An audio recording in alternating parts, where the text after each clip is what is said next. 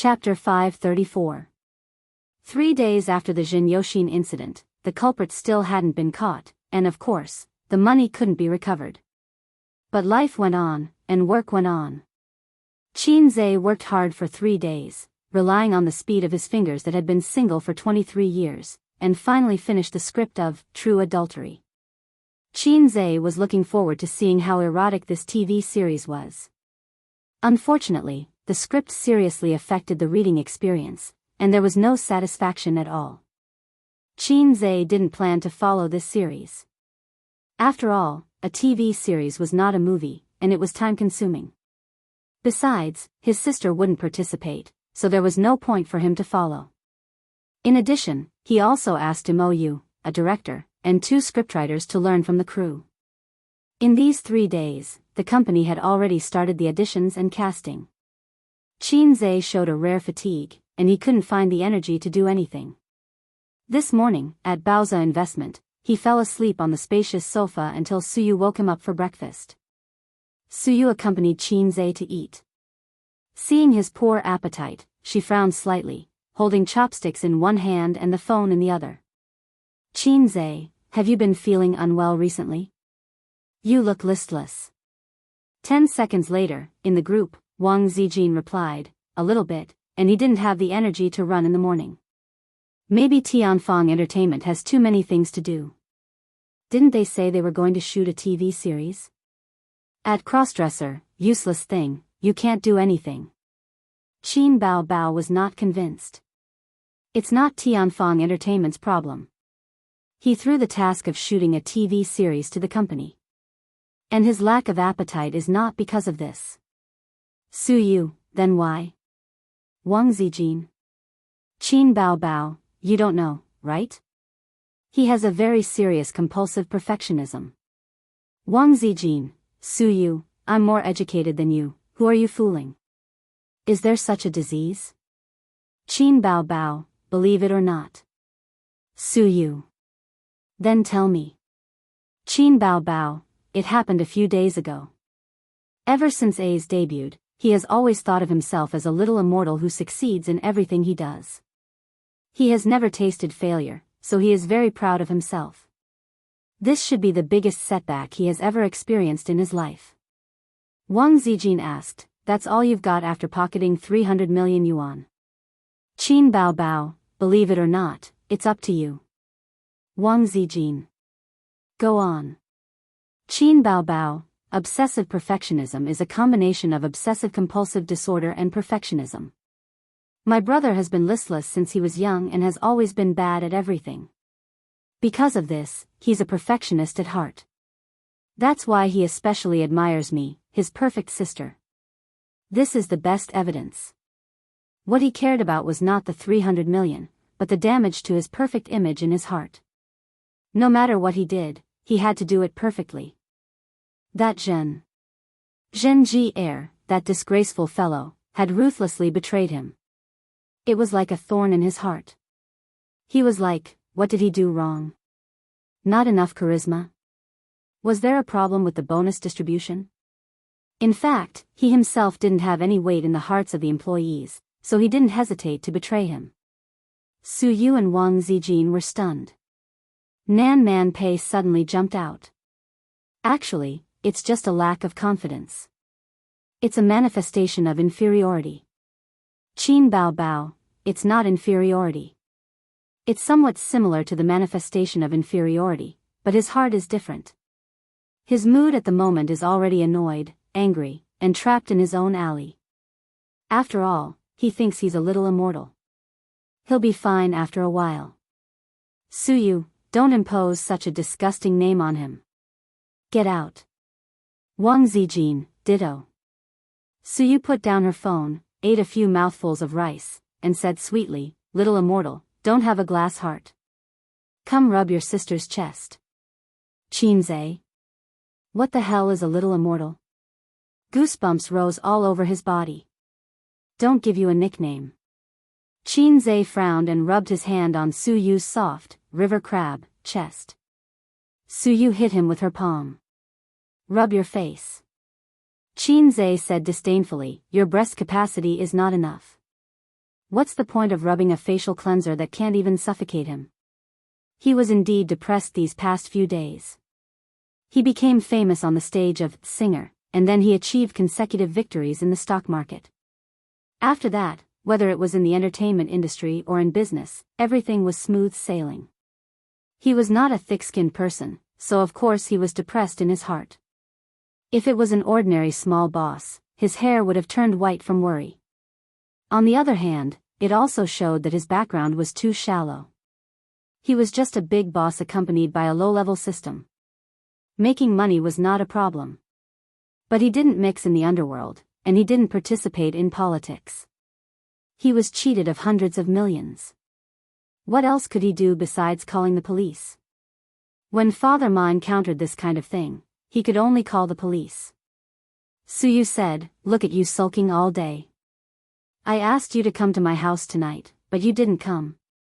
Did Wang Zijin f***ck you? Why are you so reluctant to leave her?" Qin Zhe, he looked at her in surprise. "Don't f***ck me. When did you speak so harshly? Where is your goddess-like style?" Suyu said blankly, "It's funny. It's the same adjective. When I scolded f***ck, nothing happened to you. When I said f***ck, your reaction was so big. You looked down on this word." Qin Zhe's face was black. "Believe it or not, I will tear up the Xinhua dictionary on the spot for you to see." When the two were alone, Suyu didn't have much scruples about speaking, but she wouldn't be so vulgar. Qin Zhe understood that she wanted to attract his attention and not always think about that thing. Suyu drank some water, stopped chopsticks, and took out a tissue to wipe the corners of her mouth. "We should set up a regulatory department to supervise the use of funds by the managers of various departments. The funds don't have to be directly passed through by the managers. As for the bill department, there is not much way. Jin Yoshin used the company and the bank to have a good relationship. He didn't bring the bill to the bank and directly let the bank transfer the money first. There are many defects and loopholes in this industry, and it's impossible to guard against them. The loss is not only the company's money, but also the company's reputation. Whether customers or banks, they no longer believe in our company. To put it bluntly, it still damages your credibility." Suyu said, "I'm not going to make checks anymore. I'll concentrate on making electric bills. Even a mosquito has meat. The electric bill system is safer." Qin Zhe nodded. "Okay." The two chatted for a long time. Suyu saw that the depression on his face disappeared a little and was relieved. "What is obsessive perfectionism?" she suddenly said. "Ah." Qin Zhe was at a loss.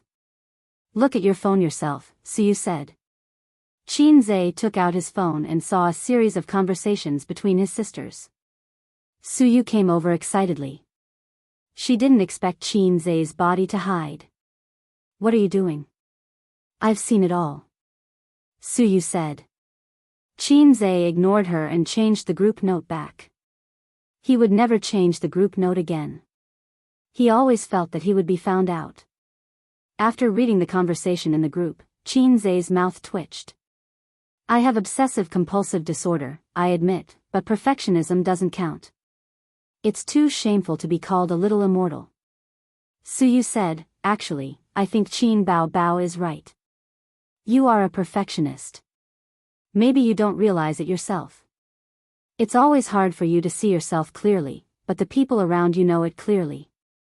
Let's not talk about work. For example, when we have sex." Qin Zhe knocked her head hard. "Don't talk about sex. Let's talk about sex." "Suyu, what's the difference?" Qin Zhe said, "By the way, how are PE and VC doing recently? Especially PE. I remember that last year they were preparing for the listing of Feng Lin Animal Husbandry." Suyu said, "It's already in progress. The earliest is September, the latest is November. Feng Lin will be listed. At that time, we'll pull it up for a week and then ship it.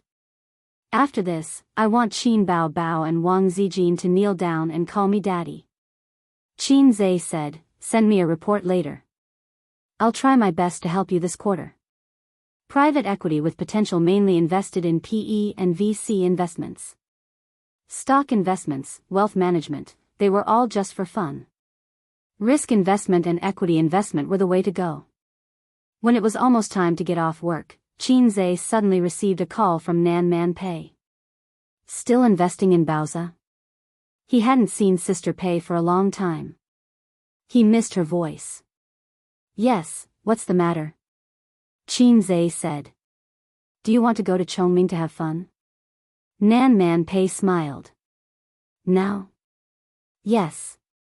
Not going. Nan Man Pei pretended not to hear and said, Old Madam Li was not in good health some time ago. She was in the hospital for half a month. She was bored. Today is Friday. My brother-in-law took her to Chongming. It's not good to go to places far away.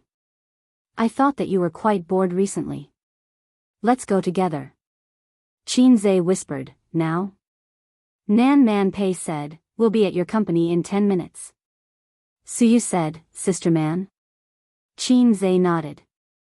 She asked me to go to Chongming. The Li family is going too. The Li family from Shanghai. Qinze had heard of them for a long time. They were Li Donglai and Pei Ziqi's father. He had only seen them on TV but had never seen them in person. Ever since he became friends with Nan Man Pei, Qinze had never revealed his intention to get close to the Li family. Firstly, it was too far away. Secondly, with Nan Man Pei and the Wang family's relationship in Shanghai, most problems could be easily solved. Furthermore, he was the son-in-law of the Wang family. He should be quite famous in some circles.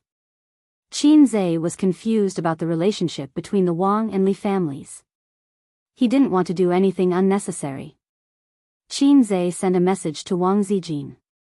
I'm going to Chongming with Sister Man today. Li Donglai and Pei Ziqi's family are going too. Wang Zijin replied quickly.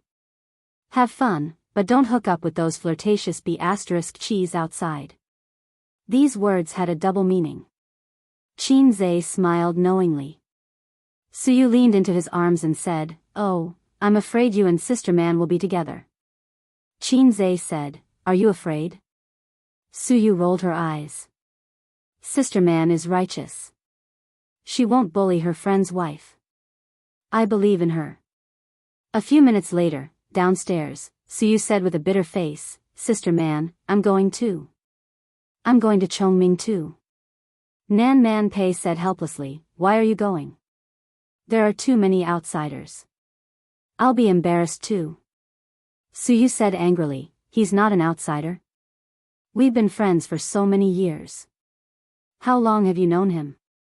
Nan Man Pei held the steering wheel with both hands and said, He's Donglai's master and Ziqi's crush. I invited him to play, but why would I invite you? You're my friend. You have nothing to do with the Li family. Pei Ziqi's crush. Sister Man also knew how to say witty things. Okay. Qinze patted Suyu's shoulder and laughed. Didn't you say you were relieved? It's okay. I won't hook up with those flirtatious B***cheese. Suyu pursed her lips. Now I'm worried. Chapter 535. Qinze was both amused and annoyed. Sister Man is joking. Pei Ziqi has no breasts and no buttocks. How can I like her? He thought that Suyu had heard Pei Nanman's witty words and was worried. Suyu curled her lips. Who's worried about a silly girl with breasts and buttocks in the car? Visual estimation is 32D, only a little smaller than your sister. Qinze finally knew Nan Man Pei's size. He always thought it was the same as his sister. Was this mountain the tallest in the world? Or was there another mountain higher than the sky? Even if his sister was at the peak, there were still people in the world who were taller than her. Qinze had met someone at Tianfang Entertainment, but he couldn't even remember which department she was from. There was one time when he went to the washroom, and a young woman in her 30s brushed past him. How broad-minded she was. Her scale was enough for all the heroes in Wulin to have a sword fight. Nan Man Pei's scale was also very good. Although she couldn't be Mount Hua, she could be Ouyang Feng. In the south, even the sisters who had children were not as big as her. Sister Man was a northeast pervert. The gift of northeast perverts was envied by the south perverts. Qin Zhe, you drive. When Qin Zhe was about to get into the passenger seat, Nan Man Pei suddenly said, I don't know the way to Chongming. Qin Zhe was reluctant. It would take at least 1.5 hours to get to Chongming. Plus the evening rush hour, it would take 2 to 3 hours. I've driven back from Hangzhou. Nan Man Pei must have known this, so she asked him to drive. Sure enough, women were the most vicious. If you don't know, look at the navigation. Can't you drive straight along the Yangtze River Bridge? Nan Man Pei said lightly and looked at him with disdain. Qin Zhe sighed and saw a bottle of chewing gum in the sink beside his seat. He unscrewed the cap and poured half a cup in one go. He chewed and said vaguely, eat some bubble gum to refresh yourself. I like to eat big mouthfuls of sugar and drink big mouthfuls of wine. Pei Nanman glanced at him but did not bother to reply. Sister Man, you didn't drive your Maserati? Qin Zhe asked. The car he was driving now was a BMW, but he wasn't sure what series it was. Speaking of cars, Qin Bao Bao seemed to have asked a celebrity friend to buy a dark blue Porsche overseas last month. She even selected a Bentley for Qin Zhe, but Wang Zijin joined in the fun and said that the car's appearance was too European and did not have the smooth curves of a shark, so she did not want it. The so-called appearance was too European, it was the kind of shape that looked like a square box. But Qin Bao Bao thought it was quite good. It was fashionable and domineering. Not only were they hipsters, but they were also a little bit angry. Some women looked like internet celebrities, and their personalities were also like internet celebrities. They worshipped foreign things. The sister with the sharp fox face was hit 10,000 times in the heart. She laughed and said, a certain walking steamed bun face, fight me if you dare. So the internet celebrity fought with the steamed bun. The internet celebrity won for the nth time, but Qin Zhe did not buy a sports car. Maybe she forgot after the fight.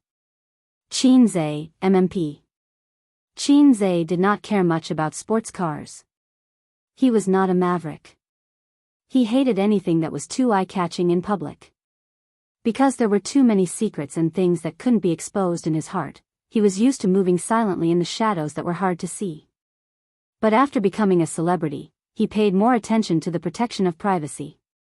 He did not drive luxury cars, did not show off in public, did not participate in catfights, and did not let his family contact the media. Everything was to cover up the thoughts in his heart that he could not hide. After driving for about 15 minutes, a group of people gathered on the side of the road. Screams and noises came from the crowd. Qin Zhe looked over and saw 3 or 4 women fighting. They pushed a woman to the ground, scolded and hit her. Through the gaps in the crowd, he saw that the woman who fell was dressed fashionably, young and beautiful. Nan Man Pei also saw it, but she did not care about it. She leaned lazily on the seat with her eyes half closed. Qin Zhe asked, Sister Man, are we in a hurry? Nan Man Pei said softly, just in time for dinner, 8:00. Qin Zhe looked at the time. It was 5:40. He said, oh, and stopped the car by the side of the road. Nan Man Pei tilted her head slightly. Her dark and bright eyes stared at him calmly with some doubts. Qin Zhe explained, if we are not in a hurry, let's watch for a while before we go. I think they are about to take off their clothes. As he spoke, he turned on the video recording function and pointed the camera out of the window. Nan Man Pei's mouth twitched a few times. She seemed to want to teach this fellow a lesson, but she thought of something and held back. In a place like Shanghai, one would notice a phenomenon. Small things were casual, but big things were urgent. If you called the police for petty theft, the police would be slow to respond. If you said that you were robbed in a certain place, the police would respond quickly. The urban enforcement officers, who could be seen everywhere in small cities, could not be seen in Shanghai. In the bustling crowd, the urban enforcement officers were not important. Therefore, the quarrel between the women could not be effectively stopped for a long time. This gave the majority of the men a chance to enjoy the benefits. Sure enough, they started to take off their clothes. It was not known when it started, but women fighting and taking off their clothes had become the same as gangsters fighting and reporting. It had become a necessary process. There was no supervision, and it was all about self-awareness. It was 100 times more serious than the relevant departments. After watching for more than 10 minutes, Nan Man Pei was speechless. She suppressed her anger and asked, "Is it good?" Qin Zhe said, "It's good. I have only seen it on the internet before. Today, I can see it in person.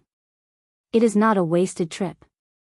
Nan Man Pei said lightly, "Qin Zhe, let me ask you a question."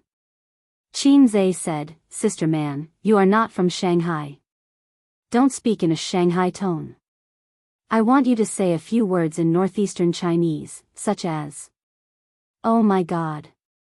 Nan Man Pei said, "When it comes to this kind of thing, there are more men than women watching. Why did no one go up to stop the fight? Why did they let the woman be stripped naked and humiliated?" Qin Zhe made an orchid gesture with his fingers. "This is a man's specialty in Allahu. Don't be too excited." Nan Man Pei suddenly wanted to hit him, but she was no match for him. Qin Zhe said seriously, "Usually, when it comes to this kind of thing, all the men will beat up the mistress. Why should others interfere? When women are fierce, they are very difficult to deal with. What if you go up to stop the fight and they hit you too? It's not that men don't hit women, but generally, men will not hit women in front of so many people. If I am harassed by a woman on the street, I will take a detour and not care about it. If a woman touches you in private, 90% of the men will slap her, and 10% of them are cowards." As soon as he said this, Qin Zhe was slapped in the face. Slap. It was not the same as the word slap. It was a literal slap in the face. Qin Zhe's face gradually stiffened. Slowly, he turned his head and looked at her. She was not on guard at all, and she did not have a trace of hesitation. "Can I take back what I said just now? Or change it slightly? 9% are cowards, and the last 1% are real gentlemen. For example, me." Nan Man Pei shook her hand. "Oh, you are quite thick-skinned."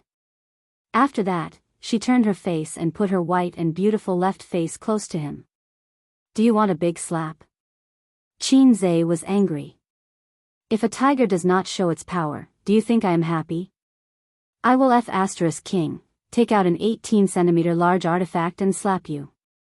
Salted Fish Lake Evolution, Sea Swamp King, Qin Zhe raised his hand. Salted Fish Lake Evolution, Sea Swamp King. Evolution failed. Qin Zhe put down his hand and snorted. "I am too lazy to plan with a woman like you." Nan Man Pei was not angry at all. Her white face raised a charming smile unique to a young woman. "Tisk, coward. Su Yu is right. Okay, I am a coward, okay?" Qin Zhe put away his phone and was ready to start the car. Nan Man Pei said, "Qin Zhe." He ignored her. Nan Man Pei raised her voice in anger. "Qin Zhe. Just say it." Nan Man Pei pursed her lips and said, "I haven't asked that question yet." Qin Zhe looked at her. "If these women outside, the one lying on the ground is called Su Yu, and the two standing are called Qin Bao Bao and Wang Zijin, what will you choose?" Nan Man Pei smiled. Qin Zhe's eyes widened. What a powerful woman. She said a more fatal question than, "Who should I save first if your mother and I fall into the water at the same time?" "My sister will not do this, and Wang Zijin will not do this," Qin Zhe said. "How do you know?" A woman's heart should never be measured by common sense. No means no. With their upbringing and character, they will not do such a thing. Why don't you tell me what I should do if they fight with me in the future? I may think about it. Then what will you do? Nan Man Pei crossed her arms and dragged her plump 32D breasts. "Shake your body, smile with the air of a bastard, and frighten them with your unique charm, slap. It was another slap, but it was much lighter than the previous one. Nan Man Pei smiled, but her eyes flashed with cold light. Will it kill you to talk seriously? I am not Suyu, and I am not your sister who can be easily coaxed with a few words, nor am I Wang Zijin who looks smart but is actually stupid in some aspects. Qin Zhe said angrily, then you are my woman? What are you worrying about? Nan Man Pei smiled. Do you want to be my man? Qin Zhe. The noise outside the car window continued, and it was very lively. In the car, Nan Man Pei said in a half-joking and half-serious tone, I am very rich. If you hook up with me, I dare not say that you will struggle less for 10 years. After all, you make money too fast. 5 years is enough. Su Yu and I are like sisters. If you get together with me, isn't it exciting? Don't all men like this? I was married, yes, but that was many years ago. I can't compare to Suyu. She gave you her virginity. Compared to those unmarried girls who have countless ex-boyfriends, I am much cleaner, right? And I won't have children. Being a mistress or a lover is the only choice. I don't have to worry about having illegitimate children outside. Anyway, I have been single for so many years. I am used to it and have never thought about marriage. Isn't it quite comfortable to be alone? Su Yu is much more clingy than me. Now she wants to drive Wang Zijin away and be the empress. Don't you think it is too much? She doesn't even look at her own status. She is not loved by her grandmother and uncle. How can she be compared to the daughter of the Wang family? Chapter 536. This kind of woman is stupid, a fool who lacks love. She would be so touched by a little warmth from others that she is willing to give everything. At least you have a little conscience and gave her most of the company's shares. If she meets a more scheming and cold-hearted man, I can see her ending with nothing. Sister man is much smarter than her. You are single, and I am also single. I will inevitably be lonely. If you want to find me, just come. I won't ask you for anything, and I won't ask you to take responsibility. Even if you get married in the future and want to continue the relationship, it's fine. If you want to break up, it's also fine. I can help you with your career far more than Suyu. My experience in bed. Well, I shouldn't be as good as Suyu. But don't you men like to conquer strong women? Qin Zhe was sweating profusely. Sister man, let's talk nicely. Nan Man Pei smiled and said, I'm serious, I'm not joking. You are such an excellent man and young. I have been in Shanghai for 10 years, and I have never seen such an interesting and excellent man like you. Or are you a straight man who only wants virgins? Tisk, it's not like you are picking a wife. Why do you care if she is a virgin or not? Qin Zhe was completely dumbfounded. Did Sister Man take drugs today? Otherwise, how could he explain her nonsense? A woman like her who independently supported such a large industry was inevitably stressed and out of breath.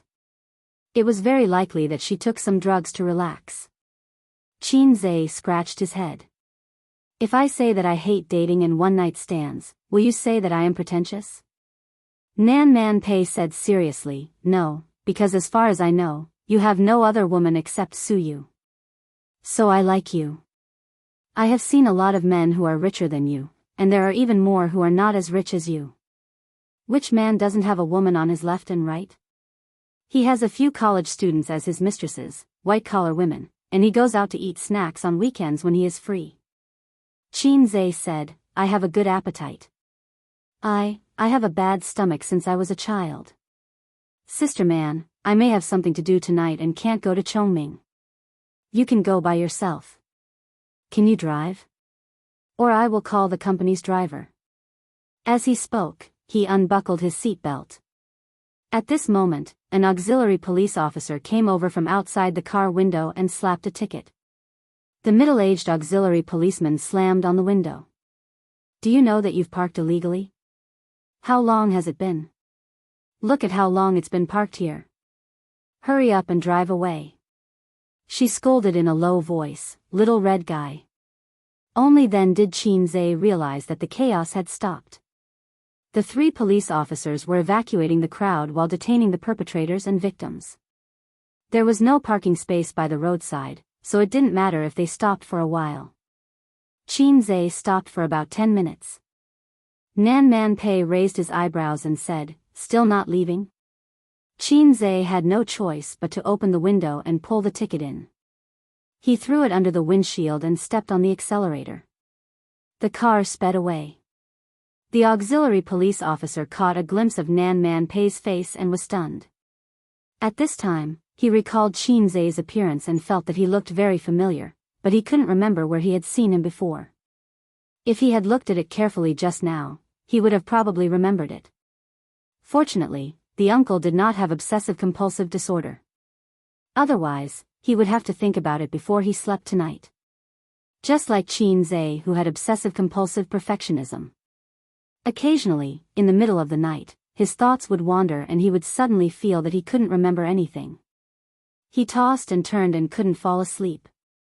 It was very annoying. He scolded himself 10,000 times in his heart. He should have gone to bed earlier. What nonsense was he thinking about? The car drove onto the Yangtze River Bridge and completely bid farewell to the serious traffic jam. However, the car was not fast. After all, there was a lot of traffic. There were also more trucks. He got a driver's license in his senior high school exams, but in fact, he didn't have much driving experience and didn't exchange for advanced driving proficiency. He was most afraid of running into trucks. Every time he drove side by side with a truck, he would feel nervous. The reputation of the high-speed killer was like thunder in his ears. Rear end with an ordinary car. The winner was Reuben. Friction with a big truck. The next one was Brother Snake. It was over. The scenery under the Yangtze River Bridge eased Qin Zhe's nervousness very well. Having lived in Shanghai for 24 years, it was Qin Zhe's first time crossing the Yangtze River Bridge. He had never been to Chongming, so of course, he had never been to the Yangtze River Bridge. For the locals of Shanghai, there was actually nothing fun in Shanghai. Just like the Oriental Pearl Tower, the Bund, and some other small tourist attractions, the locals of Shanghai were too lazy to go there. It was the same for the people in other places with famous scenery. There were many places that Qin Zhe had never been to. He had never been to Chongming. This place was not part of Shanghai at that time. There was also nothing worth visiting. A long time ago, this place was mostly rural and the construction was poor. But now, there were many vacation villas here. The scenery was good, the air was good, and the greenery was good. Many people liked to come here for a vacation to pass the weekend. The Yangtze River flowed quietly. Fishing boats were scattered here and there, leaving a rippling course behind. Qin Zhe's first impression was that it was big. It was so spacious that it seemed to have no borders. It didn't look like a river, but like the sea. His second impression was that the water quality was poor. If he didn't know that this thing was called the Yangtze River, he would have thought that he was looking at the Yellow River. The yellow water was surging, and the turbid flow stirred up white bubbles. When I was young, I knew that the Yellow River was yellow. But I thought that the Yangtze River should be a white river. Now I know that it's a yellow river. Qin Zhe lamented. Nan Man Pei leaned on the chair and closed his eyes. He said impatiently, "Shut up. Do you believe that I'll throw you into the Huangpu River? You've said that many times." Qin Zhe muttered. Just now, Nan Man Pei said faintly, "If you had nodded, we wouldn't be going to Chongming now. You would be in a sack and thrown into the Huangpu River." Really? Qin Zhe was speechless. Just now. So what you said just now was just to test me? Humph, fortunately, I didn't move and wasn't tempted by beauty. After all, I was born in China, grew up under the red flag, and tried my best to kill me before I was even born, but failed. Sister Man is indeed deeply dissatisfied with me. By the way, Sister Man, if those women on the street were Su Yu, Wang Zijin, and my sister, what would I choose? But I said that they wouldn't do that, but you didn't believe me. Qinzhe said, then I want to ask you. Back then, when my ex-husband cheated on the daughter of an official, why did you strip her clothes? Nan Man Pei didn't respond to this question. Qinzhe said, oh, I forgot. There was no such tradition at that time. Nan Man Pei seemed to be asleep. At this time, it was already dark. The fishing boats at the estuary of the Yangtze River came and went like light boats. The fishing boats were brightly lit. Nan Man Pei didn't sleep. She was looking for her boat. At this time, it was about to cross the Yangtze River Bridge. A fishing boat. After breaking through the turbid waves and entering the sea, it gradually drifted away from other boats. Under the cover of darkness, it disappeared from sight. In the cabin, there were 7 or 8 men who were not tall, but burly and strong, wearing vests, revealing explosive muscles. Some of them had cigarettes in their mouths, some held steel pipes in their hands, and some crossed their arms in front of their chests, laughing and watching the fun. A man in a suit was lying on the ground. His expensive suit was stained with blood. His face and hair were dirty with blood. His face was unrecognizable. It was vaguely seen that he was a gentle middle-aged man. The money is gone, the money is really gone. The man's voice was like a worn-out blower. Every time he said a word, his chest rose and fell violently. Damn, this son of a bitch is really fast. In 2 days, the money disappeared. I can't find it. A man with a scar on his face spat out a mouthful of phlegm and beat him with a steel pipe. The man was beaten until he let out a hoarse wail, like a desperate wild dog. I washed the money away from the underground money house. AO Men has a special place to do this, River Crab, so I don't use the real name, you know, don't say I made a mistake. Blood with white foam flowed out of the man's mouth. He said with difficulty, I owe a lot of money. If I don't pay it back, I will be killed. The scarred man kicked him. Where is the rest of the money? Jin Yoshin laughed. Brother, do you want a cigarette first? The scarred man snorted and took the cigarette from one of his men and lit it for him. Jin Yoshin said, that's right. After paying back 40 million, I still have more than 200 million. It is enough for me to make a comeback. If not, I can still do well overseas. After he took the money, the police opened a case on the afternoon of the same day. Such a big case could not be delayed. Actually, he did not have much time left. He could only transfer the money through some channels. Before he decided to do this, he had already prepared a backup plan and contacted the channels. However, he could not leave Shanghai as fast as he could. In those television dramas, the bad guys broke the law and sat calmly in the airport, waiting for their flight. The police rushed over like crazy, but they were too late. The flight had already taken off. Or there was a chase on the highway. In fact, it was all nonsense. It was about the country's eggs. Flights were not a natural rule. It was warm in the winter and cool in the summer. The operation was very simple. He just had to make a call to the airline company. We are XX Public Security Bureau. Long Outyen has been blacklisted. Immediately check which flight he bought. With just a call, any flight could be delayed. Petty thieves did not need to escape overseas. Basically, those that needed to escape overseas were not small matters. In the face of such a big matter, the airline company would not dare to say, get lost. I want to fly. Moreover, flight delays were common. There were even simpler ones. They could directly enter the blacklist system and the airline company would receive the information. The ticket would be automatically screened during the ticket inspection. After committing a crime, it was like a joke to escape on a flight. Did the country not care about its reputation? Therefore, it was very impractical to escape on a flight. Either they had flown away before the case was opened, or they were caught directly. There was no third possibility. From morning to noon, Jin Yoshin still had to convince the bank. I, Jin Yoshin, will transfer the money. The process of discounting the bill determined that he could not leave in advance. This is related to the complicated process of discounting, so I will not go into details. According to Jin Yoshin's plan, he would hide in Shanghai for now. He would leave by fishing boat or hire a black car. He would take the national highway and not the highway. He would head west to Myanmar. Chapter 537.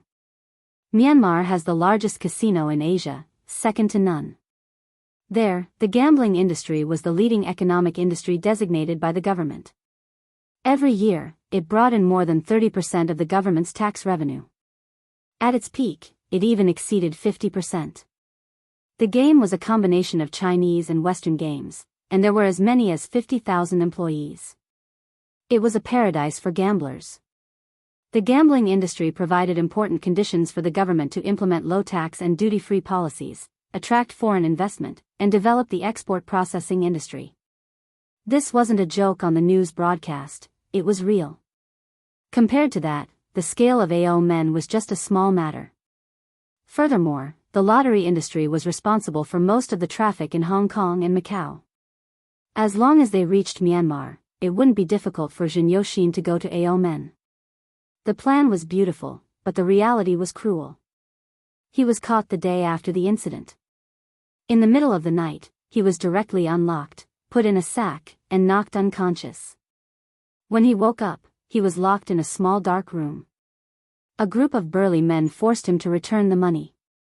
He didn't know how these guys found him. Was Qin Zhe really that resourceful? Jin Yoshin choked on the cigarette and coughed. His face turned red. This cigarette is so king lousy. I only smoke big cock. No one answered him. Jin Yoshin curled his lips. In the end, he couldn't bear to throw it away.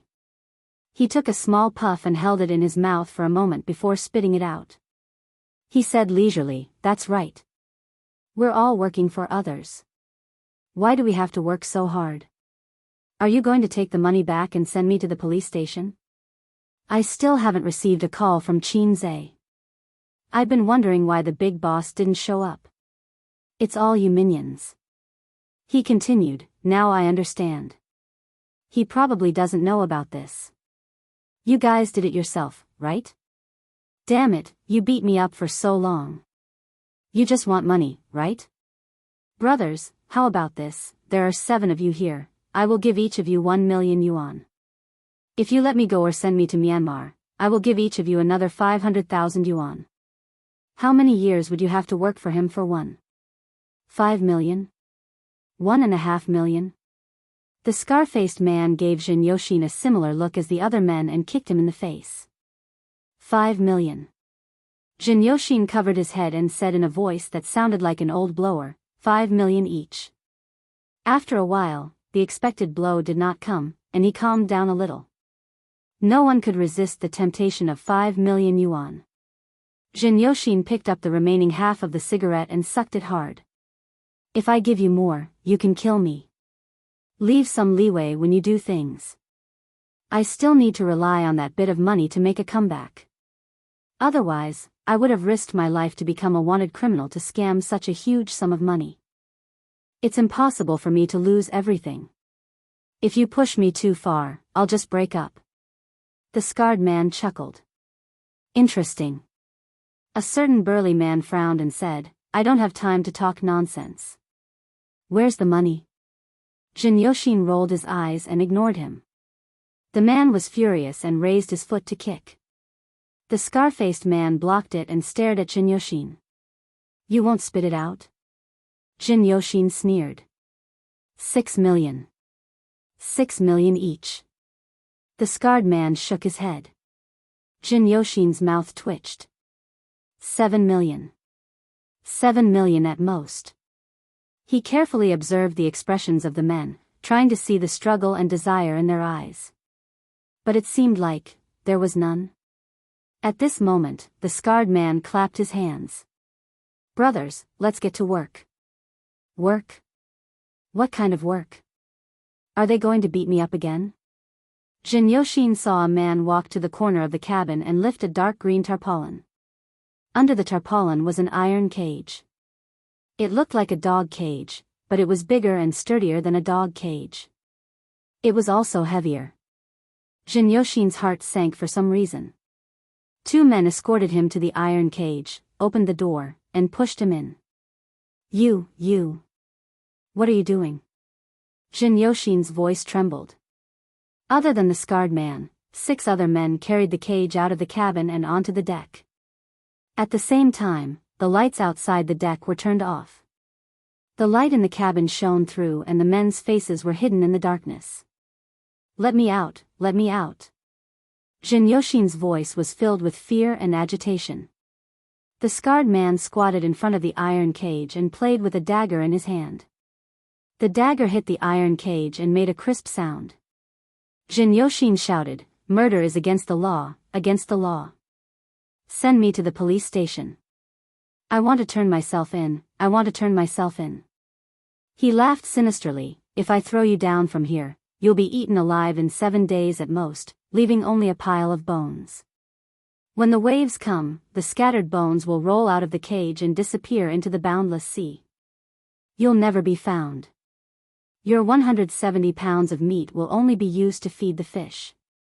The men pushed the iron cage to the side of the deck. In the darkness, the dark waves hit the boat and made splashing sounds. Jin Yoshin's last bit of rationality turned into fear.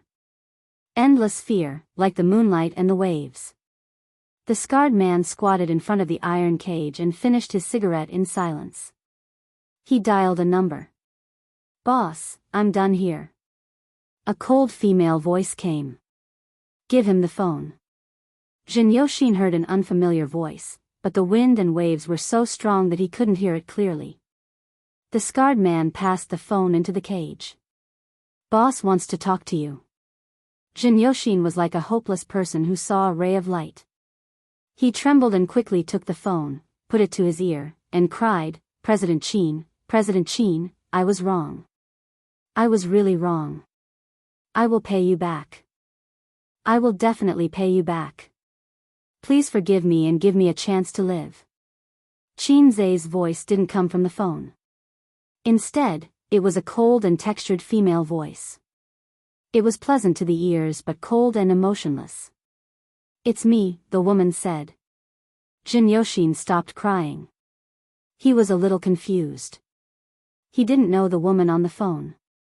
Even though he was arranged by Pei Nanman to invest in Bauza, he had never met Pei Nanman in person. He was only a senior executive of a small company under Pei Nanman's management. He had a master's degree in finance and was outstanding in his abilities.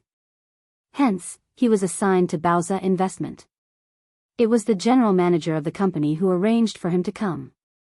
"Nanman Pei," the woman said. Jin Yoshin felt like he was struck by lightning. He remembered. He remembered who the woman on the phone was.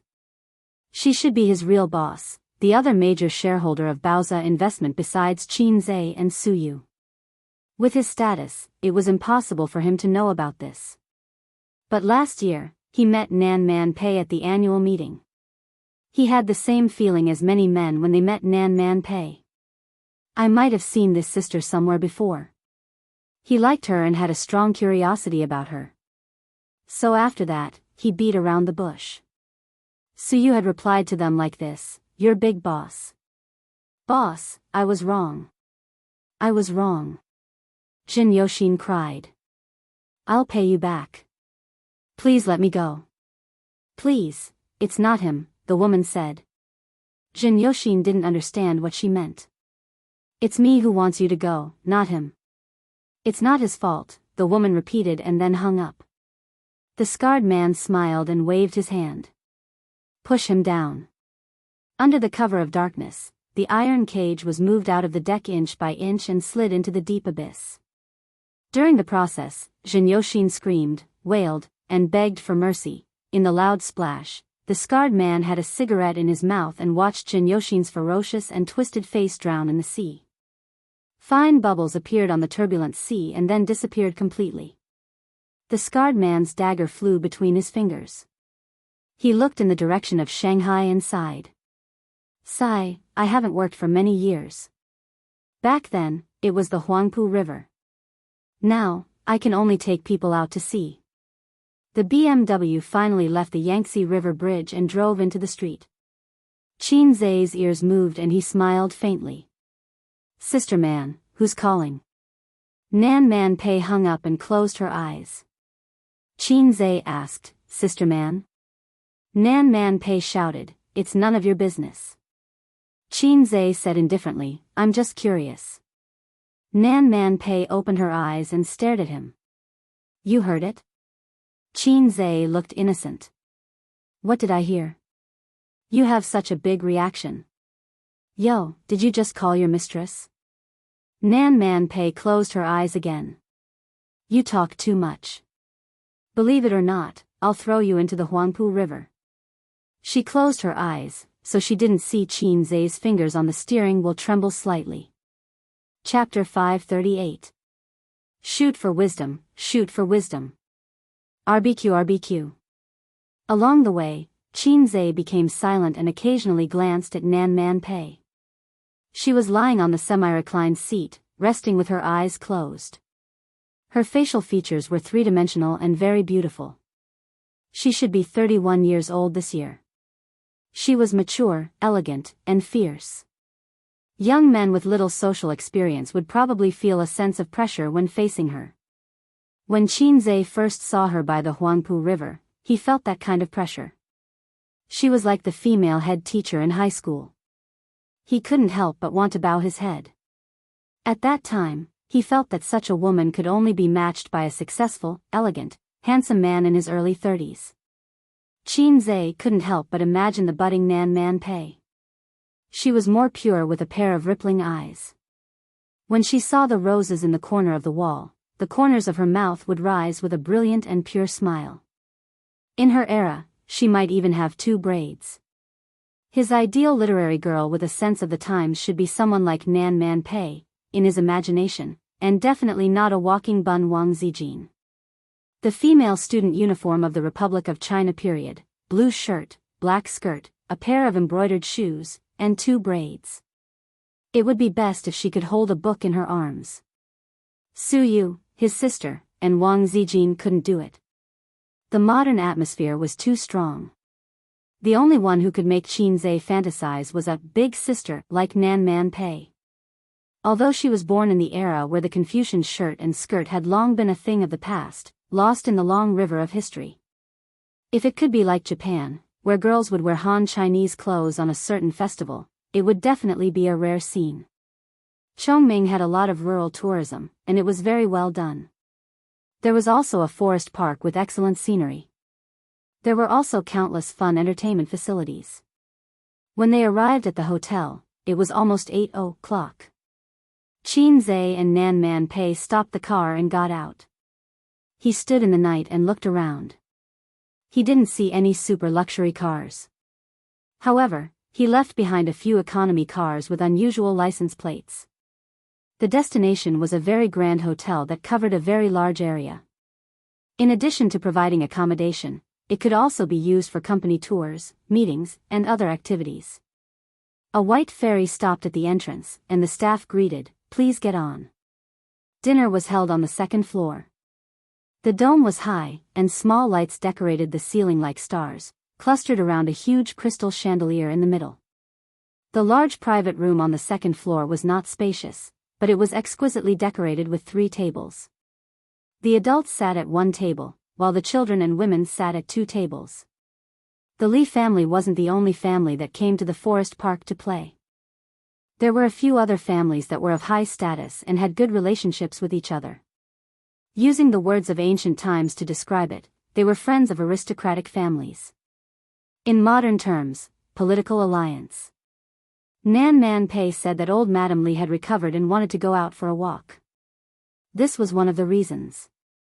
But this time, they came out to play not just to relax.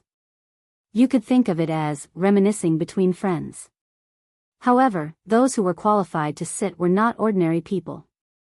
At the table on the left, in addition to Li Donglai and Pei Ziki, there were a few boys and girls that Qin Zai was familiar with, but he didn't know their names. He knew at least 2 of them, the little fangirl Chen Qingyuan, and the sister, I Have Milk Sickness, by Guowei. There were also a few boys who appeared at Pei Ziki's birthday party. However, Yang Lingdong, who had been pursuing Qin Xingyuan, was not there. He or his family was not qualified to be here. Qin Xingyuan's mother was in business. Her father was in the government, but his position was not high. The real boss was Qin Xingyuan's grandfather. Bai Guowei took a sip of juice and whispered, "Dong Lai, let's drive out tonight." "What's so fun about Chongming? We can't even find a bar."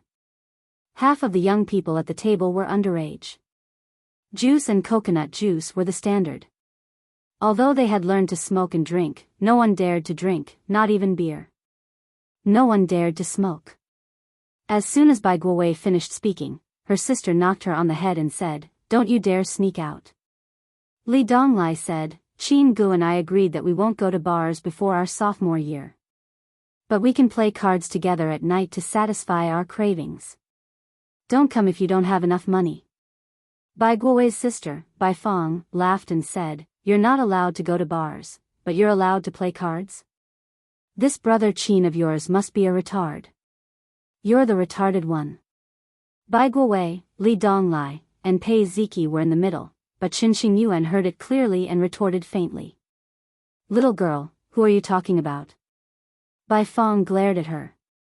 "It doesn't matter who I'm talking about. It'll be awkward for whoever answers."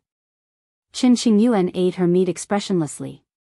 Qin Xingyuan and Bai Fong knew each other, but they were not very close. Bai Fong had seen Qin Xingyuan a few times. At that time, she was still a pure girl, but she learned how to put on makeup and nails like a woman. She was full of pride and arrogance from head to toe. In the eyes of Bai Fong, who was born in the 90s, she hated it so much that she wanted to destroy it humanely and be reborn. In the process of social development, there was a very interesting phenomenon. The people born in the 70s criticized the people born in the 80s. The people born in the 80s thought that the people born in the 90s were retarded. The people born in the 90s thought that the people born in the 90s were incurable. The rule was that the previous generation criticized the next generation. The next generation's children were not the children of the previous generation. Have you ever seen parents criticize their children's generation for being retarded and incurable? Why was it like this? In fact, it was a kind of shame and disgust that saw themselves in the past. It was just like when people did things that they thought were cool and awesome when they were young. Many years later, when they thought about it, they were so ashamed that they wanted to roll on the ground. When people born in the 80s saw the retarded people born in the 90s, they felt that they had seen themselves in the past. It was especially shameful, and then there was the envy, jealousy, and hatred of aging. It was the same when people born in the 90s looked at the Queen of Balls. If you don't believe it, just wait and see. 10 years later, the Queen of Balls would criticize the people born in the 90s for being retarded and incurable. But the people born in the 90s would not, because they were born in the 90s. Li Donglai coughed and mediated in the middle. He explained, "Qin Gu said that it's meaningless to hang out in bars. It's useless except for wasting one's youth and time. But playing cards is different. It's a test of memory, card skills, and logic. It's just like those children who seem to have bad grades but are actually very good at playing. They're very smart." Qin Xingyuan said, "That's what Qin Gu said. Then let's add one more thing. I want to play tonight. Whose room should I go to?" Pei Ziki said, "Let's go to my room." Bai Guowei said, "I suggest we play a werewolf game or a killing game. It's more interesting and tests one's logic and reasoning ability." The other boys and girls agreed. Excluding those who drove expensive cars and hung out in bars, as well as some parties that children of the same age dared not even think about, this group of children was actually no different from ordinary teenagers. Bai Fong had never met Qin Zhe, but she knew that the Qin Gu they were talking about was the famous fast shooter in the entertainment circle. Her attitude towards Qin Zhe was more complicated. She admired and was curious, but also angry and resentful. Because last year, Bai Guowei said to her in a deranged manner, "Sister, I have milk sickness." What hurt her the most was that when Bai Guowei glanced at her chest, she revealed a blank and confused expression. At that time, when Qin Zhe demonstrated to her, Qin Bao Bao's full chest was indeed worth fainting. When it came to his sister, it seemed a little difficult to make her faint. But in order to ease the relationship between the siblings, Bai Guowei forced herself to faint. Later, Bai Guowei told her that it was Qin Zhe who taught him to say that. It could be imagined that Qin Zhe taught her brother with an extremely bad attitude. It was like when a delinquent taught a child, "Go lift up your sister's skirt, and I'll give you a lollipop." Otherwise, there was no way to explain why you had such a devilish brother. Pei Ziki looked at her phone and frowned. "Auntie is not here yet. Li Donglai, give her a call." Li Donglai laughed and said, "Why should I? You don't have a phone." Qin Qingyuan said weakly, "Ziki, your auntie is not sitting at our table, right?" Pei Ziki nodded. "Of course, she's sitting at my grandma's table." The boys and girls at the table breathed a sigh of relief. The younger sister-in-law of the Li family was very famous in their small circle. She was very beautiful and elegant, but the boys who had seen Nan Man Pei felt pressured and couldn't speak clearly. It was the same as how they felt when facing their dignified parents. The table on the right. The silver-haired old lady smiled kindly under the sympathy of the table full of madams. The women at the table were gossiping about trivial matters of the family. Man is not here yet?" the old lady asked. Beside her, a gentle and delicate woman laughed softly and said, "Mom, not yet. Maybe she's stuck in a traffic jam." The old lady nodded and complained, "This girl is always busy. She doesn't even bring Dong Lai and Ziki home. Man is 31 this year, and she doesn't have a boyfriend." The woman agreed absent-mindedly and said that the Li family's sister-in-law was not good. She also had a younger sister, but her younger sister and brother only had the chance to visit the Li family during festivals. They were both the Li family's sisters-in-law, but the difference in treatment was like heaven and earth. Nan Man Pei was really treated like a daughter by the old lady. The old lady had a daughter in her early years, but she died before she finished junior high school. She was about the same age as Nan Man Pei. The friendship between the Li family and the Pei family was a thing of the past, but the old lady said that it was a friendship formed during the revolution. How funny. A rainbow army soldier and a bandit. Where did the revolutionary friendship come from? Mom, I'm full. I want to go play. Beside the woman, a 10-year-old child put down his bowl and chopsticks. As he spoke, he jumped down from the chair. "Stay inside. Don't run out, okay?" the woman said. Outside the private room, the hotel manager and a dozen waiters were waiting. Naturally, the child would be followed closely when he went out. The child walked around the tables, looking left and right. There were no children around his age, so he was very bored. He strolled to Pei Ziki's side and mumbled, "Pei Ziki, I want to eat meat." Pei Ziki turned her head and glanced at him coldly. She ignored him. Bai Fong waved her hand. "Xiao Hao, come here. I'll get some for you." She gave him a piece of sweet and sour pork ribs. "Hey, open your mouth. Don't use your hands," Bai Fong said.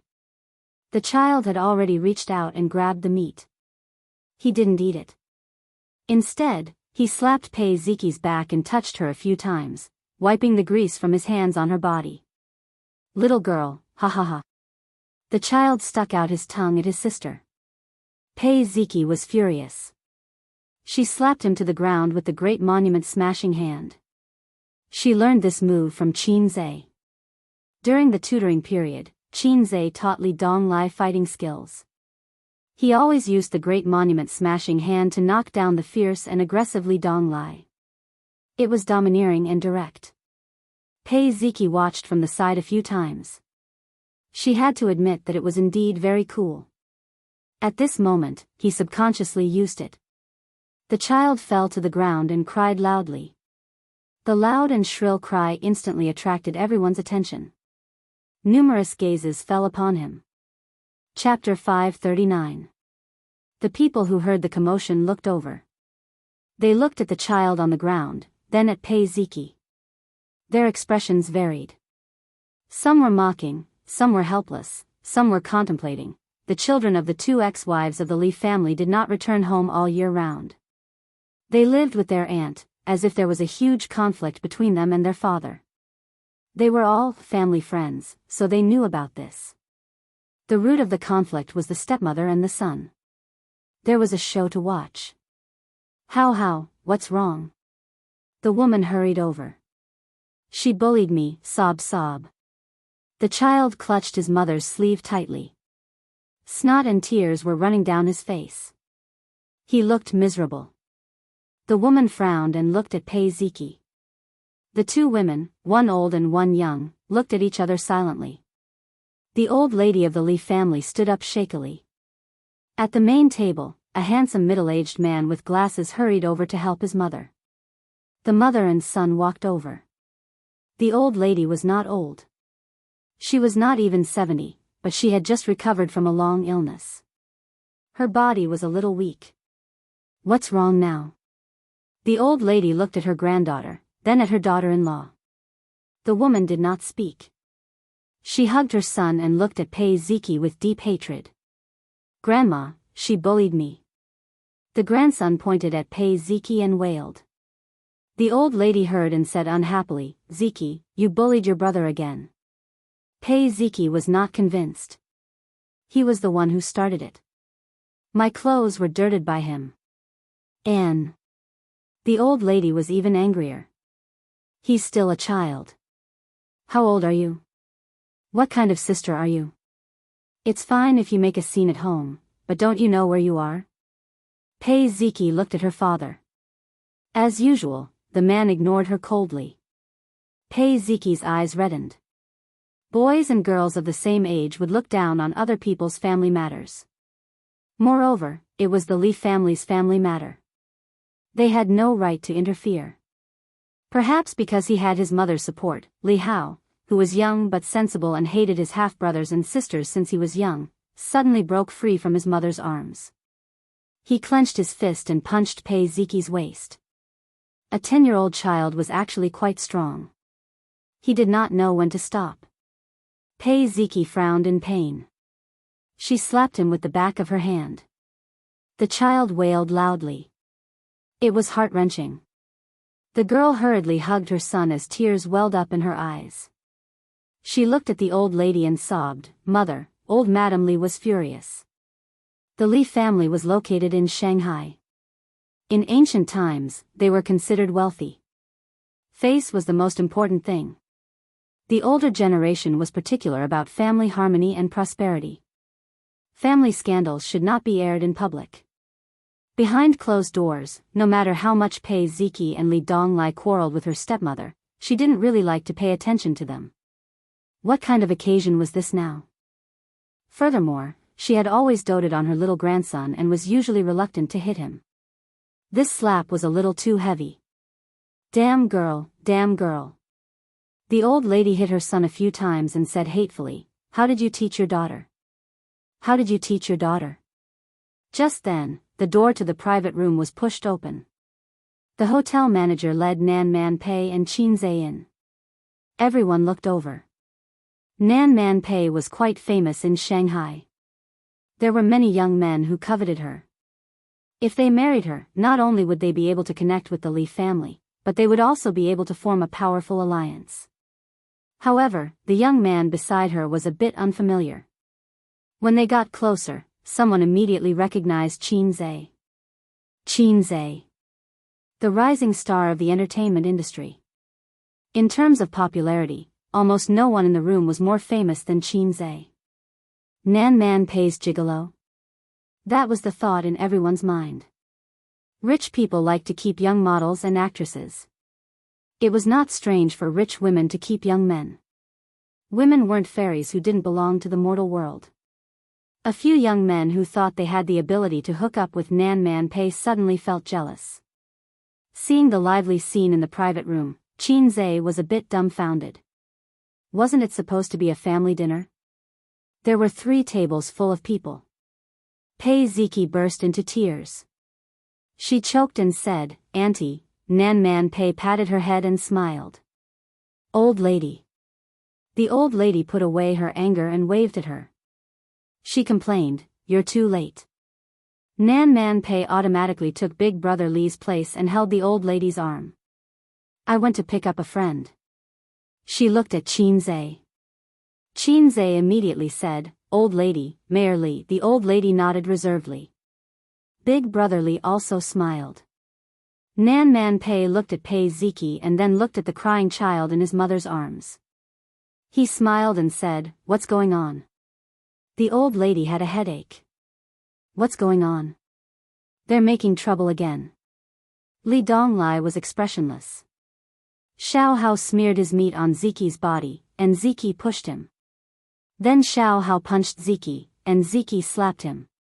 This round, the siblings are tied. There are all kinds of highlights. 1-1.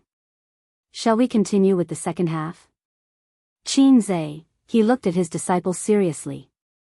After not seeing him for a long time, his disciple had become even more outstanding. The old lady was furious. She grabbed Nan Man Pei's arm tightly. Look, my Li family has given birth to 3 evil children in this generation. I'm so angry. Nan Man Pei said apologetically, I didn't teach them well. The old lady glared at her son. Some people don't know how to give birth. Nan Man Pei smiled and nodded. You're right. Big Brother Li was a little embarrassed. He frowned. Stop crying. Li Hao was suddenly enlightened. He had always been afraid of his father. He looked at his mother carefully and felt relieved. He didn't care and continued crying. Nan Man Pei saw this and smiled. It's not all brother-in-law's fault. It's the father's fault for not teaching the son well. Isn't there a saying that goes, a loving mother will spoil the son? My sister left early and didn't have time to teach him. But as his mother, she can't spoil him too much. He's always causing trouble. He's still young now. What can he do when he grows up? She looked at the woman and said, Sister-in-law, is what I said reasonable? The woman secretly gritted her teeth and forced a smile. It's my fault. Nan Man Pei said unhappily, Ziki, your mother has apologized. What are you doing? The woman, Nan Man Pei said again, Xiao Hao, have you finished your summer homework? Li Hao ignored her. Nan Man Pei turned to the old lady and said, Auntie, education should be done early. Send Xiao Hao back tomorrow. He can come out to play when he finishes his homework. The old lady nodded. That makes sense. Li Hao cried even harder. Qin Zhe looked at Nan Man Pei with admiration. It was said that birds of a feather flock together. Suyu was Sister Man's best friend. Why didn't she learn her palace skills from Sister Man? Nan Man Pei said, Qin Zhe is Donglai's tutor. Donglai's college entrance examination results are so good this year because of his teaching. The old lady looked at Qin Zhe in surprise and said, He's Donglai's tutor? He's so young. Good, good. If Donglai had met you earlier, he would have been able to get into Fudan University and Jiaodong University. Qin Zhe smiled modestly. Nan Man Pei was particularly talkative today and interrupted, Why don't you ask him to be Xiao Hao's tutor? Or let sister-in-law ask him for advice on how to teach children to improve their grades. Qin Zhe answered truthfully, There's no good way. If the child cries and doesn't study hard, just beat him up. Li Hao cried even harder. The woman said lightly, You don't have to worry about my family's affairs. Nan Man Pei looked sad and said, Old lady, I'll try not to talk too much in the future and try not to come to Li's house. The old lady frowned and said angrily, How can you say that? Is Man an outsider? The woman defended herself, Mom, that's not what I meant. The old lady said impatiently, Don't just stand there. Take him back. Qin Zhe felt a fiery gaze on him. Looking in the direction of that gaze, he saw a young girl with bright eyes, Chen Qingyuan. She had a delicate oval face, and her skin was fair and supple. When he first met her, he remembered that there was still some baby fat on her chin. Chen Qingyuan looked at him silently. She was happy, excited, and tender. Bai Fang saw this scene and curled his lips. This girl was hopeless. Man, my family is full of troublesome people. If only you could come here more often. With you here, no one would dare to make a scene. The old lady muttered. Nan Man Pei smiled and agreed. To the old lady, both of them were her flesh and blood. If there was a conflict, the most she would do was to punish them 50 times and then continue to make a scene. But what could she do? A stepmother was a stepmother after all. Could you ask her to treat her ex's child as her own son? Could you ask the child to be filial to her like his own mother? There were many things that could not be resolved, especially family matters. Why else would it be difficult for an honest official to resolve family matters? Her son was very tactful and had always been a bystander. No matter which side he sided with, the other side would be bitterly disappointed. Moreover, the relationship between Pei Ziki and Li Donglai's father was already very cold. When her youngest son was bullied by her eldest son or daughter, as a father, she had no choice but to stand up as a grandmother. Of course, she would side with her youngest grandson. After all, he was too young and could be easily beaten. Her daughter-in-law was also not easy to deal with. Without her secret instigation, would her grandson be able to stir up trouble like this? She had used emotional violence against her ex's son and daughter all these years. Therefore, the old lady especially liked Nan Man Pei because Nan Man Pei was generous and capable. Even her sister was not as good as her. In the past, a woman like this could stabilize the house and make the house peaceful. Nan Man Pei would stay at the Li family for a few days every year. She would also bring Li Donglai and Pei Ziki home. That was one of the rare times when the Li family was able to reunite and live in harmony. The daughter-in-law of a humble family knew that she could not win against the other party, so she would be very obedient. Her grandson was also afraid of this aunt and did not dare to be too arrogant. Qin Zhe looked at Nan Man Pei, who followed the old lady, then at the group of familiar juniors. After thinking for a while, he asked the waiter to add a chair for the juniors. There were rich ladies and old ladies everywhere. He felt that it was not appropriate to sit there. Chen Qingyuan was overjoyed. She patted the empty seat beside her with her small hands and asked the waiter to add a chair there. Qin Zhe had just sat down when 8 or 9 young boys and girls shouted in unison, "Qin Gu! Qin Gu! Qin Gu!" It was as if some big brother was attending a banquet and the underlings were greeting him respectfully. It attracted the attention of the adults on both sides. Qin Zhe, Bai Fong said, "Hello, I'm Bai Fong, Bai Guowei's sister." Qin Zhe was stunned. He looked at this unfamiliar girl and was stunned by the name. "Hello, you can call me Hei's King. Bai Fong." Chapter 540. Qin Zhe felt that he might have offended this girl named Bai Fong. Not only was she glaring at him, but her face was also full of displeasure. It was just an ordinary joke. Could this girl not take a joke? Or was she sensitive to her name and hated being joked about? There were such people, such as Chen Ergu, Li Erden, Du Zidong, Hao Nyobi, Louis Fa, Ren Baqian, especially the latter. However, the name Bai Fong was still okay. It was quite ferocious. If the other party was a die-hard fan of the Great Desolate Era novels, he might be able to gain the respect of the other party by announcing his name. Unfortunately, Qin Zhe was not a fan of the prehistoric novels. He wanted to tease her when he heard the name. He read all kinds of books, especially Liu Bei. After going to university, his worldview matured. He understood that he was just a salted fish. A salted fish would be a salted fish no matter where he went. Just like a loser in society, even if he traveled back in time 20 years ago, he would only remember that housing prices were going up, the stock market was going down, and the newspaper seller was going to become a supreme figure. That was all. Don't expect him to become the richest man in the world.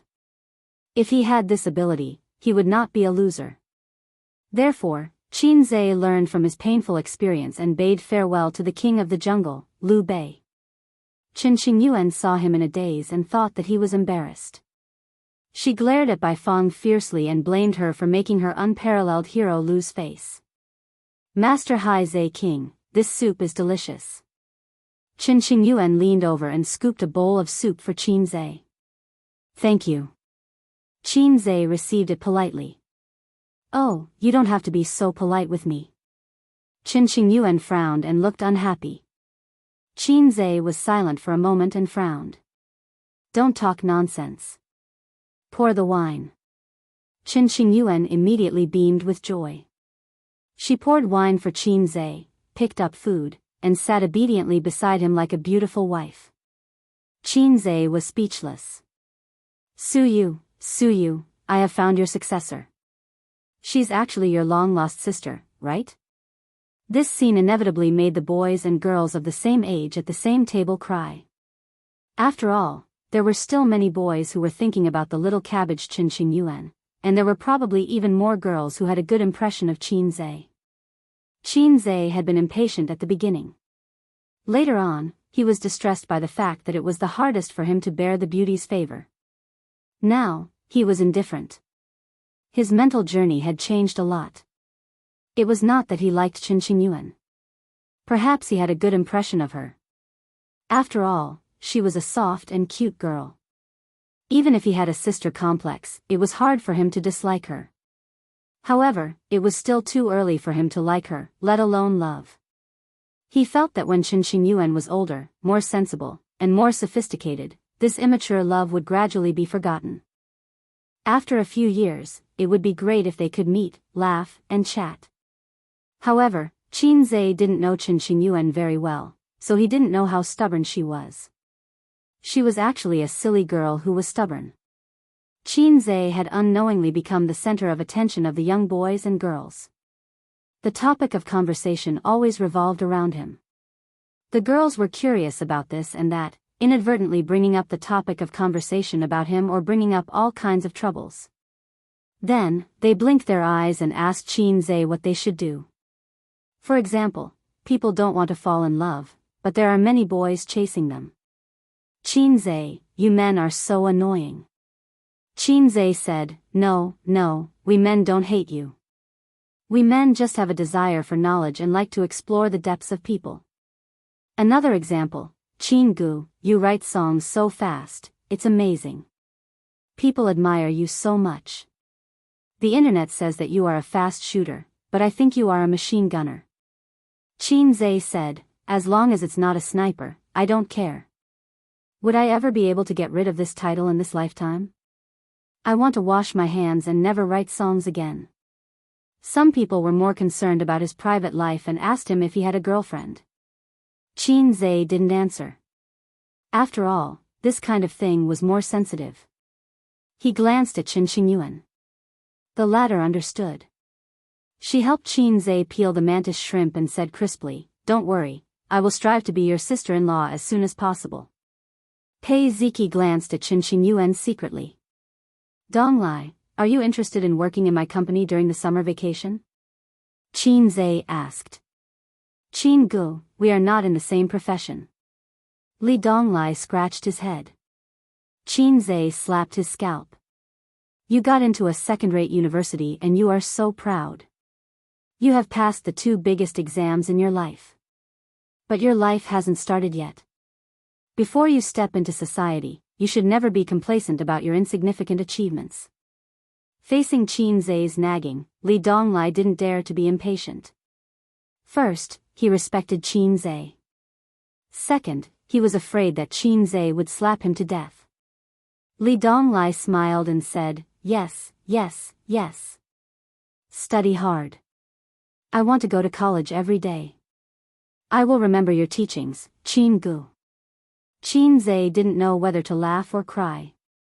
He didn't expect that Li Donglai would remember the flirtatious words he said occasionally when he was chatting with others. In the future, he had to try to control himself in front of his students and not talk flirtatiously. Otherwise, when they met in the future, it would be a big scandal. One flirtatious words, and the other flirtatious words. Qin Zhe drank and ate under the service of Qin Qingyuan. He chatted with the teenagers who were 5 or 6 years younger than him. They got along quite well. Except for the big boss named Bai Fong, who didn't like to talk to him. Occasionally, he would talk to him, but it was to secretly stab him with a few words. Qin Zhe was puzzled. What's the meaning of this? We don't have any enmity, and we don't have any grudges. Why are you always at odds with me? Pei Ziki said, Sister Bai, help me turn the soybean stewed pig trotters over. I will get a bowl. Bai Fong turned the dishes and said, there are no more pig trotters. There are only soybeans. Pei Ziki said, soybeans are delicious too. They are especially fragrant when stewed. Suddenly, she stuck out her tongue and laughed. It's just that it's easy to fart when you eat too much. Bai Fong heard and laughed. You guys fart when you eat too much. I don't. I just burp. What it meant was, I am a little fairy. I don't fart. Qin Bao Bao often said, I am a little fairy. I don't fart. I am a little fairy. I don't have I shit. I am a little fairy. I don't have leaks in my teeth. Qin Zhe thought that the opportunity had come. He coughed and pretended to be inquisitive. Maybe it's the fart that got lost. Pei Ziki, Bai Fong, the table was filled with low laughter. Ding. His phone rang. Qin Zhe took out his phone to check the message. It was from Nan Man Pei. Go and propose a toast to my brother-in-law. Did I ask you to come over to eat and drink? You don't have any sense at all. Qin Zhe looked at Nan Man Pei from afar. Coincidentally, she was also looking at him. Their eyes met, and Queen Bei glared at him. This will make me look snobbish and arrogant. But since Sister Man said so, I will reluctantly do it, Qin Zhe replied. Qin Qingyuan secretly leaned over to take a look. Qin Zhe gently lifted her crystal earlobe and laughed. Where did you learn the bad habit of peeping at such a young age? Qin Qingyuan said righteously, my mother used to look at my father's phone like this. Qin Zhe laughed. Your parents must have a bad relationship. Qin Qingyuan's face darkened. She bit her lip. Qin Zhe whispered, I'm sorry. Qin Qingyuan never got angry with him. She shook her head. Qin Gu is right. My parents have a bad relationship.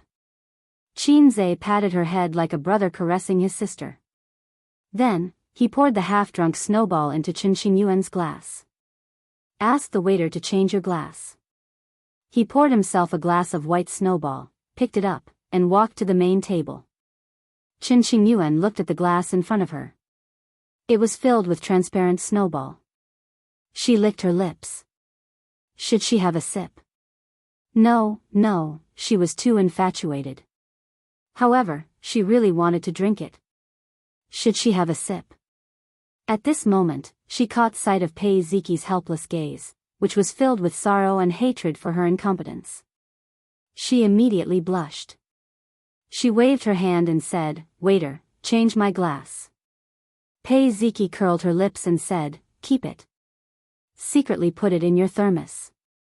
Quick, when no one is looking. Qin Qingyuan's face turned redder. She stared at her and said guiltily, Don't talk nonsense. Pei Ziki snorted. What do you like about him? You're so infatuated. He doesn't even like you. Is it worth it? Is it worth it to be infatuated with him? Qin Qingyuan said, That's strange. It's my business that I like him. What does it have to do with you? Pei Ziki said, I'm doing this for your own good. Don't bite the hand that feeds you. Qin Qingyuan rolled her eyes. Stop it. I'm not your only best friend. Why don't you persuade others? You're always interfering with my freedom to love. Pei Ziki, do you need me to tell you what's on your mind? Qin Gu is handsome and charming. I'm a woman. I like men. Why wouldn't I like him? Pei Ziki said angrily, I know I can't stand you being so stupid. It's fine if you don't appreciate it. But you're still talking nonsense. I'm not going to care about you anymore. Qin Qingyuan spat and said, Bye-bye. The two pinched each other under the table a few times. Both of them grimaced in pain. Li Donglai said, Qin Gu is asking for a toast from an old man. Don't. How can Qin go bow to evil? Pei Ziki said, you're the evil one. Your whole family is evil. Li Donglai was stunned. Yes, my whole family is evil. Pei Ziki was speechless. Bai Feng chuckled. Your father is famous for not giving face. When others propose a toast, the most he will do is nod. He won't touch glasses. Taking a sip of wine is already giving face. Let's guess. Did Qin Zhe ask your father to take a sip of wine? The others were deep in thought. Li Donglai and Pei Ziki were silent. With their father's personality, a nod was the most he could do. On the other side, Qin Zhe walked to the main table with a wine glass. His actions attracted the attention of many people. For example, the juniors at Li Donglai's table and a few uncles at the main table. Qin Zhe took a sip. Mayor Li, let me toast you. The burning sensation was like a burning knife. First, the taste buds exploded. Since the throat was burning. The wine was delicious, but it was also terrible. Let's see if you can drink it. Of course, it was like what the advertisement said, soft in the mouth, a thin line in the throat. It didn't exist. If it was soft in the mouth, it was something else. For example, yogurt. A thin line in the throat was even better. Ordinary people couldn't do it. The juniors looked over. The middle-aged man who looked like an uncle watched with great interest. Chapter 541. Unexpectedly, Big Boss Li had a kind smile on his face. He picked up his glass and drank all the wine in it. The uncles at the table looked normal on the surface, but they were very surprised in their hearts. Mayor Li had given him a lot of face. Was this young man Nan Man Pei's boyfriend or what? Normally, a junior like Qin Zhe could be ignored. At most, he was an excellent entrepreneur or an outstanding young man. It was already a blessing for such a person to be able to join the table. The act of toasting was actually very abrupt, because with his status alone, he did not have the right to do so. For example, if you were a small employee under Jack Ma's father and had no position or power, you would come with a glass of wine at the annual meeting and say, Old Ma, I'll drink this bowl of hot sh*tea, you can do whatever you want. Who the f***ck are you? With the big boss's self-restraint, he would nod slightly and smile at you. But not only did the big boss smile at you, but he also drank it. If he was Nan Man Pei's boyfriend, it would make sense. Li Donglai said in surprise, the old man seems to value our Qin Gu a lot. Pei Ziki looked at Qin Zhe in surprise. Qin Qingyuan was proud. Her expression said, the man I like is of course excellent. Qin Zhe finished his toast and was about to return to his seat when an uncle suddenly pulled him and laughed. Don't go, sit down and chat with us.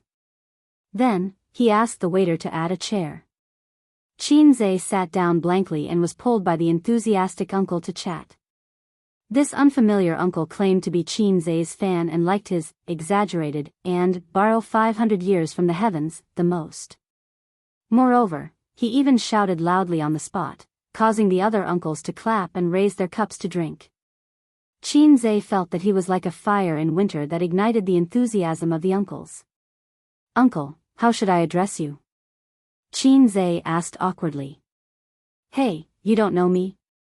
The passionate uncle looked unhappy. Oh, you're whispering sweet nothings to my daughter. I'm right in front of you. Don't you recognize me?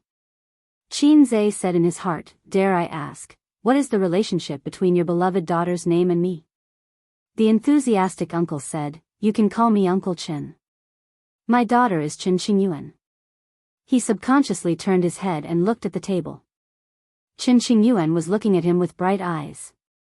She seemed to be very happy that he got along well with her father. Qin Zhe was speechless. When he looked at Uncle Qin again, he was a little reserved. In his eyes, was he the pig who had taken his family's cabbage? So passionate.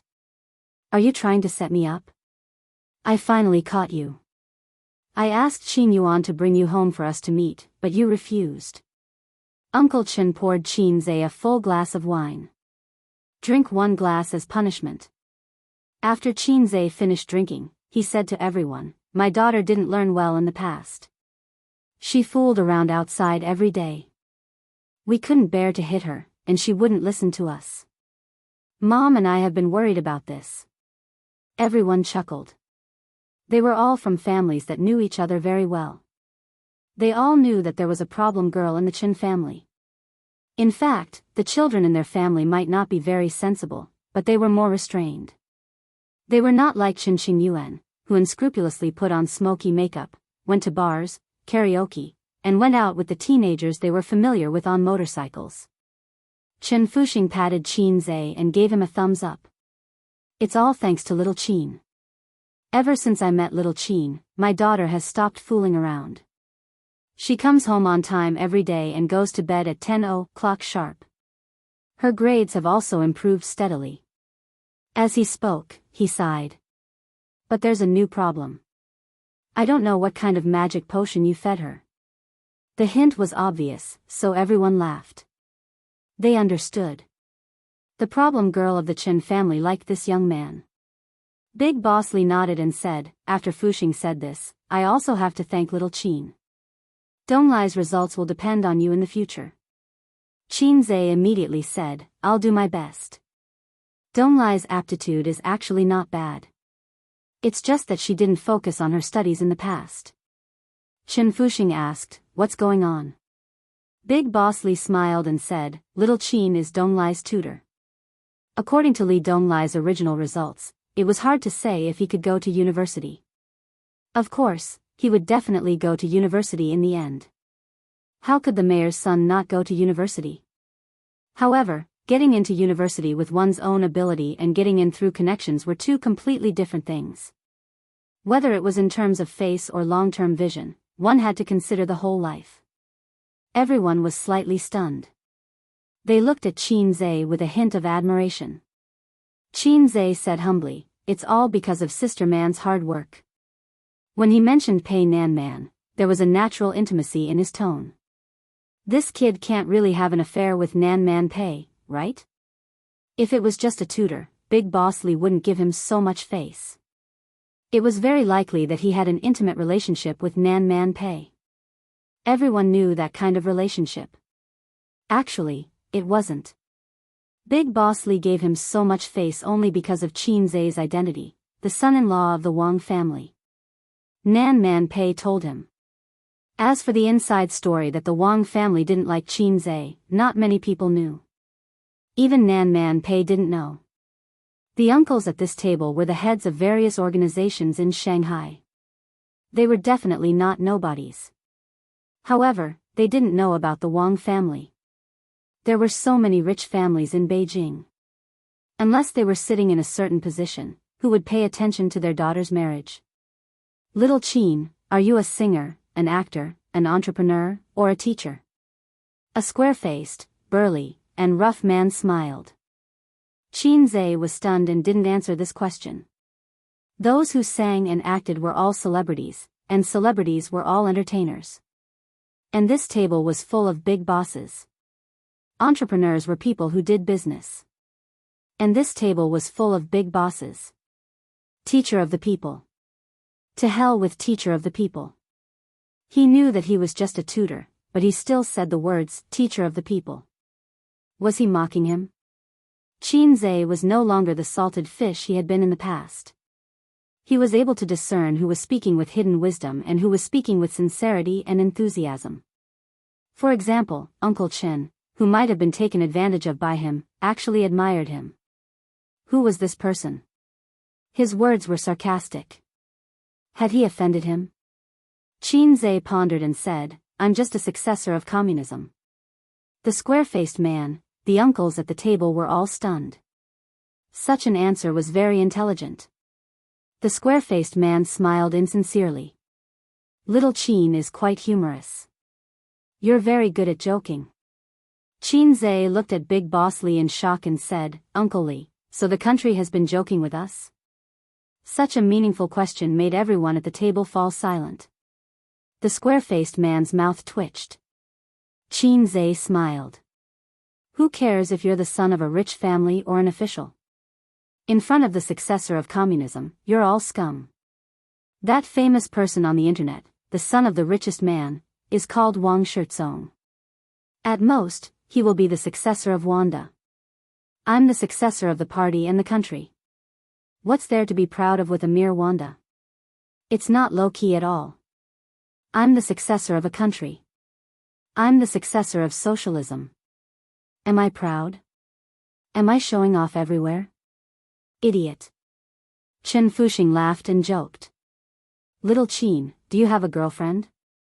Qin Zhe answered honestly, yes. Chen Fuxing was a little disappointed. The others looked enlightened. That's right, there was really something going on. Especially the square-faced man, his expression turned ugly. On the other side, old Madame Li asked curiously, Man, which family is this young man from? She felt that Qin Zhe might have an extraordinary identity. Nan Man Pei sat elegantly beside old Madame Li. She smiled more often than before and was gentler. She had restrained her cold and domineering manner. He's my business partner. He runs a few companies. They're not bad and have the potential to be listed.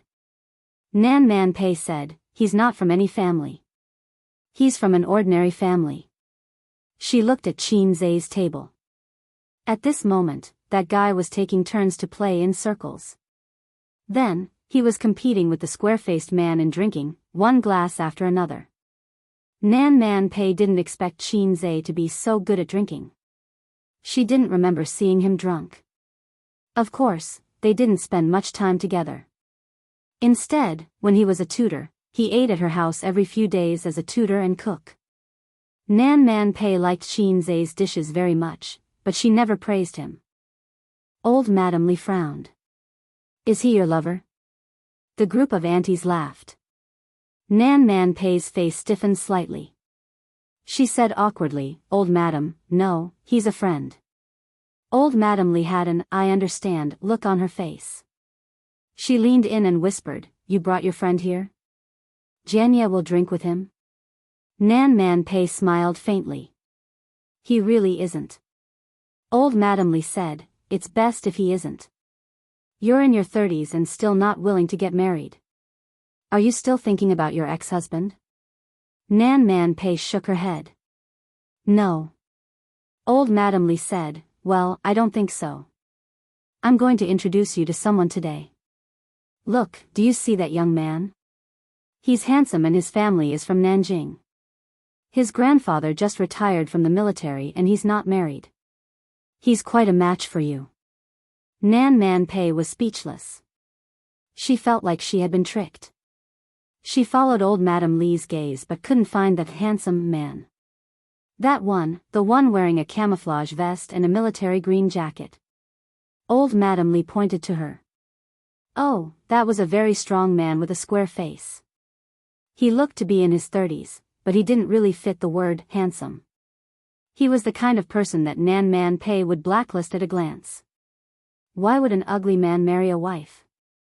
Generally speaking, beautiful people wouldn't find a partner who was too average-looking unless it was for money.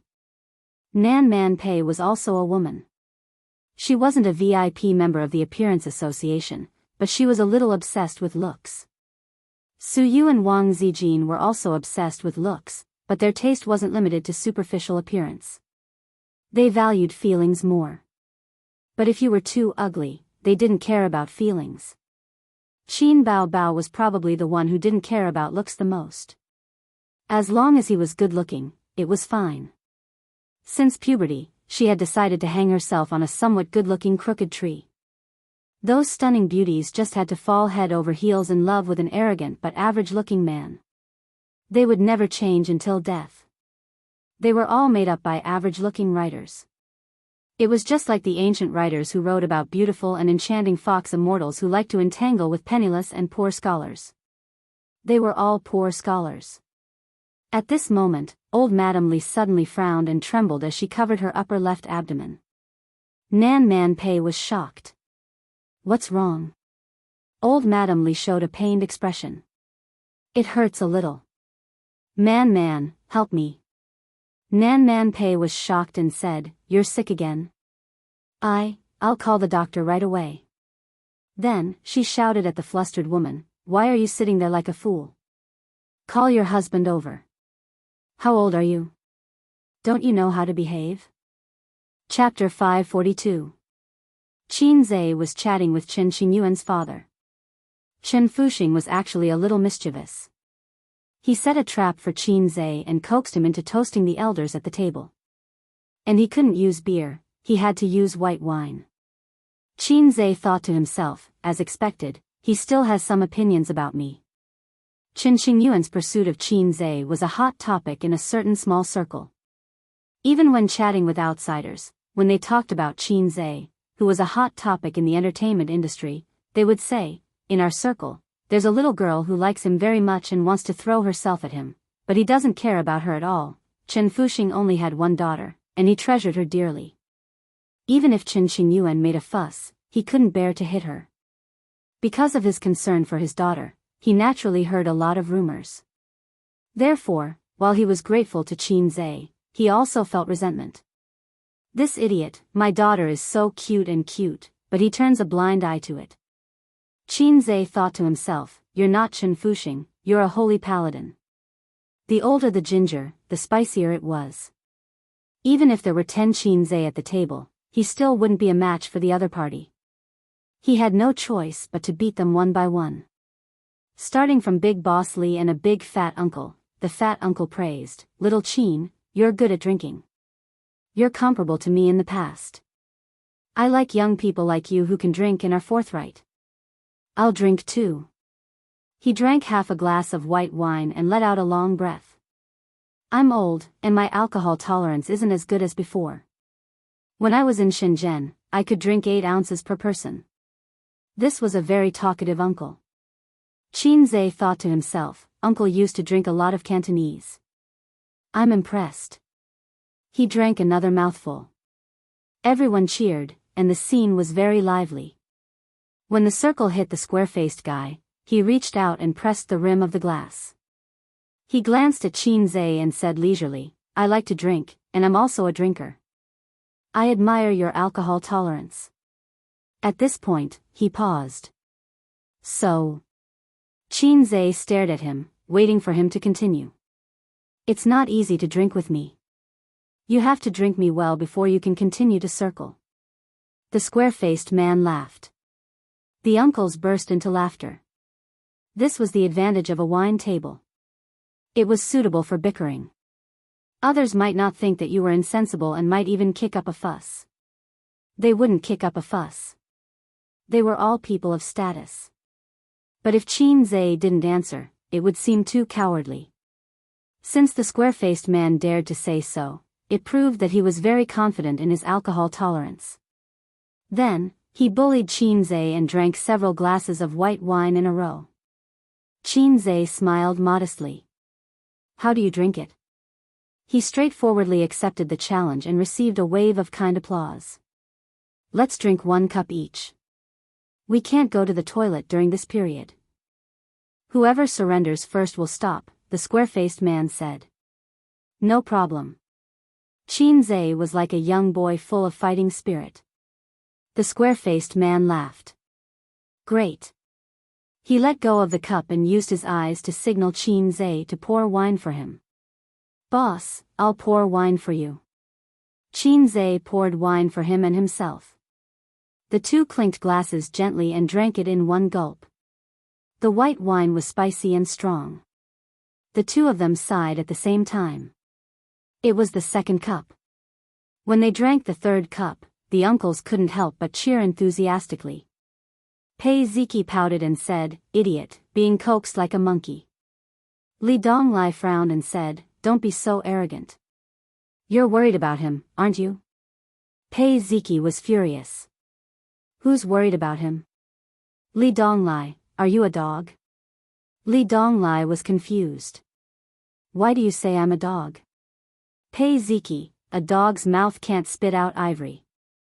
Li Donglai, he and Pei Ziki had always had a small argument every day and a big one every 3 days. The relationship between siblings was the most difficult in the Brothers and Sisters series. The relationship between siblings was usually good. The elder sister would do makeup for the younger sister and help her dress up. If the elder brother really loved the younger brother, he would bring the younger brother to the big sword and personally open the door to a new world for the younger brother. The relationship between siblings was also easy to manage. The elder sister usually doted on the younger brother more. Occasionally, they would even kiss and sob. Just like Qin Zhe and Qin Bao Bao. The relationship between siblings was very tricky. They either had an average relationship or quarreled all day. Even if it was the elder brother, it would be fine as long as there was love. Such a sister only existed in Japan. The soft and cute sister who called out "Oniai-chan" all day also only existed in Japan. Qin Qingyuan said worriedly, "What if Qin-gu drinks too much later?" Pei Ziki glanced at her. "Isn't that good? You can sneak into his room and sleep with him." Qin Qingyuan touched her chin and seriously considered the feasibility of this matter. "Over there, it should be the 5th cup." The square-faced man drank the 5th cup, which was longer than the previous 4 cups combined. After he endured the nausea and finished drinking, Qin Zhe immediately poured wine for him. I'll do it myself." He was tongue-tied. No, I'll do it. Qin Zhe insisted on filling his cup. "Come, cheers." Qin Zhe picked up the cup and drank again. The square-faced man was speechless. His face was red and he looked at Qin Zhe unwillingly. If looks could speak, he would say, "Why aren't you drunk? Are we drinking the same wine?" Seeing that Qin Zhe was about to pour wine for him again, he quickly covered the mouth of the cup. I'll do it myself," Qin Zhe said righteously. "No, I have to do it." The square-faced man said, "You don't have to be so polite." Qin Zhe said, "I'm not being polite. What if you cheat and don't fill it up?" The square-faced man was speechless. "Sigh, forget it. We've drunk enough," someone advised. "That's at least half a kilo, right?" someone mumbled. At this point, they were all shocked. Everyone was an experienced drinker. The number of banquets they had drunk together was enough to circle the earth. They had never seen someone who could drink so much. From the beginning until now, he had drunk 1 cup after another. There were more than 10 cups, and all of them were full. The scariest thing was that his face was not red and he was not out of breath. He did not look like he was going to vomit at all. That was very scary. Qin Zhe shook his head and said, fill it up. I have to drink you up first. There are still a few uncles waiting for me to play circles behind." The square-faced man said, "Let's stop here. You can go play circles." Qin Zhe said, "So you admit defeat?" He suddenly stopped talking. Qin Zhe said, fill it up. The square-faced man was speechless. His mind was not very clear now. He thought to himself, why is this kid so insensible? He looked at Mayor Li in a daze. The mayor pretended to look at the scenery around him. Qin Zhe finished his 6th cup and looked at him provocatively. "Old Tai, double tap 666. Bah, hurry up and drink, old Tai. We can still drink 1 cup after another. A weakling dares to provoke me? Don't you know that I'm the liver emperor? A real man should put his life on the line and drink directly." The square-faced man probably could not stand his provocative gaze. This time, he became a man and drank directly. Then, he rushed in the direction of the bathroom. Qin Zhe shouted behind him, "Come back and continue drinking." Qin Qingyuan's father tugged at Qin Zhe's arm and said, "Why are you two fighting so fiercely?" Qin Zhe said in a low voice, "He competed with me first." Chen Fuxing said unhappily, "Even so, you can't be so stubborn. His family is a big boss in Nanjing. You should be more careful." Qin Zhe said, "Thank you, Uncle Chen. I'm not going to Nanjing to earn money. It has nothing to do with me.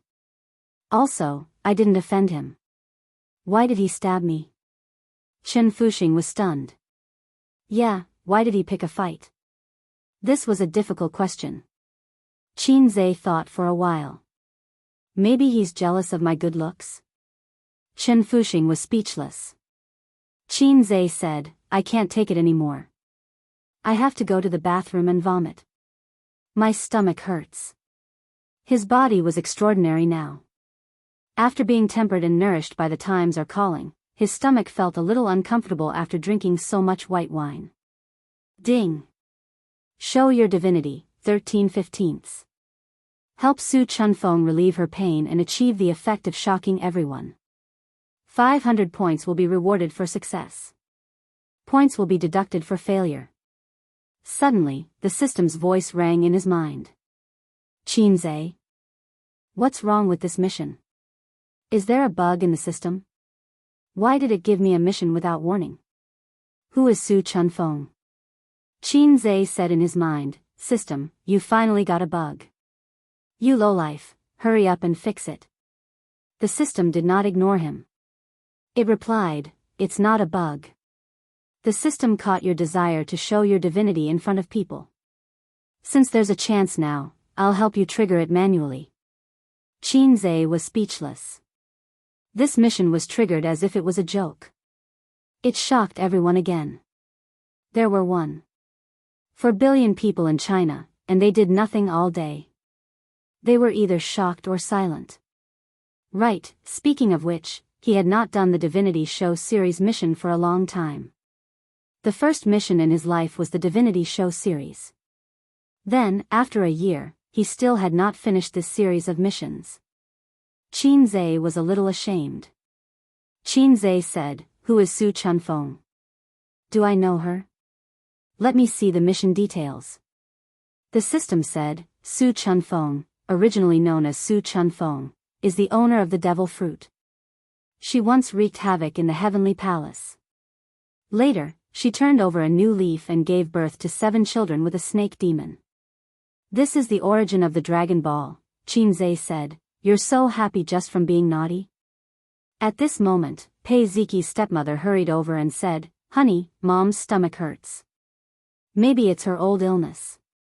Big Brother Li was shocked. He quickly got up and followed his wife to check. Mom, how are you? Li Jianya asked with concern. It hurts here.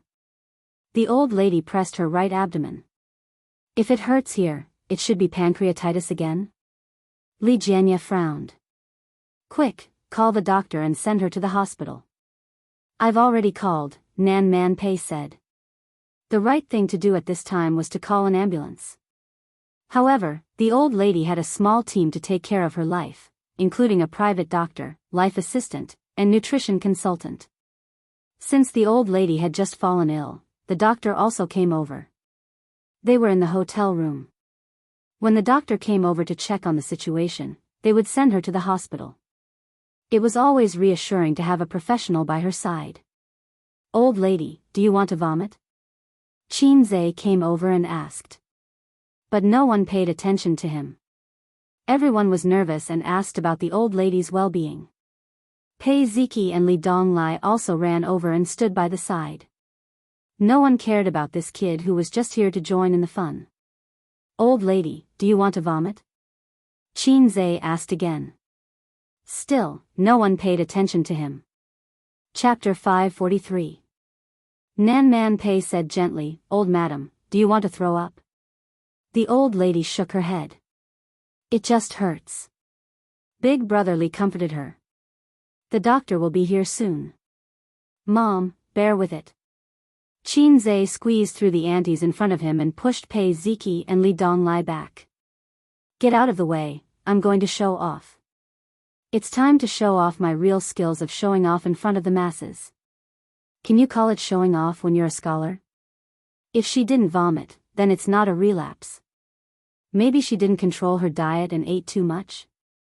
Qin Zhe said. Kid, don't talk nonsense. How do you know it's not a relapse? One of the aunties who was pushed by Qin Zhe reprimanded. A relapse of pancreatitis is serious, Qin Zhe said. The symptoms are vomiting and abdominal pain. If it's just abdominal pain, is it acute or chronic? This time, it was Pei Ziqi who answered him. It seems to be acute.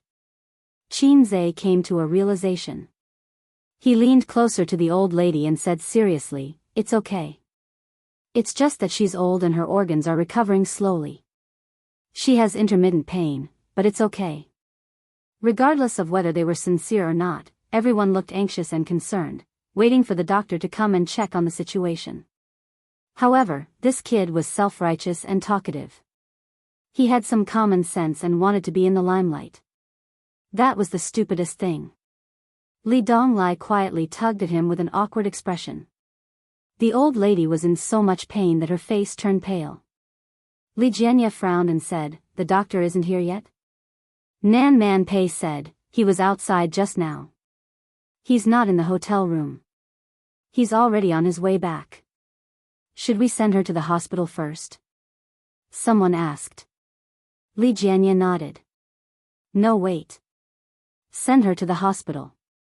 They wanted to wait for the doctor to come, but the old lady was in great pain and the doctor was outside. No one present was a medical student, so they were afraid that it would delay the treatment. "Why don't I take a look?" Qinze moved closer to Nan Man Pei. This person, was he crazy about being in the limelight? The aunties and uncles frowned. Li Jianya looked displeased. Qinze immediately said, "I've studied medicine before.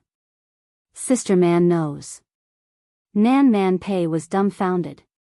The others were stunned and looked at Nan Man Pei. Nan Man Pei put away his blank expression and remained silent. Qinze took the opportunity to squeeze to Nan Man Pei's side and nudged her to the side. "Elder Sister Man didn't expose me. Elder Sister Man really loved me." Qinze gently pressed his finger on the old lady's upper left abdomen. "Does it hurt here?" The old lady nodded. He moved his hand to the side of his waist and gently pressed for a moment. "Does it still hurt?" The pain on the old lady's face did not change. Qinze pressed her lower right abdomen for a moment. "Does it still hurt?" The author made a mistake in the previous chapter due to carelessness. He didn't expect to be immediately pointed out. The pain was in his upper left abdomen. "Comrade Mao Zedong, please sit down. Mao Zedong's eyes are very dangerous." The old lady frowned. "It hurts." Qinze massaged her arms and back for a moment. "How about now?" The old lady's eyebrows relaxed. "Are you feeling better?" Qinze replied with an "oh" and continued to massage various acupoints. Everyone looked at him with confusion, doubt, and surprise. The old lady sat on the chair and slowly relaxed from frowning to enduring the pain. A few minutes later, she didn't look like she was in pain anymore. In fact, she even felt a little refreshed. Li Jianya stood on her left. His anxious expression slowly changed from half-squatting to relaxed and surprised. He also stood up. Nan Man Pei and Pei Ziki's stepmother were on the right. Nan Man Pei looked a little dazed and looked a little cute. Qinze followed the liver meridian to the gallbladder meridian and massaged it back and forth. Pancreatitis caused pain in the liver and gallbladder. Since the person was old and their organs were weak, Qinze could help them sort out their qi and blood. It would have an immediate effect. Pancreatitis itself was a disease that required rest. Therefore, it was very effective to use traditional Chinese medicine techniques to nurse it. If it was any other disease, the patient would have been sent to the hospital. Treating pancreatitis was simple and troublesome. The real medicine was just an injection to suppress the secretion of the pancreas. However, the later recuperation was very troublesome. The patient couldn't eat or drink and had to rely on an drip to maintain nutrition. This disease was caused by eating. It was commonly known as the disease of the rich and the elderly. Pancreatitis would turn into pancreatic cancer, which was one of the most painful cancers known to medicine. Qinze said, "Old lady, you have to be careful when you eat.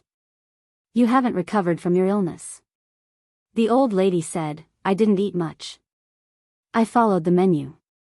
Qinze said, "Did you eat meat?" "You can't eat meat. You're old, so the recovery period is slower than young people." The old lady said, "I ate a little." Qin Zhe nodded. That's why you're in pain. Eat porridge for a month. The old lady replied, Oh, young man, how did you treat me just now? She asked the question that everyone present was wondering. Qin Zhe said, the acupoint pushing technique in Chinese medicine is very simple. As he said this, he received a system prompt in his mind, mission completed. Reward, 500 points. How wonderful. Li Donglai wondered, Qin Gu, how do you know Chinese medicine? You're from the finance department. This, he was accidentally exposed by his disciple. Qin Zhe looked at everyone and reprimanded, we're the successors of communism. We have to know everything. If you don't have a few skills, how can you take over? By the way, I've been waiting for 24 years. When will I take over? Waiting online, urgent. Li Donglai was speechless. The doctor finally rushed back with a first aid kit. He pushed the crowd aside and asked, how is the old lady? Seeing that the old lady was safe and sound, the doctor was stunned. He pushed the frame of his glasses up the bridge of his nose and looked at Li Jianya blankly. Li Jianya nodded slightly and said, there was a sudden pain in the upper left abdomen just now, but it's fine now. Doctor, can you take another look? The doctor was experienced. After hearing this, he knew what was going on. It's normal to have pain after recovering from pancreatitis, but if you don't recuperate well and have similar pain often, acute pancreatitis will worsen and become chronic. Everyone was relieved when they heard what the professional said. The doctor then briefly checked the old lady's body. There was nothing serious. He planned to stay and observe for a while to see if there would be any follow-up pain. Chen Fuxing laughed and pulled Qin Zhe to continue drinking. Li Jianya said, little Qin drank a lot. It's about time. There was a hint of friendliness in his tone. By the way, why didn't Yihan come back? Li Jianya asked. The middle-aged man said, I'll go and take a look. He just wanted to go to the toilet. The doctor expressed his interest in Qin Zhe's Chinese medicine. He felt that he had met someone of the same kind, so he casually chatted with him. After realizing that he didn't know anything about Western medicine, he only talked about Chinese medicine. As expected of a private doctor, he was very knowledgeable and actually had a lot of knowledge about Chinese medicine. When Qin Zhe said that Chinese medicine relied on experience and took a long time to accumulate. Moreover, the background of the existence of Chinese medicine was an era when medical equipment was not developed. Therefore, it was inevitable that Chinese medicine would be overtaken by Western medicine. However, it was too much to say that Chinese medicine was a lie. The essence and magic of Chinese medicine couldn't be denied. The two of them agreed. Take pancreatitis for example. It was a terminal illness decades ago, but with the development of the medical industry, it can be cured. Times are improving, and medicine has also entered a new era, the doctor said. In the current medical industry, Chinese medicine and Western medicine have long been combined. However, serious diseases still have to be treated with Western medicine. For example, Chinese medicine can't do surgery, Qin Zhe said. They chatted happily. The doctor and Qin Zhe exchanged business cards. Orthopedics? Qin Zhe was stunned. The doctor's business card had many departments, and he was a well-rounded doctor. As a private doctor, you can't be limited to a single department. Otherwise, you won't be able to do well in this industry, the doctor said with a smile. I studied orthopedics in Germany and got a doctorate. Qin Zhe's small hand trembled. The doctor joked, in the future, if you have a serious injury, you can come to me.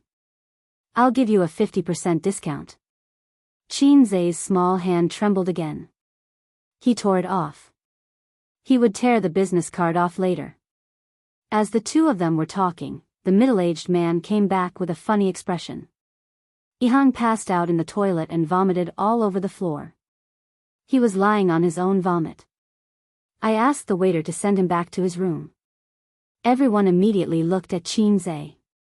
How much alcohol could this guy hold? It seemed that he was fine. Chapter 544. Qin Zhe said disappointedly, He can't drink after just a few glasses of white wine? He hasn't admitted defeat yet.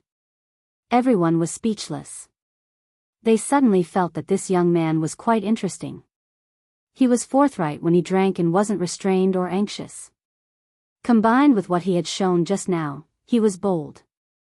Chen Fuxing thought to himself, no wonder Yuan likes him. However, although he admired Qin Zhe even more, Father Chen secretly dispelled the idea of supporting his daughter. This man was a little too outstanding. He didn't give his daughter a chance to speak at all. If his daughter got together with him, she would be bullied. Moreover, his relationship with Nan Man Pei was questionable. A father was a very complicated and changeable person. To his son, what? You changed girlfriends again? Not bad, little brat. You're much more charming than I was back then. Keep up the good work. Try to sleep with more women. To his daughter, what? Your husband went to the brothel? Damn it, bring me my 40-meter-long broadsword. I'm going to chop that kid into pieces. Therefore, from the perspective of an elder, Father Chen admired Qin Zhe very much. From the perspective of a father, he refused. My little cabbage can't become a little vegetable. However, Father Chen didn't dare to talk to his daughter. It wasn't easy for his daughter to turn over a new leaf. What if she fell again? Father Chen's heart skipped a beat. He looked at Qin Zhe. He heard from the little guys in his daughter's circle that this guy had rejected his daughter several times. However, when he was drinking and eating with her just now, he didn't show too much resistance. Did he have the same concerns as him? At this thought, Father Chen once again felt that Qin Zhe's character was good. During this time, Qin Zhe went to the toilet to vomit once. He vomited out the alcohol in his stomach, but he was still not drunk. Qin Zhe drank so much white wine in one go. If it were in the past, he would have collapsed on the ground and passed out. Unknowingly, he became the focus of the young boys and girls. A capable and handsome young man was always able to gain the favor of many young girls. They were just a group of minors. No matter how powerful their fathers were, their own age and experience limited them. When they saw a successful man like Qin Zhe, their eyes couldn't help but shine with stars. Just like when we were young, we especially admired and liked the big brothers and sisters next door. Qin Xingyuan, can you do it? If you can't catch up to him, I won't hold back. Someone said with a smile. That's right, that's right. Let's compete fairly. Didn't the netizens say that if you're capable, you should do it? We're going. Many young girls smiled and agreed. Qin Xingyuan said with a straight face, what are you talking about? Don't talk nonsense. You are all flowers of the motherland. Don't learn from me. I am a man-eating flower of the motherland. Li Donglai was stunned. Qin Xingyuan's tone was becoming more and more like Qin Ji's.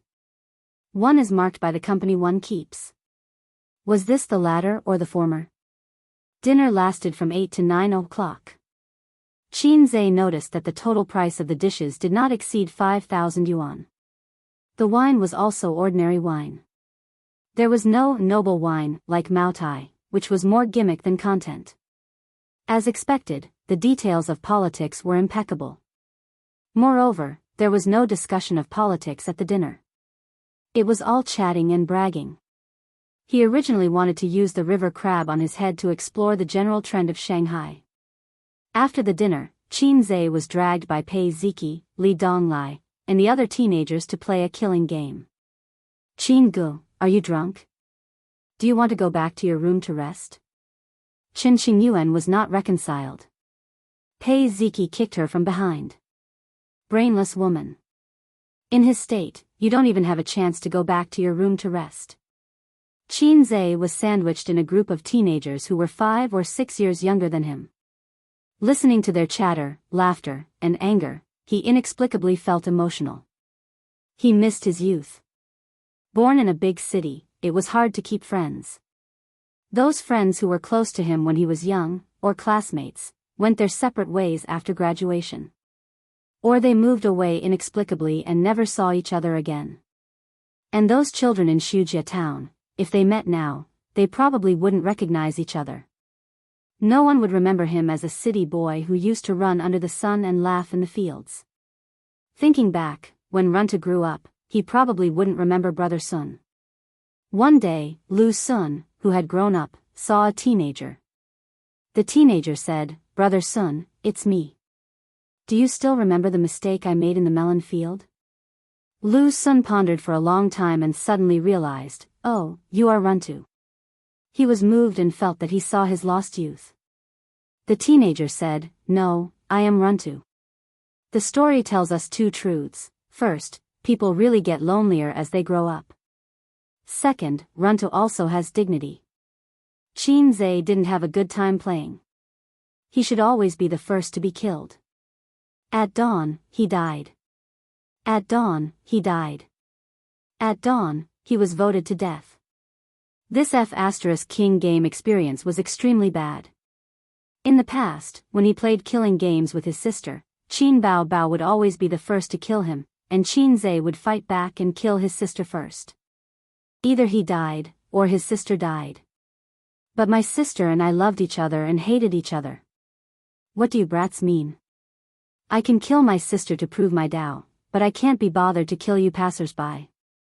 These days, there were many people who killed their sisters to prove their Tao. The road had been taken. If one wanted to prove his Tao, he had to find another way and kill his sister to prove his Tao. He was a celebrity, a handsome guy, and the object of worship of boys and girls. The idol effect caused him to always be picked on everywhere. After playing for about an hour, Pei Ziki chased them away. The teenagers who didn't have enough fun mumbled and left unhappily. What, play for a while more? It's only 10 o'clock. Yes, I haven't killed Qin Zhe yet.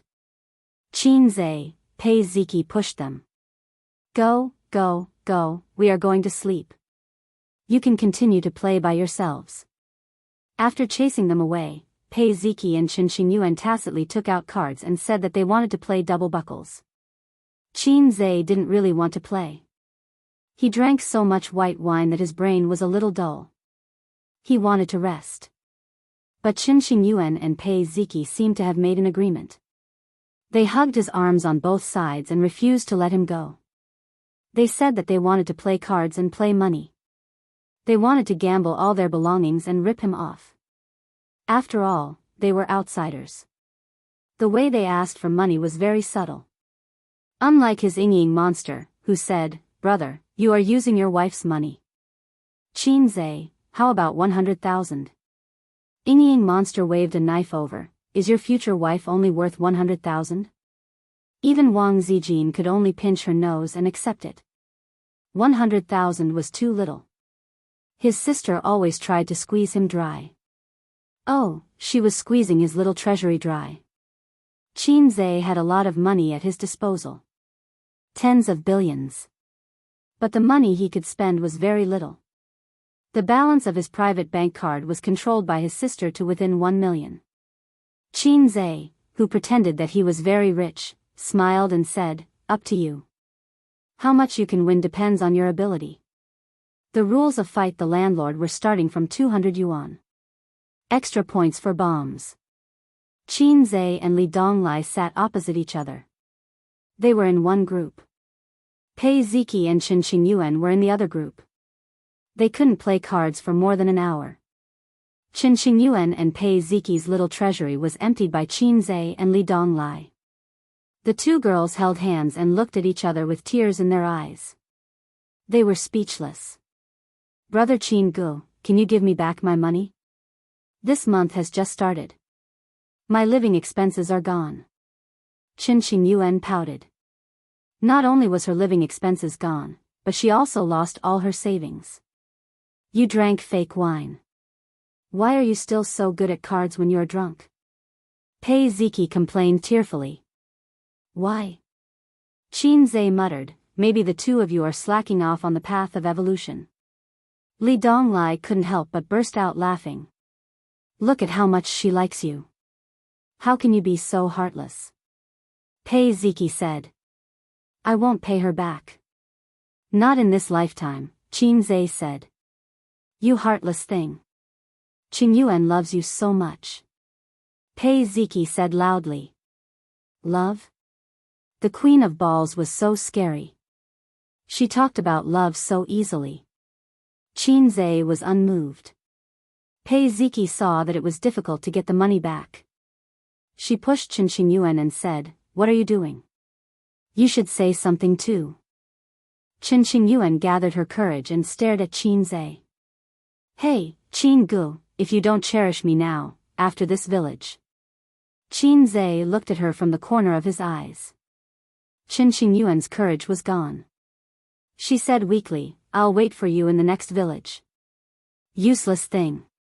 Pei Ziki slapped her onto the bed with a great stone-smashing hand. Girls had shallow eyes.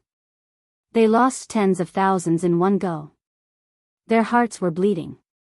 They had to get the money back even if they had to make a scene. In the end, Qin Zhe gave each of them 1,000 yuan. The two little girls smiled through their tears. It was a game of cards. One had to admit defeat. Qin Zhe was a man of principle. He insisted on equality between men and women. In the room, Qing Yuan and Pei Ziki were whispering.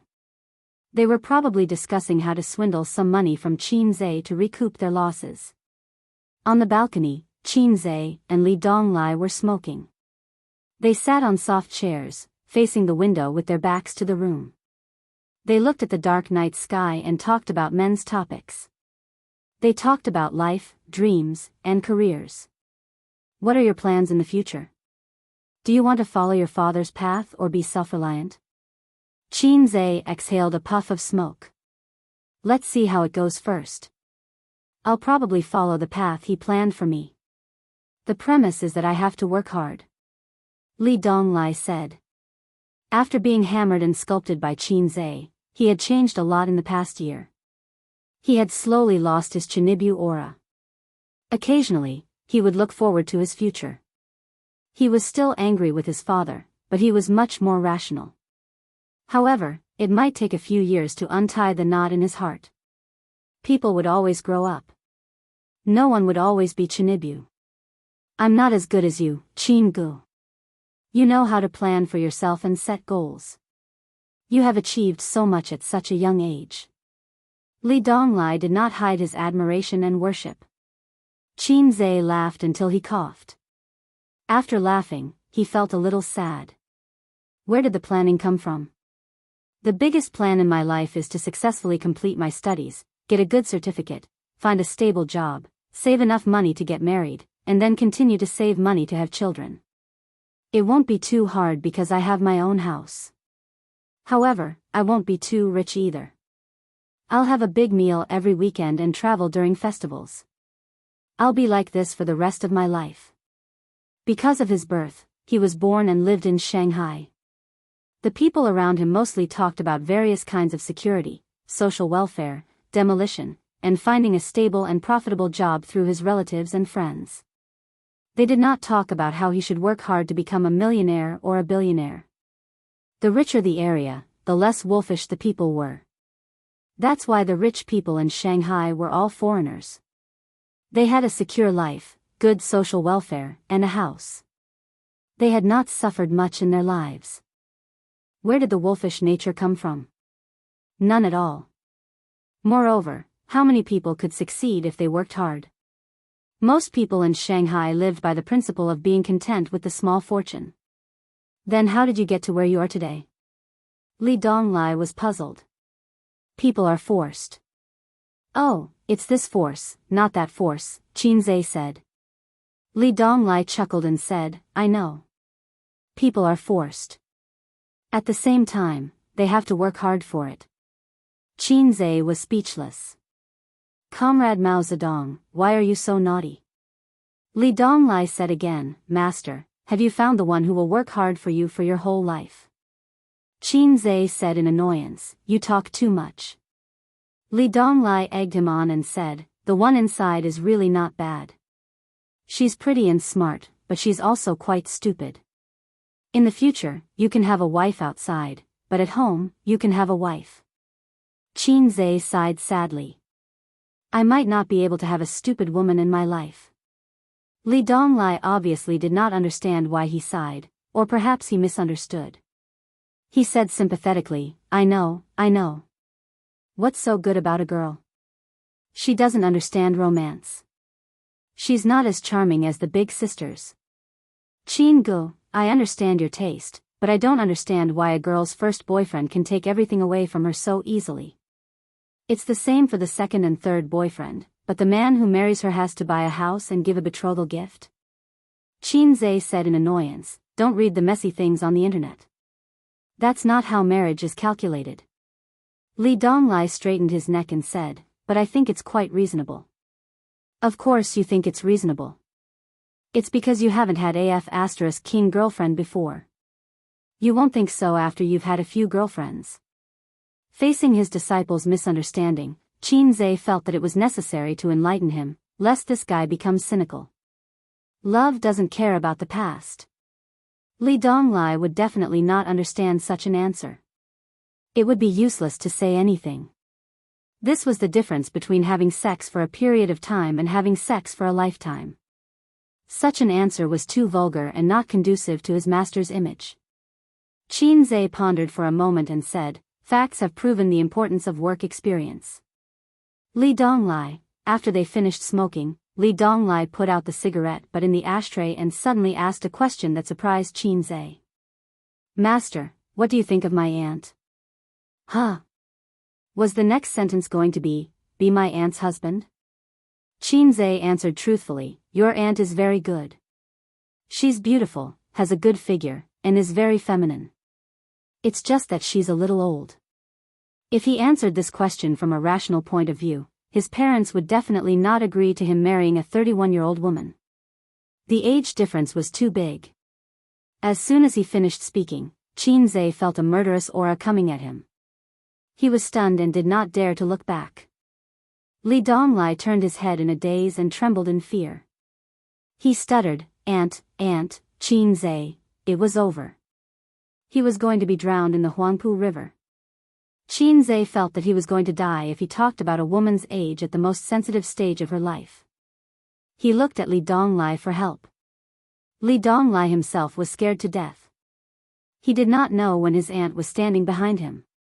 He heard footsteps, but they all thought it was Pei Ziki or Chen Qingyuan.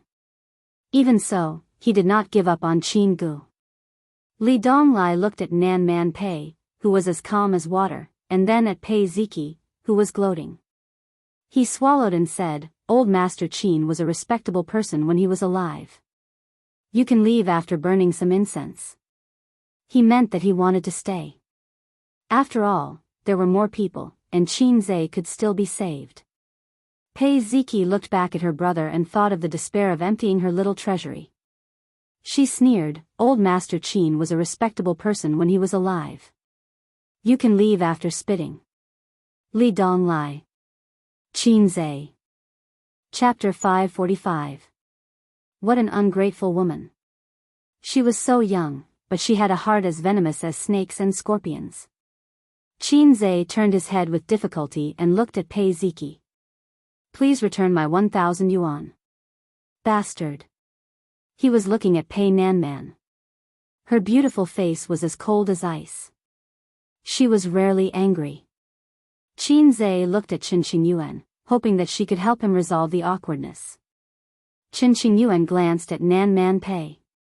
She was scared to death. Her eyes darted around and she stammered, Qin Gu, I'm so sleepy. I'm going back to my room to sleep. I'll play with you tomorrow. Qin Zhe was speechless. What a pompous woman. Just a moment ago, she said that she loved him. Love after Eggy was indeed cheap. Old Master Qin was a respectable man when he was alive. Why didn't anyone save him? The three of them retreated without any sense of loyalty. Before they left, they even pretended to be sensible and said that they shouldn't disturb Qin Zhe and Pei Nanman's discussion. Nan Man Pei sat where Li Donglai was and stared at him coldly. Qin Zhe felt like he was sitting on pins and needles. He was not afraid that Nan Man Pei would beat him up. He was just embarrassed that he was caught gossiping behind someone's back. Sister man, it's so late. Why are you still awake? Qin Zhe laughed dryly. Nan Man Pei glared at him. Shut up. Go boil some water and make some tea. Okay. Qin Zhe ran to boil the water. After boiling the water, Qin Zhe took out 2 disposable cups from the cabinet and made 2 cups with the cheap tea from the hotel. Nan Man Pei looked at him for a while and asked curiously, You drank so much. Aren't you drunk? Qin Zhe waved his hand. Drunk doesn't exist. I can even drink a bottle of white wine. Do you believe me? Nan Man Pei sneered, Show off. Qin Zhe grinned. Nan Man Pei sipped his tea and frowned slightly. For someone who loved tea, it was hard for him to swallow inferior tea. Spend more time with them tomorrow. Remember to perform well during the meal. It's easy to get familiar with one's social network. Even if you can't make friends with them, you should at least be able to get acquainted with them. If you have any problems, you should be able to find a way to deal with them. Of course, it's up to you how far you can run it. Your brother-in-law is quite satisfied with me. If it's a small matter, don't look for him. If it's a big matter, don't look for him. What's the use of you befriending my brother-in-law? Nan Man Pei snapped. What he said made sense.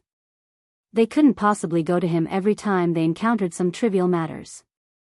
After all, he was a big shot who dealt with thousands of things every day. Therefore, Nan Man Pei's intention was to make friends with people who were powerful but not so prominent.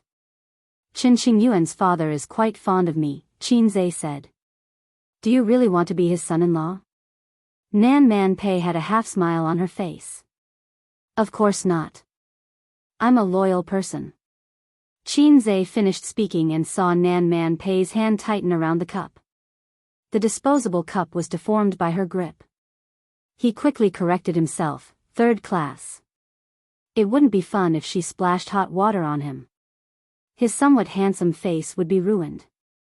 He really didn't have the right to say the word 3rd class in front of Nan Man Pei. Nan Man Pei was stunned at first. Then, with a strange expression, she raised her eyebrows and said, 3rd class? She remembered that except for a nominal girlfriend, Wang Zijin, and a real girlfriend, Suyu, Qin Zhe had no ambiguous relationship with that woman. Although she and Qin Zhe didn't have much interaction in life, she was confident that she still knew and was familiar with Qin Zhe because Suyu would tell her everything. She was so detailed that she complained to her that Qin Zhe's needs were getting stronger and stronger. She couldn't handle it alone. She would say this kind of thing. Then why was it 3rd class? Nan Man Pei thought about it and realized that something was wrong. If Qin Zhe had a special intersection with any woman in his life, she might be one of them. She seemed to have shares in all the industries under the name of the little red guy. He also helped her to fight against her ex-husband. So, has this guy been coveting me? Otherwise, why did the little red guy's face change slightly? Nan Man Pei's face darkened. She wanted to curse him 1,000 times in her heart. Qin Zhe's face changed slightly. He felt that he had said something wrong. In a moment of carelessness, he had included the wailing monster at home. It was a technical mistake. Just kidding. I don't like 2nd class. I prefer 3rd class. Qin Zhe casually said, if you can't win the 3rd class, 3 lives, 3 days and 2 sleeps, 1 day and 3 days, Nan Man Pei was stunned. What do you mean by no more than 3? Qin Zhe, you can't win the 3rd class. Maybe I drank too much and spoke too much. However, it's difficult to integrate into their small circle. Qin Zhe sighed with a serious face. I was inexplicably insulted by a guy today. The one who competed with you in drinking? Nan Man Pei smiled. Yes, fortunately, I have some skills. He couldn't beat me in drinking. Qin Zhe was proud. If he didn't have some skills, how could he be the successor of communism? Nan Man Pei showed a sly smile. That man is called Zhang Yihang, from Nanjing. The old lady was going to introduce him to me. He may think that we have something to do with each other, so he made things difficult for you. I didn't expect him to fall. It saved me a lot of trouble. Qinze said angrily, that's it? Insulting me? Nan Man Pei took a sip of tea and said leisurely, isn't it enough? If a man hooked up with Su Yu, would you insult him? Her family arranged a blind date for him, although Su Yu and he didn't know each other, would you insult him? Qinze was speechless. Of course, I'll fight back. I'll kill him. Sister Man was really a woman with great wisdom. With a simple sentence, she stabilized the brainless supporting role in the mouth of countless haters. If someone hooked up with Su Yu, Wang Zijin, Qin Baobao, and Qinze would definitely insult them. If I met the host of the cheating system, then I may become a brainless supporting role. I hope there are no cheats in the world. I know he's from Nanjing, so I insulted him. Anyway, I'm in Shanghai, and he's in Nanjing. Well, water doesn't interfere with river water. Qinze said. Even if he did, you're a son-in-law of the Wang family. Are you afraid of him? Nan Man Pei said angrily. Actually, I'm a fake son-in-law. Qinze mumbled. Why do you say that? Nan Man Pei looked at him curiously. Qinze's face suddenly became a little embarrassed. The Wang family doesn't like me very much. Although they didn't say anything to me, I can feel the Wang family's cold attitude. Maybe it's because I'm a commoner whose ancestors have been bumpkins for 8 generations, so I'm not suitable for them. Nan Man Pei analyzed, they didn't mock you in front of you, maybe it's because of their family upbringing and self-restraint. But they didn't make things difficult for you behind your back and didn't find a chance to make you retreat. It means that the Wang family doesn't completely reject you. They probably feel that you need to wait and see for a while. As long as you develop wretchedly and don't act recklessly, it won't be difficult. Qinze was puzzled. Big sister man, why aren't you gloating? Nan Man Pei said lightly, I can't interfere with whether Su Yu can be with you or not. She's quite content now, knowing that you won't abandon her. If you have feelings, the marriage certificate isn't important. If you don't have feelings, the marriage certificate is just a decoration. I feel that you're better than my brother-in-law. Qinze was silent. Nan Man Pei egged him on, don't you want to hear about the Li family's gossip? Don't you want to know why Ziki and Dong Lai are so prejudiced against their father? Qinze shook his head. Every family has its own difficulties. I'm too lazy to worry about other people's trivial matters. My own feelings are a mess.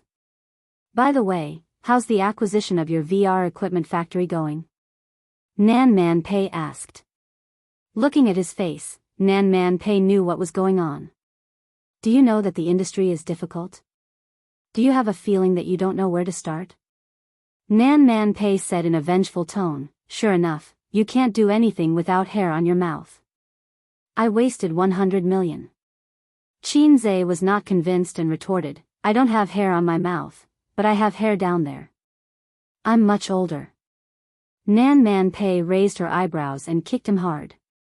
I gave you face, didn't I? Nan Man Pei said coldly, do I look like an old woman who's easy to bully?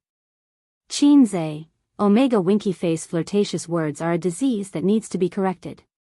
Qinze rubbed his calf and looked at Nan Man Pei's women's leather shoes. It hurts so damn much. He actually had a little plan in mind when he gave the task of acquiring the factory to his uncle. Or rather, a little scheme. As for what kind of scheme, he couldn't tell Nan Man Pei. Next door, in Li Donglai's room. Chen Xingyuan had just been summoned away by her father, leaving only the siblings in the room. Pei Ziki wore a pair of hot pants and sat cross-legged on the bed with her fair and tender legs. Li Donglai sat at the desk and smoked. Pei Ziki said angrily, Li Donglai, can you stop smoking?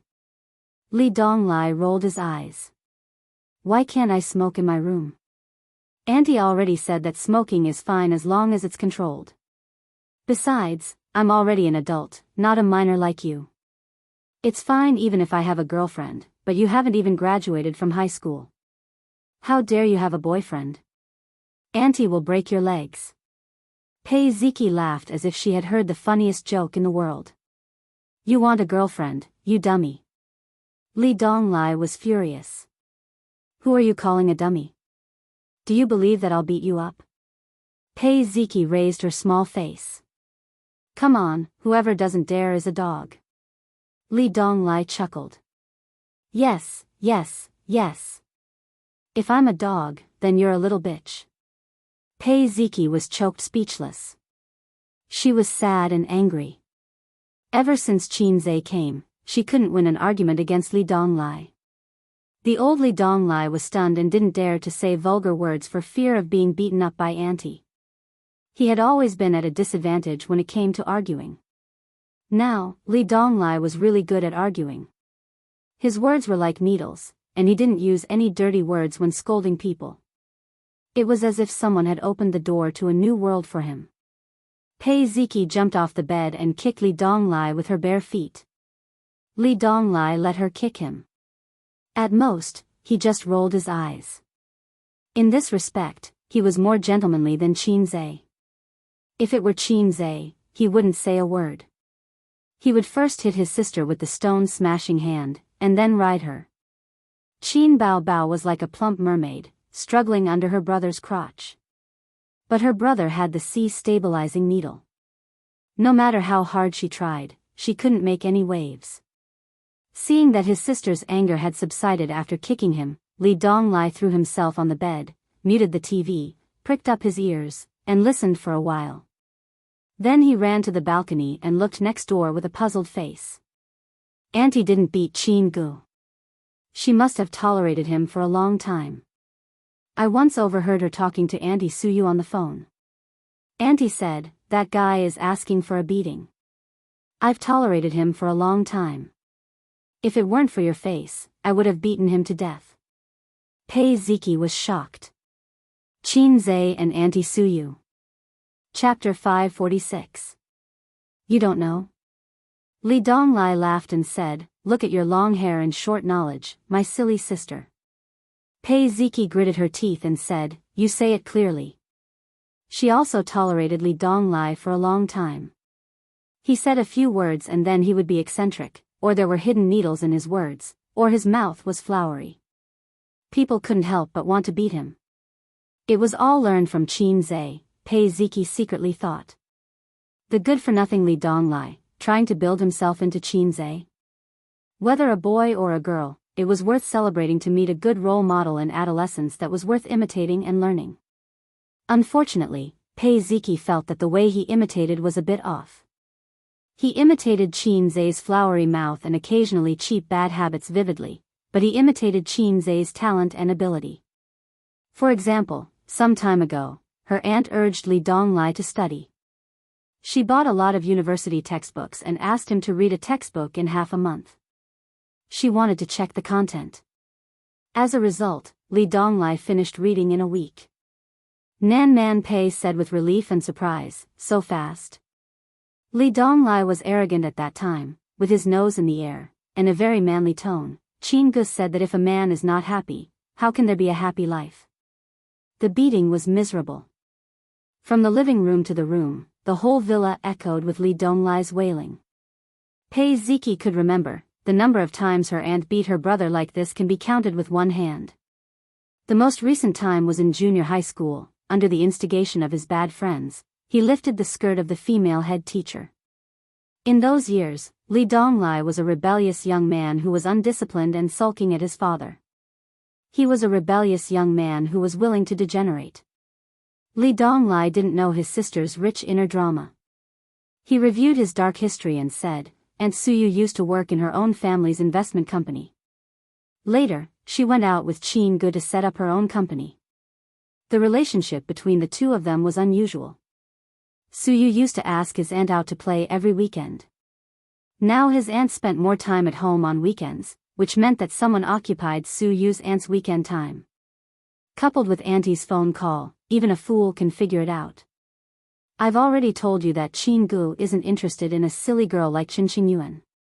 He's only interested in mature big sisters. Qin Yuan doesn't stand a chance. When she grows up to be a mature lady, Chin-gu might even have a child. Pei Ziki's expression kept changing. If Chin-ze really got together with Su-yu, then Chen Xingyuan would have no hope at all. Although Chen Xingyuan was very beautiful, Su-yu was more delicate and mature. Even Pei Ziki was envious of her long legs. Moreover, Chen Xingyuan is just an ordinary high school student. Her studies are not bad. Su-yu is an overseas returnee. She is a strong woman who manages a company. There is no comparison at all. It's GG. Auntie is soft-hearted. Li Donglai muttered, I still want to see Chin-gu get beaten up. Pei Ziki stared at him and curled her lips. Auntie can't beat Chin-ze. No. Li Donglai looked at her in surprise. You don't know how good our auntie is. As the closest relatives, Li Donglai and Pei Ziki have heard about Nan Man Pei's background. Because that's also their mother's background, Nan Man Pei won't hide it. Li Donglai has seen Nan Man Pei's skills with his own eyes. Nan Man Pei has a fighting club under her name, which teaches taekwondo, sanda, and other training classes. Li Donglai once went to play with her and saw with his own eyes that in a competition, his auntie beat the 3 coaches in the club. They were all coaches who had learned a few skills. One of them could beat several ordinary people. Li Donglai's young heart was suddenly shocked. He vowed to learn a lot of skills like his auntie, laugh proudly on campus, and be chivalrous. But his auntie didn't allow it. This was the reason why he had been beaten into submission by Chin-ze. He wanted to learn a few skills from Chin-ze. Chin-ze did teach him a few skills. Li Donglai can usually beat 2 or 3 people of the same age. When did that happen? Why didn't I know? Li Donglai didn't believe it. Although Chin-gu is very powerful, he can't compare with his auntie, the goddess of war, in his heart. Pei Ziki laughed and said, You don't know this? My stupid brother, your knowledge is as short as your hair. Li Donglai, after Pei Ziki retorted, she said proudly, It was my birthday. You were drunk and unconscious, and Chin-ze carried you back to your room. I asked him to go upstairs to help Auntie put away the clothes while I lay on the sofa and fell asleep. When Auntie came back, I went upstairs. Not long after, I heard banging sounds. I went upstairs to take a look. They were fighting fiercely. Auntie's skirt was torn apart, and he was wantonly humiliating her on the sofa. Wantonly humiliating her? Are you sure it's wantonly humiliating? Li Donglai was shocked. Of course. Pei Ziki recalled the scene that night and blushed slightly. She gestured with her hands. He pressed Auntie down on the sofa like this and even carried one of Auntie's legs. Auntie's skirt was torn and exposed. But Auntie couldn't beat him and could only endure his defilement. Defilement? Li Donglai, degree, your rhetorical skills are really climax after climax. I saw Auntie being bullied, so I rushed up to help. I scratched and bit.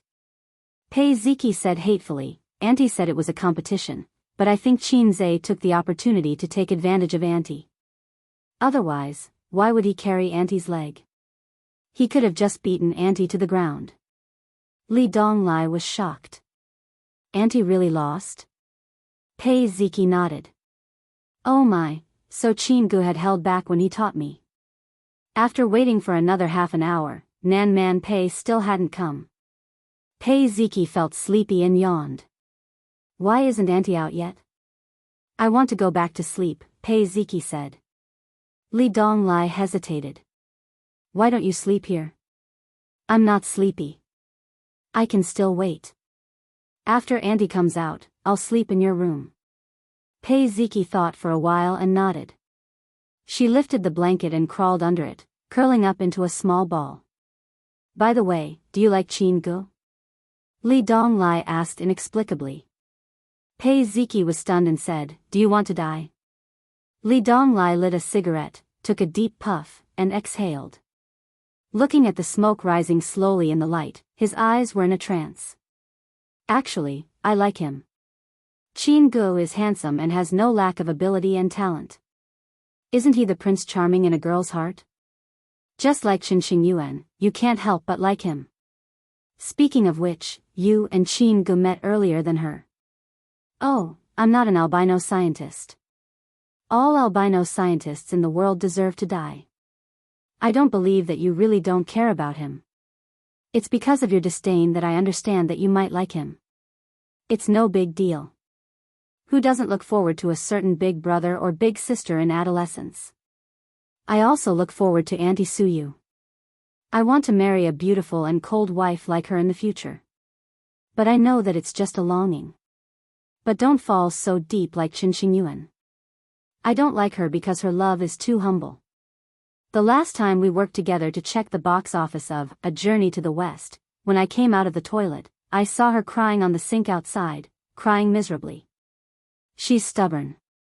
She's stubborn when she's angry with her parents. She's also stubborn when she likes Qin Gu. But liking a person is uncontrollable. Not liking a person is also uncontrollable. You can't think that Qin Gu is heartless and indifferent just because he doesn't like her. Qin Gu has already made it very clear to her, but she's like a moth to the flame. Who's to blame for crying so miserably? Li Donglai sighed faintly, but I don't want you to cry so miserably. You're my sister. I'd rather you betray others than let others betray you. Pei Ziki looked at him blankly. Li Donglai said, do you think Qin Gu is poisonous? Why do all the little girls like him so much? I'm not as handsome as him, not as talented as him, not as smart as him, not as good as him, not as good as him in singing, not as good as him in earning money, not as strong as him in aura, not as good as him in fighting. Besides these, what's the difference between me and him? Where am I inferior to him? But I'm still a virgin. Damn it, what do I need this iron bar for? Psycho. Pei Ziki lifted the quilt and covered her head. She said with a slightly choked voice, who likes him? I won't like him. The room was completely quiet. Li Donglai was alone in a daze. Listening to Pei Ziki's slight snoring, his thoughts drifted. In the luxurious parent-child room at the end of the corridor, the family of 3 should be asleep at this time. He imagined the scene inside.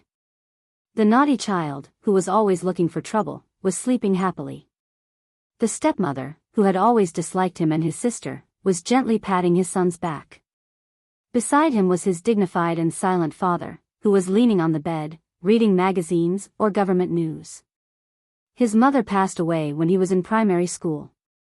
His father remarried half a year later. It was a shotgun marriage. Because of this, Li Donglai could not forgive his father. His father said that it was for the good of you and Ziki. You are too young and cannot live without your mother's care. Li Donglai said loudly at that time, you are fickle, and you might even have an affair. Otherwise, what's with the bastard in that woman's belly? You scum. His father slapped him on the spot. His aunt said that his father cheated his mother. His mother abandoned her huge family business and followed him to Shanghai. She was unfamiliar with the place and people, and they almost broke up. His mother loved him so much, but what did he do? Did he lack women? Couldn't he live without women? How long had it been since his mother passed away? Half a year later, that woman was already 3 months pregnant. Therefore, after his stepmother married into the family, Li Donglai made all kinds of trouble and looked for trouble. Looking at her wronged appearance, he was proud, like a little lion defending its territory. He was angry with his father in this way. But after so many years, he was just constantly exhausting his father and grandmother's patience. Over the years, Li Donglai had come to understand that this woman was really a scheming bitch. She was not like other stepmothers who were harsh with their words and even abused their stepson and stepdaughter. She had created the image of a weak stepmother for herself and silently endured the difficulties and willfulness of her stepson. She even never spoke ill of Pei Ziki and Li Donglai. But after her son was born and gradually grew up, the little brat gradually found trouble to take revenge on Li Donglai and Pei Ziki. Whether he was at a disadvantage or not, he would cry in the end. His father looked on coldly. He did not care about his younger son's bad deeds, nor did he care about his elder son beating his younger son. In the end, Li Donglai or Pei Ziki would definitely be scolded by his grandmother. In a family, if the elder bullied the younger, no matter what the reason was, the parents would definitely scold the elder. Because you were the elder brother and the elder sister, you had to act like an elder brother and an elder sister. Li Donglai did not hate his stepmother, only disdain. He and Pei Ziki were not born by a woman. No stepmother would like to make things difficult for her stepson. She was not a saint. He just could not forgive his father. In this world, there were two kinds of knots that were the most difficult to untie. The knots between father and son. The knots between lovers. Although he and Pei Ziki often quarreled and bickered, and both of them were very angry, their relationship was actually very good. Just like when he was beaten like a dog at the KTV, Pei Ziki would scream and be the first to rush up. And if Pei Ziki was hurt, he would fight with the other party without caring about anything. In a pretentious way of saying, this world is very cold, we hug each other for warmth. Chapter 547. In a secluded part of the forest park.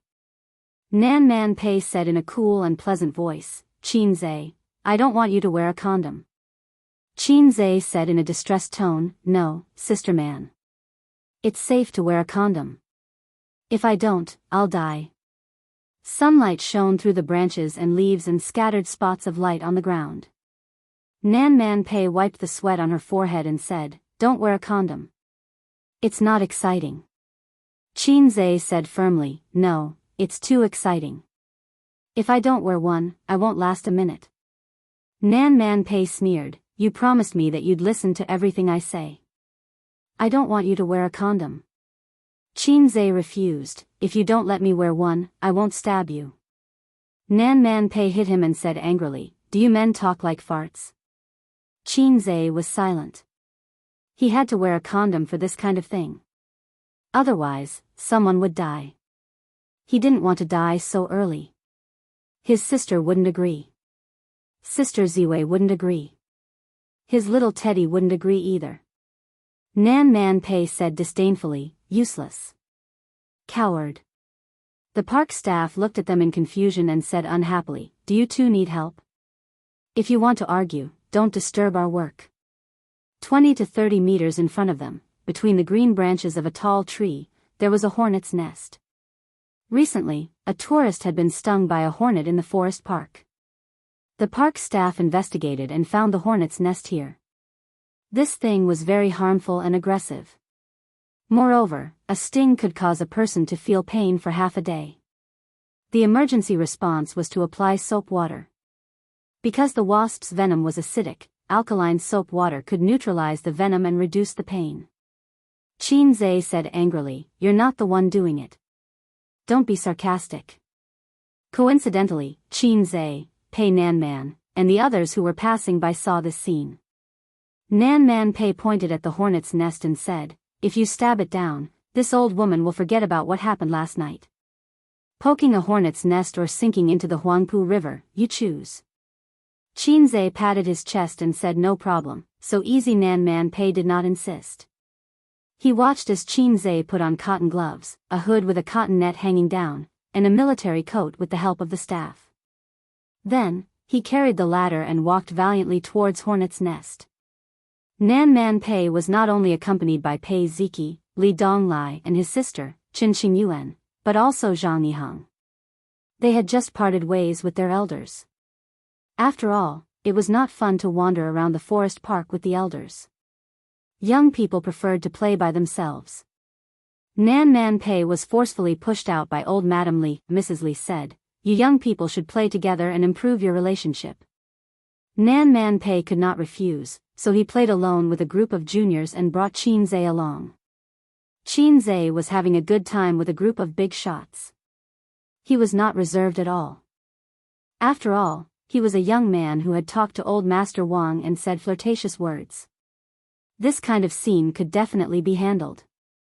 Salted fish Zhe was no longer the salted fish he used to be. In the past year, he had cultivated unparalleled confidence. No one said that his temperament was not worthy of his handsomeness. He was like a person who played games with cheats. He was not afraid of anyone. Zhang Yiheng was of average height, but he was very burly and had a valiant temperament. However, his slightly pale face ruined his masculine image. Zhang Yiheng accompanied Nan Man Pei and looked at Qin Zai's back. He smiled and said, "This young man is very interesting." Nan Man Pei replied politely, "Yes, he can drink better." Zhang Yiheng suddenly felt very uncomfortable. When he woke up this morning, his head was so painful that it felt like it was going to split open. It took him a long time to remember who he was and why he was sleeping in a hotel. He recalled last night. He choked on a glass of erguoto and cried. It was all because of this young man. When he woke up this morning and had breakfast in the hotel, he found a few people who sat at the same table as him last night and asked them a few questions. He was right. Nan Man Pei had a special relationship with this young man. As for the extent of their relationship, he knew better than those guys. His old man had a good relationship with Li Jianye. This time, he came to Shanghai for a blind date. Old Madame Li took the lead. At that time, she sent a photo of Nan Man Pei a few years ago. Zhang Yiheng liked him at first glance. Even though he knew that he was divorced, he did not mind at all. In this day and age, it really did not matter whether he was divorced or not. Which young people nowadays did not have a few exes? What was the difference between getting married and doing all the things that a married couple should do? Zhang Yiheng was divorced himself. He had a son who was not in primary school yet. After the divorce, he lived with him. Therefore, he did not care whether Nan Man Pei could bear children or not. In fact, he even felt relieved. If she did not have children, even if she was a stepmother, she would not be too bad to her stepson. When he saw Nan Man Pei last night, Zhang Yiheng was stunned by her. She was more beautiful and mature than in the photo. She had a unique temperament. This kind of woman was not an ordinary pretty girl from a humble family. Only this kind of woman was worthy of his family background. At his level, he needed a woman with a strong aura to set him off. If he married a pretty girl who was shy and self-abased wherever she went, it would be embarrassing no matter how beautiful she was. Probably because of old Madame Li, Nan Man Pei was always very polite to him. She smiled a lot, but there was a faint sense of alienation. It did not seem like she was going for a blind date. Zhang Yiheng thought for a long time. When he heard the conversation just now, he felt that it might be because of that young man. Just then, something happened in front of him. Qin Zai finally reached the top of the ladder and reached the hornet's nest. But when he took the hornet's nest, perhaps because his gloves were too thick, he used too much strength. Pei Nanman and the group of people not far away could only watch helplessly as the hornet's nest was crushed by Qin Zai's hand. The hornet's nest was made of mud, so it was fragile. In an instant, it splashed Qin Zai's face. He had poked the hornet's nest. He felt that this figure of speech was weird. In the blink of an eye, the hornet's nest was boiling and buzzing. Qin Zai screamed and jumped down from the 2-meter-high ladder. He covered his head and ran toward Nan Man Pei. Nan Man Pei's expression changed. The staff not far away cursed, "What the F***ck," and ran away. The enemy would arrive in 5 seconds. If they did not run, they would not be crushed. Pei Ziki and the other young men and women were scared out of their wits. They screamed and ran in all directions. Zhang Yiheng thought to himself, "It's time for me to show off." He grabbed Nan Man Pei's hand and said manfully, "Run with me." After he finished speaking, he was stunned. He did not manage to hold her hand. In his line of sight, he saw Pei Nanman galloping away, her low-heeled shoes clicking loudly. She was fast. Was this woman a sprinter in the past? The thought rose in Zhang Yiheng's mind. Suddenly, he heard a buzzing sound. A hornet landed on his head, and then he felt a stinging pain on his scalp. The enemy was here. If he did not run, he would be crushed. Zhang Yiheng covered his head and caught up with Nan Man Pei. 10 minutes later, a group of people stood or sat in the pavilion outside the racecourse. They looked scared. The park staff brought soap water. Not many people were stung by the hornet's nest, but Qin Zhe was one of them. The rest were two young men, a girl, the previous staff, and Zhang Yihang. The staff wanted to curse, but he knew that this group of people was not ordinary, so he held back. Why did you join in the fun? Was it fun? It was not fun at all. My head is hurting. Qin Zhe sat in the pavilion and took off his short-sleeved shirt. His well-proportioned body attracted the attention of the girls. They kept looking in and out of his body. There was a big bump on his left chest. It did not look very harmonious. Qin Qingyuan stood at the side. Her heart ached. She wished that the hornet had stung her own chest. Qin Qingyuan was supposed to help her sweetheart apply soap water, but Nan Man Pei beat her to it. She was very unhappy, but she did not dare to say anything. Aunt Pei was an adult. How could she not know how to behave? How could she touch a man's chest so casually? Nan Man Pei helped him apply the soap water. Does it still hurt? Qin Zhe was flattered. Much better. Nan Man Pei frowned. Why is it so swollen? Wild hornets were very venomous. Although he was wearing a military coat, there were still gaps. Hornets were more terrifying than eels. They could enter any opening. When Qin Zhe was escaping, the hornet had entered his body. He only managed to kill it when he escaped to the pavilion. During this period of time, the hornet had injected Qin Zhe crazily. The injection volume was very scary. Otherwise, why would there be such a big bump? Pei Ziki mocked. Your chest looks like a woman's. Qin Zhe looked at her and retorted. Do you feel inferior? Your chest looks like a man's. Pei Ziki was furious. She kicked her little leg. Qin Zhe blocked it with his leg. The brat staggered and almost fell. Auntie, he bullied me. Auntie, he bullied me. Nan Man Pei glared at Qin Zhe. Qin Zhe grinned and touched the bump on his left chest. It still hurt a little. Was the hornet's venom so strong? He glanced at his crotch. I suddenly had a bold idea. No, 18 centimeters is scary enough. This idea is still very immature and can't be implemented. Otherwise, so you will cry. Qin Zhe saw the staff with a bitter look. He walked to the edge of the pavilion, sat on the steps, and handed him a cigarette. I'm sorry, I screwed up. Although I'm Hei's king, I'm not an all-around player, and I occasionally make mistakes. The staff was very young, in his 20s, and he said insincerely. I understand, I'm just playing with my girlfriend. Nan Man Pei is very well maintained. She is mature and beautiful, fashionable and young. You can't see that she is 30 years old. In fact, a woman in her 30s is the most beautiful stage in her life. The most attractive age in a woman's life is 6 to 10 years old, 25 to 35 years old. Otherwise, how can there be two camps of lolicon and big sis?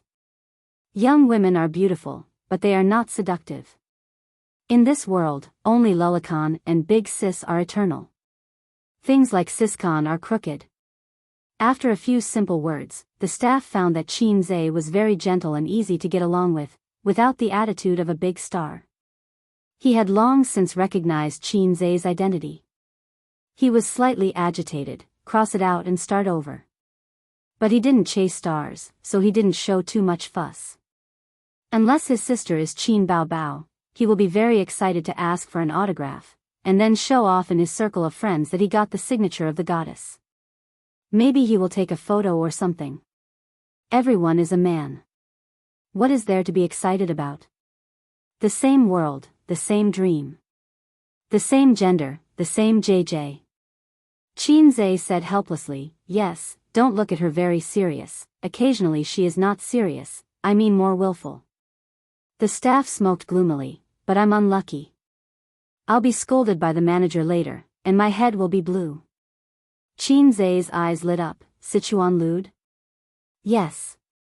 I always like the Sichuan version of Mandarin. I think it's very Western. What's so Western about it? It's really Western. It's the first time I heard the effect of a talk show in Mandarin. Brother, what's your surname? Perhaps he felt that Qin Zhe was too down to earth. The staff threw him a little wink and laughed. The north wind blows, the autumn wind is cold. Whose wife is staying in an empty room? If you have trouble, I'll help. I live next door, my surname is Wang. Qin Zhe laughed. The staff also laughed. Qin Zhe lightly slapped his scalp. Speak properly. I don't live next door, but my wife's surname is Wang. Chapter 548. Zhang Yiheng frowned. There was a big bump on his head and a bite on his neck. The pain was secondary. The main thing was that he had suffered an unexpected misfortune. If not for this rascal's naughtiness and insistence on poking the hornet's nest, such a terrible thing would not have happened. The hateful thing was that he only had a bump on his chest. If it had been a woman, she might have been happy for a while. She did not need to spend money on treatment and was confident of being a woman. Why did he get stung on the head? Why did he have a horn on his head? Zhang Yiheng was full of anger. He said unhappily, if you have time to chat, think about how to deal with the hornet's nest. Qin Zhe replied, the park staff has already done it. The staff member surnamed Wang nodded. My colleague will do it. Qin Zhe shrugged. That's right. By the way, can you teach me some Sichuan Mandarin? I'll go home and tease my sister. She'll definitely laugh like a mantis shrimp. It's so cute. When old Wang heard this, he was also interested. Sure, what do you want to translate? Qin Zhe said, I'll kill you with one punch. Old Wang was speechless.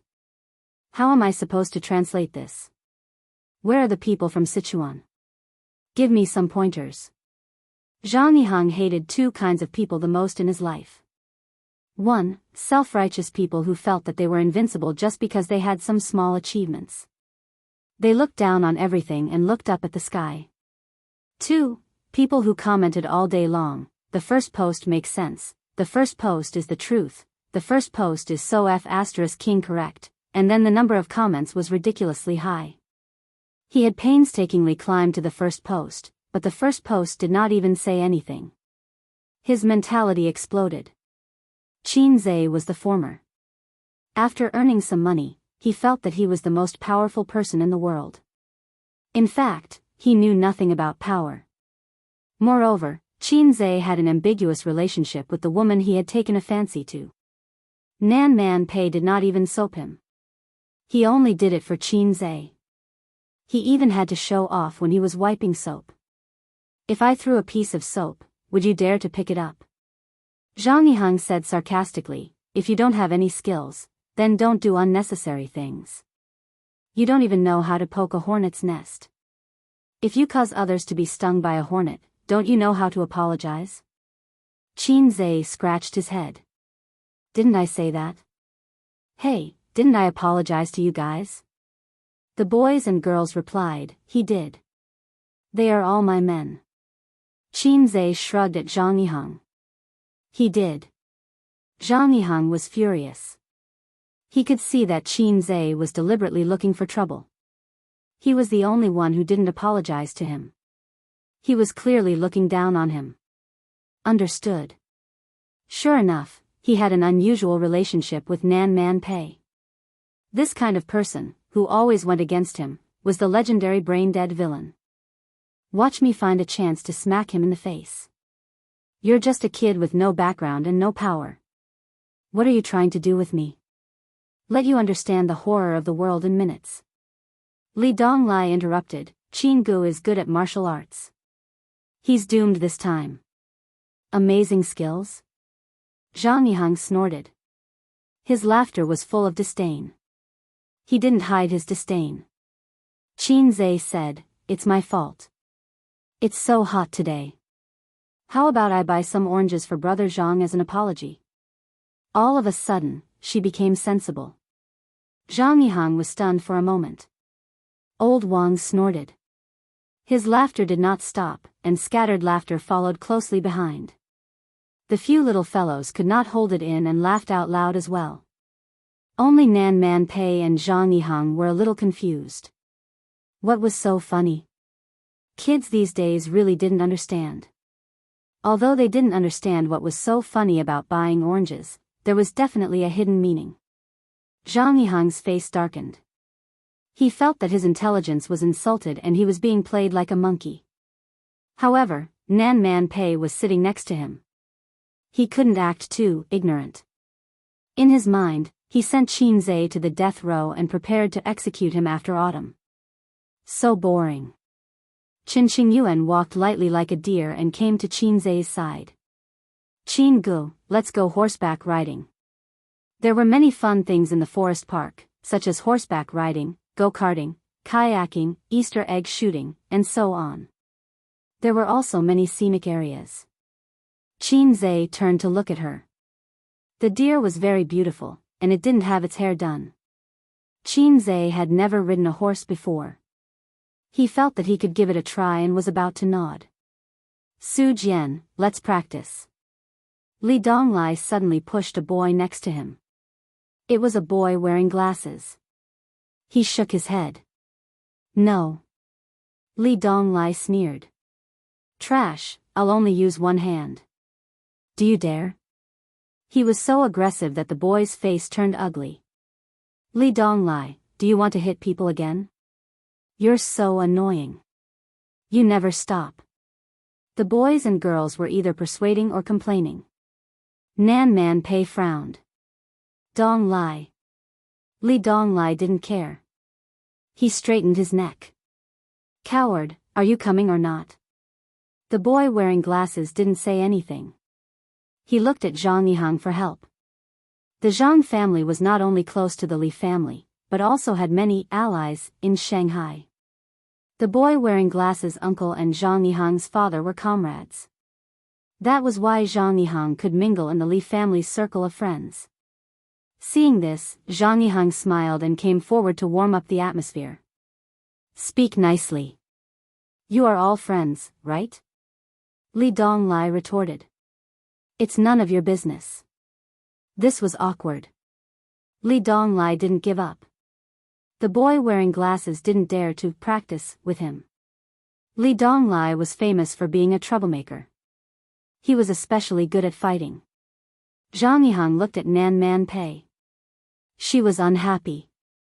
She was worried that the naughty boy was hard to take care of. In fact, Nan Man Pei didn't want to beat Li Donglai because there were outsiders present. It was like when a child was disobedient outside, the parents would at most scold them. They would rarely beat the child in front of outsiders. Well, if you want to practice, I'll come with you. Zhang Yihang said.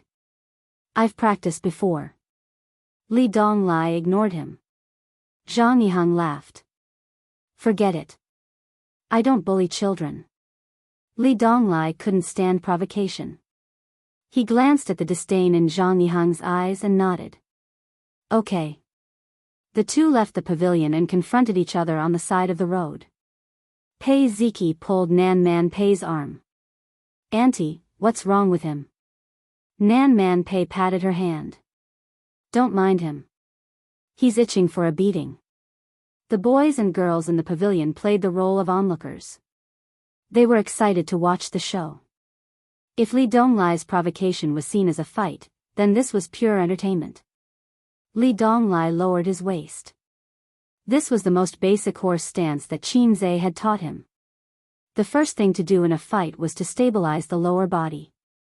Only when the stance was stable could the punch be stable. After he stabilized his lower body, he threw a straight punch at Zhang Yihang's chest. As Zhang Yihang dodged to the side, he grabbed Li Donglai's wrist and pulled. Their strength was not on the same level at all. Li Donglai staggered and was tripped by Zhang Yihang's outstretched leg. He fell flat on his face.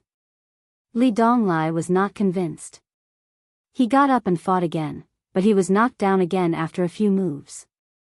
It was a one-sided beating. The last time he fell, he was kicked in the stomach. Li Donglai couldn't get up for a while. Are you okay? Zhang Yihang's kick was a punishment for this brat's arrogance.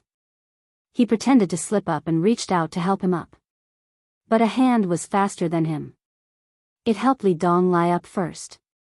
TSK. You've been slacking these days.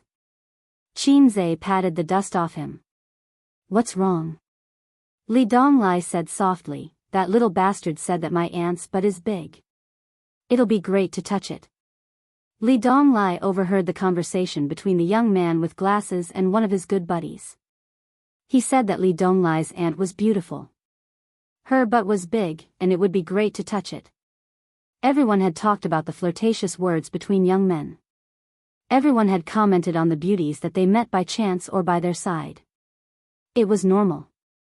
But if the families of the people involved heard it, it would be awkward. They would quarrel and fight. Li Donglai said angrily, this guy is so meddlesome. I really want to beat him up, but I can't beat him. Qinzhe patted him on the shoulder and smiled at Zhang Yiheng. Impressive. You've really practiced. Then, how about we spar a few times? The surprise came too quickly.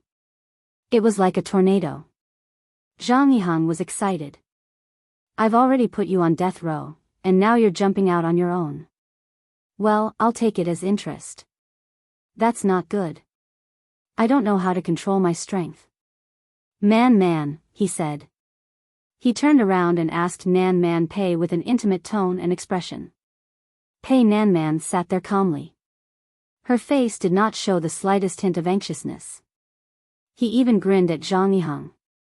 Zhang Yiheng breathed a sigh of relief. He confirmed one thing.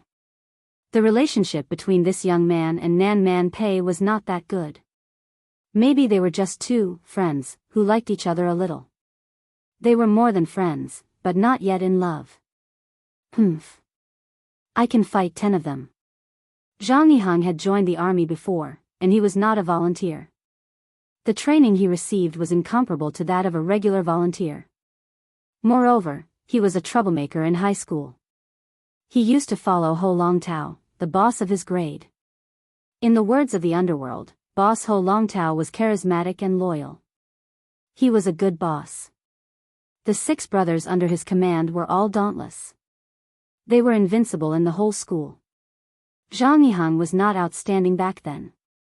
When he saw Boss Ho dominating the school, he thought enviously, when can I be as good as him? So he joined Boss Ho and became his henchman. As for now, he was still in the limelight, but Boss Ho was gone. It turned out that without a good father, one should not waste time in school. If one did not work hard when he was young, he would be a delivery boy when he grew up. Fighting had always been Zhang Yiheng's specialty. It was time to show off his real skills. Not far from the pavilion, a fashionably dressed girl was holding a selfie stick. The camera was aimed at the pavilion. On the screen of the phone was a live broadcast. The comments section was flooded with all kinds of gifts. Hey, Qinzhe seems to be fighting with that guy.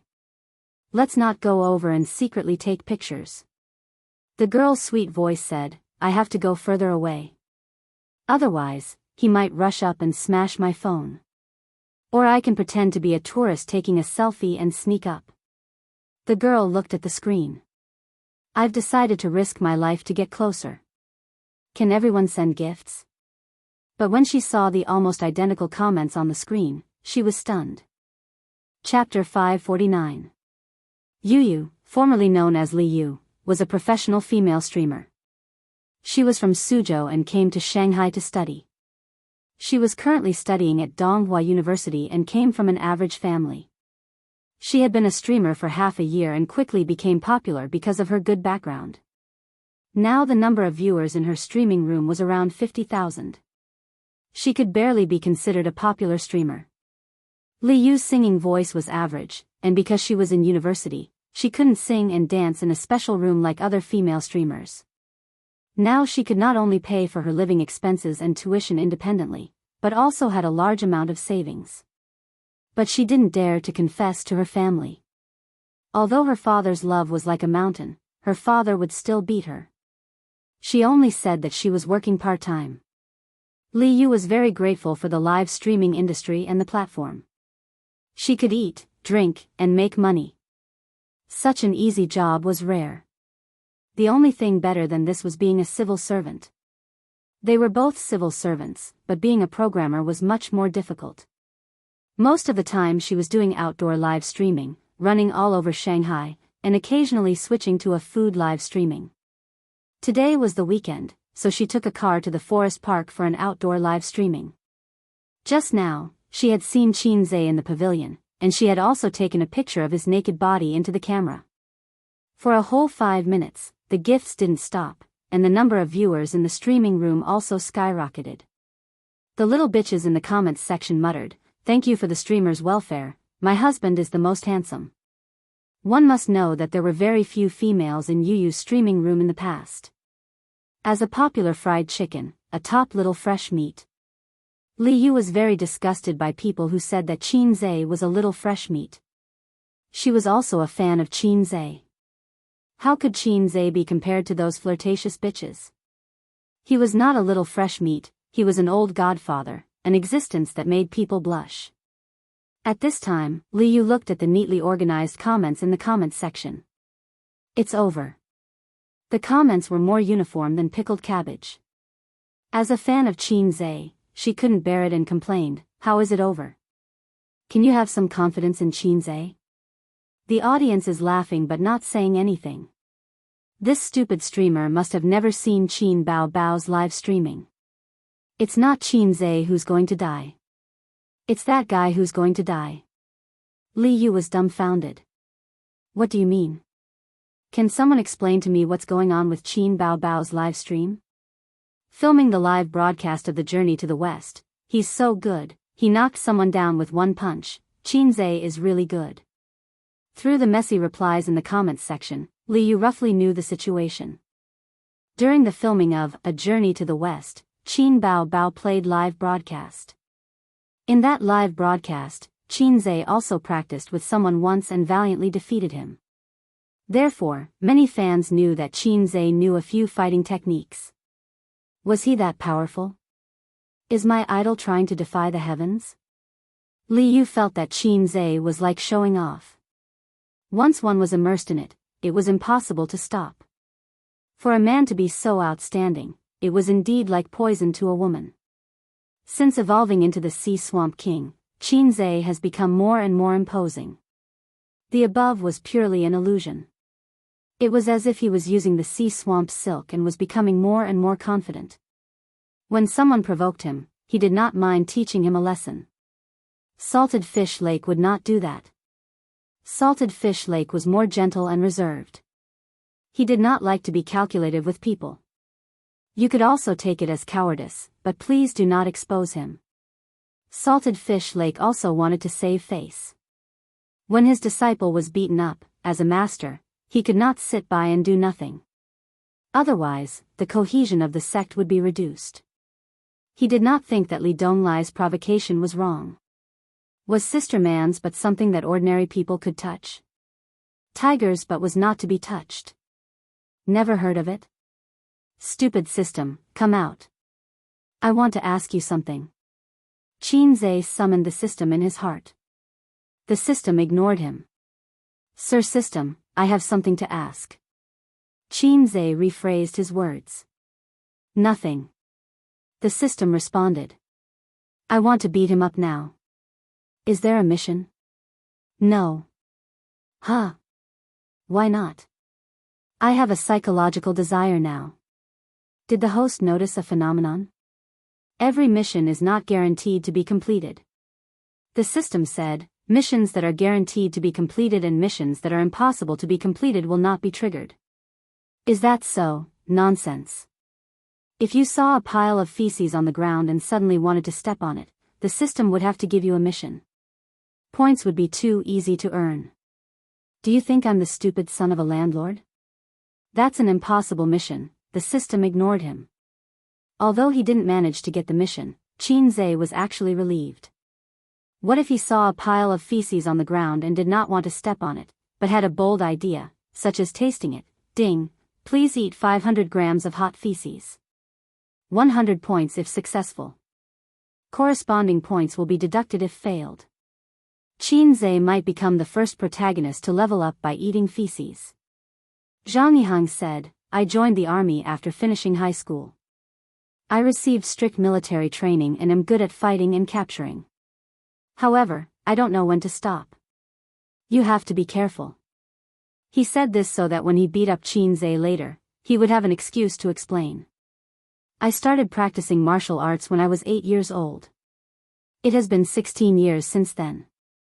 I am proficient in internal martial arts and external martial arts, Tai Chi push hand, Ba Ji Bang, 7 injuring fist, and the lost finger Zen. In addition, my Nigong Heart Sutra is the times are calling. Qin said in one breath, I know when to stop, so I won't beat the shit out of you. Zhang Yihang was stunned by his words. When he heard the last sentence, he realized that he had been taken advantage of by the other party. Internal martial arts and external martial arts did exist and were not fake. However, most of the so-called Chinese martial arts masters were scammers because they were already so old. What a joke. How could they still be called masters at such an old age? Didn't they know that martial arts were afraid of the young? This was the same principle as Jianghu folk remedies. Folk remedies were real, but 90% of them were fake. Therefore, when people heard folk remedies, they subconsciously thought that they were scammers. At the end of the day, this was due to the lack of supervision of the country, which led to the prevalence of scammers in the industry. If Qin had not mentioned the Nigong Heart Sutra, Zhang Yihang might have been alarmed. Don't think that I don't know what the times are calling is.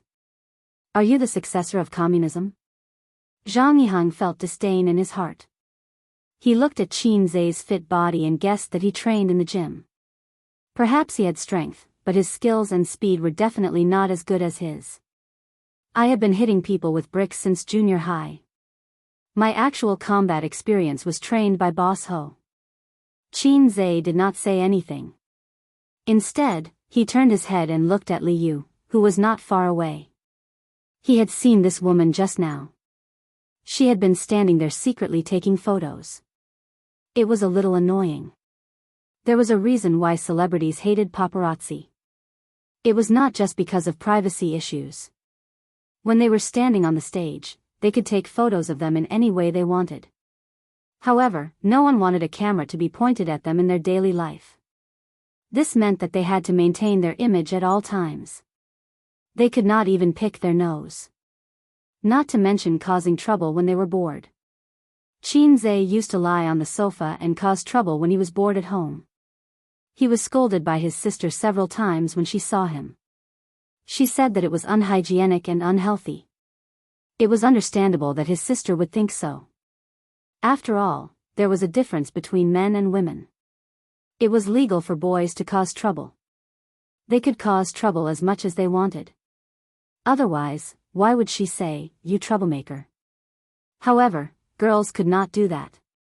After all, bacteria were pervasive. If a girl did that, what would it be called? Nua. Watch me mend the sky with one hand. Double-click 666. Qin was not very happy to be secretly photographed, but he could not rush over and ask them to delete it.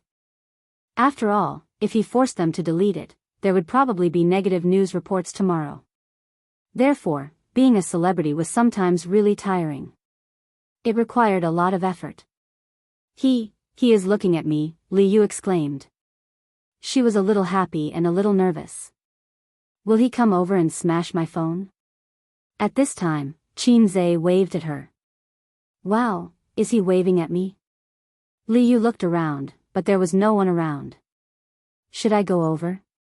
After I go over, how should I hand over the phone? Go, get close to the big boss. Host, go over quickly. Why are you in a daze? I want to see Qin bare face. Go, focus the camera. The comments section was full of encouragement.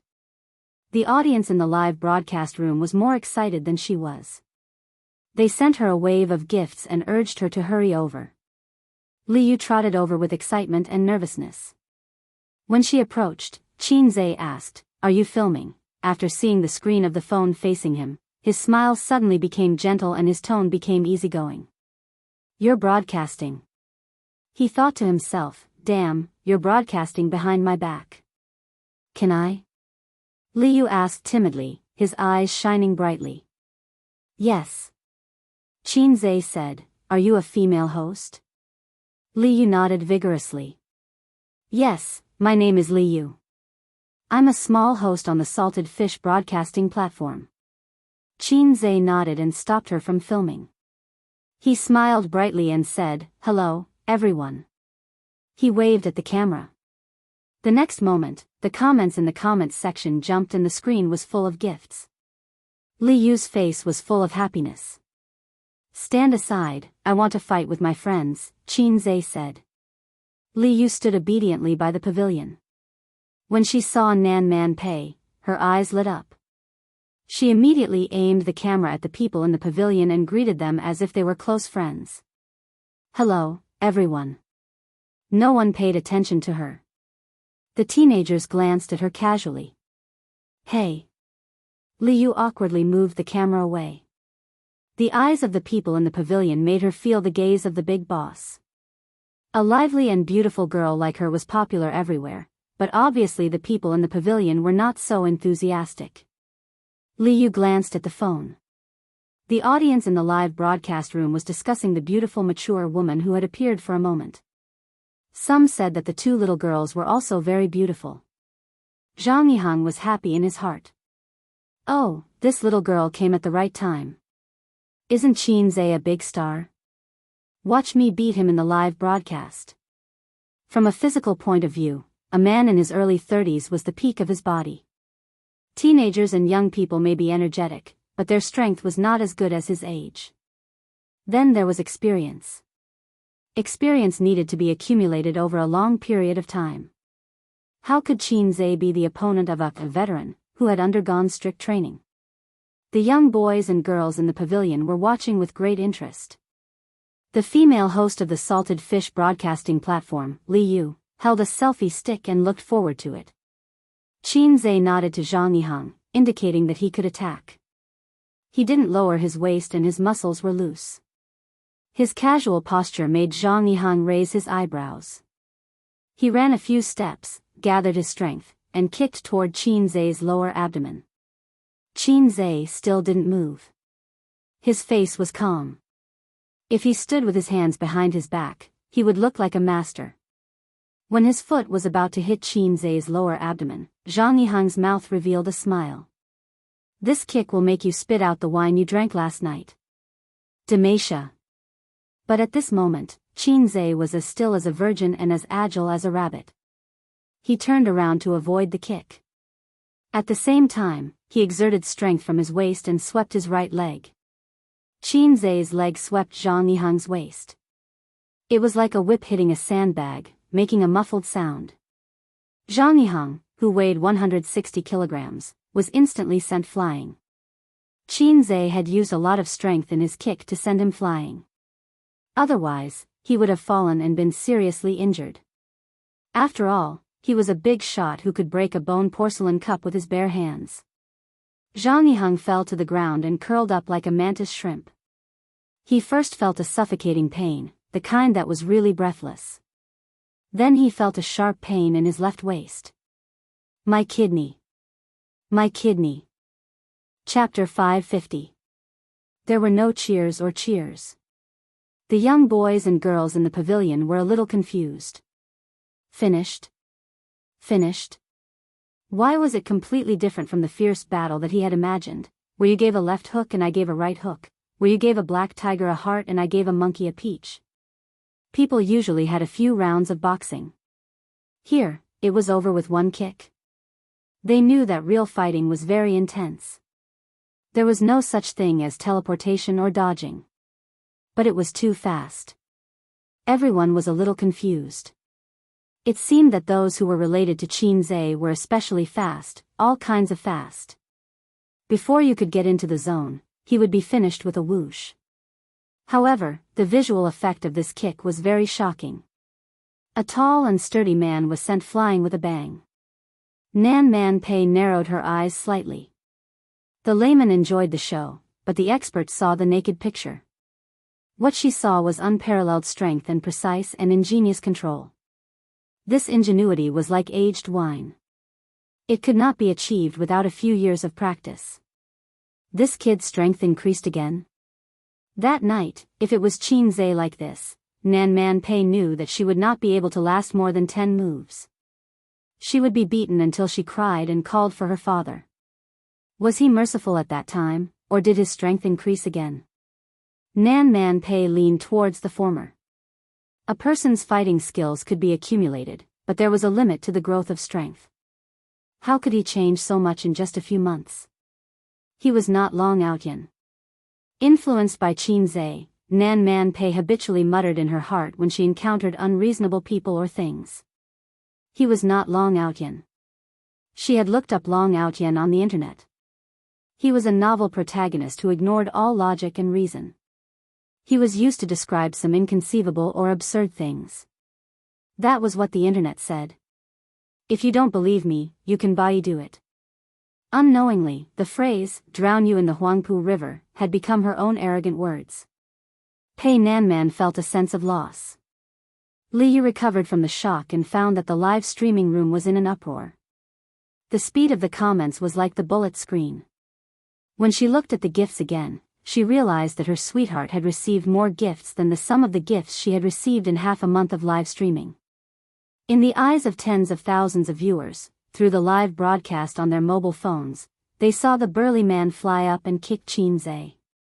Qinze didn't move at all. It was unknown how many female viewers screamed for Qinze in front of their screens. Then, Qinze turned around and swept his leg. His posture was handsome and his strength was fierce. Such a big man flew out like a sack. Compared to Qin Bao Bao's live broadcast on the set, this time's sparring session was even more shocking and visually impactful. He was sent flying with a single kick. I think I've learned physics for nothing. It must be fake. It really doesn't make sense. If you say that it's possible to send someone flying with a kick, it's possible. However, sweeping someone away and kicking someone away are two completely different things. But that's the truth. This isn't a movie. Is a fast shooter a monster? This fast shooter is a bit rash. What's so strange about that? Didn't you see his muscles just now? Io, this old lady's maiden heart, I really want to lick it. Quick, shoot me. How is that man? Is he dead? The viewers in the live broadcast room were in a heated discussion. Qinze reached out to help Zhang Yihang and pretended to be very concerned. Are you all right? Io, look at me. I accidentally missed. Zhang Yihang's face was pale. He ignored him and struggled to get up. Sitting on the ground, he gasped for breath. He had no time to care about what Nan Man Pei would think of him. He had to recover first. When Qinze saw Liu coming over, he pretended to help him. Image was very important, especially for public figures. They must be great, glorious, and righteous. Otherwise, they would be easily patronized by God Hegemon. There were many dead anchors and stars who were killed because of their arrogance and lack of control.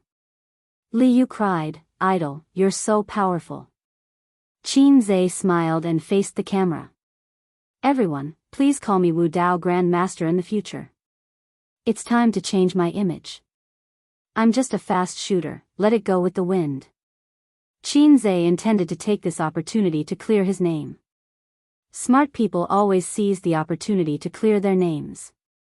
It was so embarrassing to be called Wu Dao Grand Master all the time. The viewers in the live broadcast room responded, Wu Dao Grand Master. Wu Dao Grand Master. Wu Dao Grand Master, I love you. Qinze was speechless. I'm so stupid. Why do I always have to be entangled with a nickname? Steady Aura. Steady Aura. The nickname Wu Dao Grand Master was quite naughty, so fans and onlookers liked to call Qinze this way. They thought it was a teasing and a nickname. What kind of nickname was this? Wu Dao Grand Master, Prince Charming, and Little Fresh Meat were not as interesting as Wu Dao Grand Master. This was the psychology of the masses. For example, many stars like to criticize themselves on Weibo, which could make fans laugh and like them. That was the reason. But Qin Zhe really didn't like this nickname. When he introduced himself in the future, he would say, "Hello, I'm Shi Ritian. What's your name?" "I'm Wu Dao Grand Master." Or, "Hello, I'm Qin Zhe." "Oh, I know you. Wu Dao Grand Master." Inexplicably, he was given such a title. It was all Qin Bao Bao's fault. No matter how hard he slapped her, it wouldn't make up for his loss. He would definitely give her a good spanking when he got home. Nan Man Pei walked over and stretched out her hand. "Yiheng, are you okay?" Zhang Yiheng's expression was terrible. He shook his head, held Nan Man Pei's little hand, and got up. The left side of his waist hurt badly. He had the illusion that he was being cut in half. Nan Man Pei said apologetically, "I'm sorry." He didn't hold back. As she said that, she turned her head and looked at Qin Zhe. The moment she said that, Zhang Yiheng was mesmerized. But the words she said made Zhang Yiheng break down. He doesn't hold back in all aspects. "I've been troubled." Zhang Yiheng was speechless. It seemed like she said nothing, but it also seemed like she said everything. The art of language was filled with imagination. Zhang Yiheng got up quietly, rubbed his waist, and forced a smile. "My clothes are dirty. I'll go back to the hotel to change. You guys have fun." Nan Man Pei nodded. "I'll call an electric car to pick you up." There was an electric car in the forest park that was similar to the ferry at the airport. After all, the park was very big. It was impossible to walk there. Zhang Yiheng waved his hand and left. For both parties, this blind date was undoubtedly a failure. Both of them were people of status. They didn't overdo it to save face. "Do you have a house?" "No." "Do you have a car?" "No." "Do you have more than $1 million in savings?" "No." "Then why did you go on a blind date?" "Are you a virgin?" "No." "Then why did you go on a blind date?" Only vulgar men and women would talk like this. They didn't hold back at all. Although these were the three essentials of a blind date, a car, a house, and money, one had to learn to hold back. In life, there were many things that could be said in a subtle way. This would not only show quality but also avoid conflict. For example, your wife gave you a green crown. Your father was furious. Your mother is seeking death. The grass in your grave is green. I invite your mother to go to Mount Wu together. The art of language was wonderful. Qin Qingyuan said, "Qin Gu, let's ride a horse." She glanced at Li Yu's mobile phone and hugged Qin Zhe's arm very schemingly. "Cameraman, quickly turn the camera over. I'll give you an extra drumstick tonight." Naive and sweet girls can't catch up with Prince Charming. If a girl is not scheming, how can she hook up with her sweetheart? Qin Qingyuan felt that this was an opportunity. Regardless of the consequences, she had to first set the status of intimate relationship. With so many people watching in the live broadcast room, there would definitely be screenshots. She would become Qin Ji's rumored girlfriend. It was beautiful to think about. Qin Zhe glared at her. "Don't make trouble." He took back his hand. Qin Qingyuan felt wronged. "Give me a hug." "It doesn't cost you a penny. Only a ghost would give you a hug." Qin Zhe didn't care about gossip, but he was afraid of kneeling on the keyboard. He was afraid of being pinched to death by his sister. He was afraid that Suyu would pinch his JJ. Qin Zhe had been surviving in the cracks of his sister. This was like a man saying to a woman, "Give me a slap. It doesn't cost you a penny. Maybe I'll give you money." They came to the racecourse. The so-called racecourse was actually a 200-meter playground, a miniature version of the 400-meter track in the school. The track surrounded the fir trees. 2 horses, 2 trainers. Qin Zhe was pulled by Qin Qingyuan to run a circle. 20 yuan. The 2 horses trotted, and people bumped up and down on the back of the horses. "Ha, Qin Gu, don't you think we are like the Jianghu Rangers, the Condor Heroes?" Qin Qingyuan smiled brightly. I think we are like two children. Qinze said. Why? This thing is like riding a wooden horse, up and down. Ugh. Now that you mention it, it does seem like it. It's not romantic at all. When riding a horse, one's buttocks couldn't sit stably. Both feet had to be on the stirrups. Even so, the person was still jolting. Riding a horse was not romantic at all. On the contrary, it was a little empty because a horse was a living thing, not a car or a bicycle. In the TV series, riding a horse in the martial arts world should be very romantic. Let's accompany the mortal world and enjoy the prosperity of the world. Reality, let, me, us in the mortal world, urge, horse. One lap was soon finished. Qin Qingyuan was not satisfied yet. Qinze saw Nan Man Pei's eager expression and asked, Sister Man, do you also want to ride a horse? Nan Man Pei nodded. Qinze shouted, Li Donglai, give me your coupon. I'll ride around again. Li Donglai was speechless. Could it be that Qin Gu has taken a fancy to my aunt? I tried so hard but ended up guarding against the wrong person. Yes, Qin Gu has a big sister complex. He has no interest in little girls. Someone like my aunt is more in line with his taste. On second thought, it's normal. My aunt is so beautiful. Any man will have thoughts about her. But my aunt hasn't found a partner for so many years. Obviously, she doesn't have that kind of thought. Brother Qin was probably unrequited in love. Qinze and Nan Man Pei rode side by side along the track. Nan Man Pei's eyes were sparkling. There was a little girl's excitement. She's already 30 years old, but she's still so unrestrained. She's imitating other girls' expressions. But she's very beautiful and cute. Nan Man Pei experienced the pleasure of riding a horse without any distractions. Qinze silently turned his head and looked at her trembling breasts. The big breasts were a little naughty. Their trembling made one's heart itch. Kandwo Gil was hard. The scenery was beautiful. Qinze nodded silently. He'll ask his sister to come and ride another day. After one lap, Qinze got off the horse. Nan Man Pei didn't get down. Ziki, give me your coupon. Li Donglai, who had just finished buying his coupon, came back. Pei Ziki snatched her brother's coupon and handed it to the horse trainer. Nan Man Pei happily started the second lap. Li Donglai was speechless. The whole section collapsed. I want to ride a horse too. I've never ridden a horse in my life. I've never even ridden a Western horse.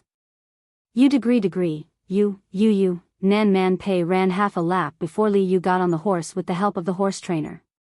She was still holding the selfie stick. She grabbed the saddle with one hand and smiled sweetly at the camera. I'm going to ride a horse now. Okay, didn't I always show you Qinze? You can't ignore me. The horse trainer said, put away your phone. You can't broadcast riding a horse. Li Yu bargained.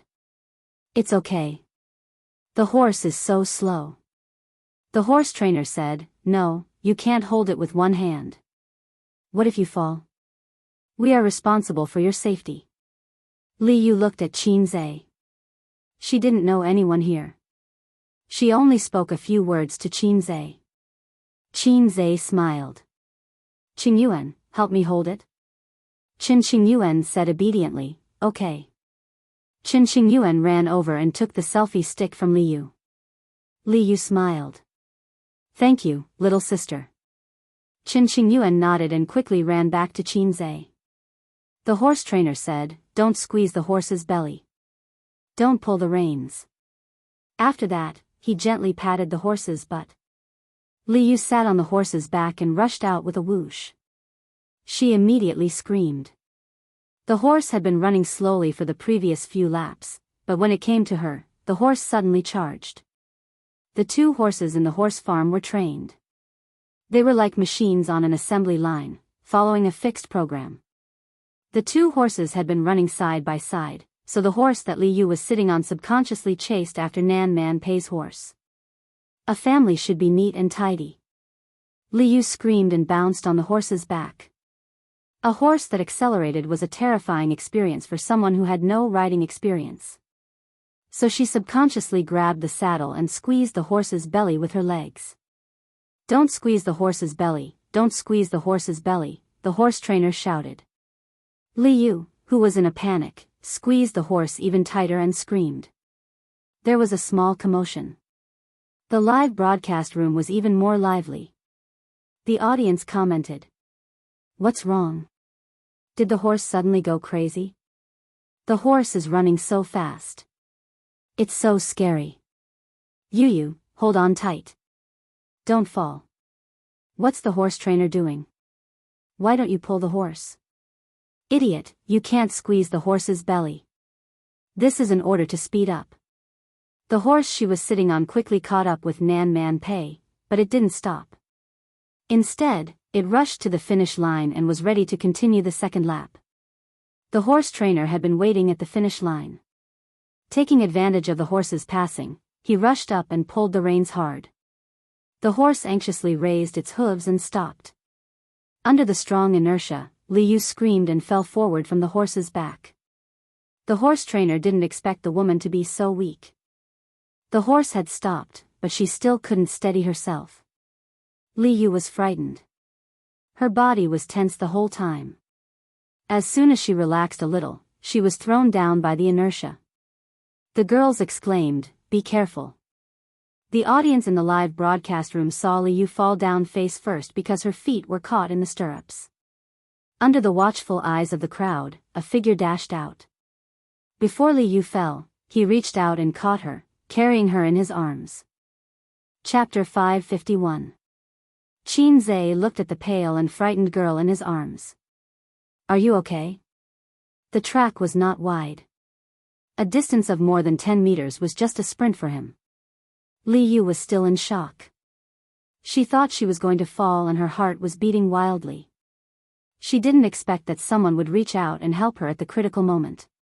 When he saw that it was Qin Zhe, at this moment, a familiar line flashed in his mind: "My dream lover is a peerless hero." She looked at Qin Zhe's face in a daze, her heart beating wildly. The words were the same, but the mentality was completely different. Li Yu was slightly wet. Qin Zhe helped her up and asked, "Are you okay?" Li Yu quickly shook her head, her cheeks slightly red. "I'm okay. Thank you." Bao Bao was scared to death. Seeing that she was okay, the two horse trainers were relieved and went forward to ask and apologize with concern. If the tourists were really injured, the forest park would be responsible. But it was a false alarm, so the matter would be much lighter. Li Yu shook her head generously. "I'm okay." As she spoke, she peeked at Qin Zhe. If it were an unreasonable or thick-skinned tourist, they would have made a scene and asked for a sum of money or at least the money for the coupons. But just like men pretending to be generous in front of women, women would also pretend to be educated and reasonable in front of men. Chen Xingyuan heard the teenagers next to her breathe a sigh of relief and shout, "Awesome, 666, and Qin Gu is mighty." She first cast an admiring look at Qin Zhe, then glanced at the people next to her with disdain. "He is indeed the man I like. Sit down, it's basic operation." In the live broadcast room, the screen was full of gifts. Chen Xingyuan looked curiously. She only saw the constantly changing comments and gifts flying all over the sky. How much money did all these add up to? The comments were quite interesting. "It's Qin Zhe, so fast. When did the fast shooter rush out? So fast. A hero saves a damsel in distress. Quick, cheer for the fast shooter. Qin Zhe is so charismatic. I really want to have a boyfriend like him. Wow, I feel more and more that Qin Zhe is a good person. It gives me a sense of security. I want a boyfriend like that too. 666, that's F** King awesome. I was sweating for Yu just now. By the way, did anyone record it? Yes, I'm going to post it on Weibo. We've been recording the entire time, starting from the pavilion. Haha. After the nervousness, the viewers in the live broadcast room heaved a sigh of relief and started discussing the scene just now. The comments in the comments section were alternating wildly. If this was a computer, there would be a screen full of 666 comments, the kind that would cover the screen. Qin Xingyuan showed a happy smile. She liked to see people praise Qin Zhe. It was like when you took your pet dog out for a walk and passers-by praised, "Wow, your dog is so cute." At this moment, Qin Xingyuan saw someone talking about her in the comments section. "Girl, let's be friends." "Sister, are you a streamer too? What's your streamer number?" Qin Xingyuan's dark eyes turned and showed a thoughtful expression.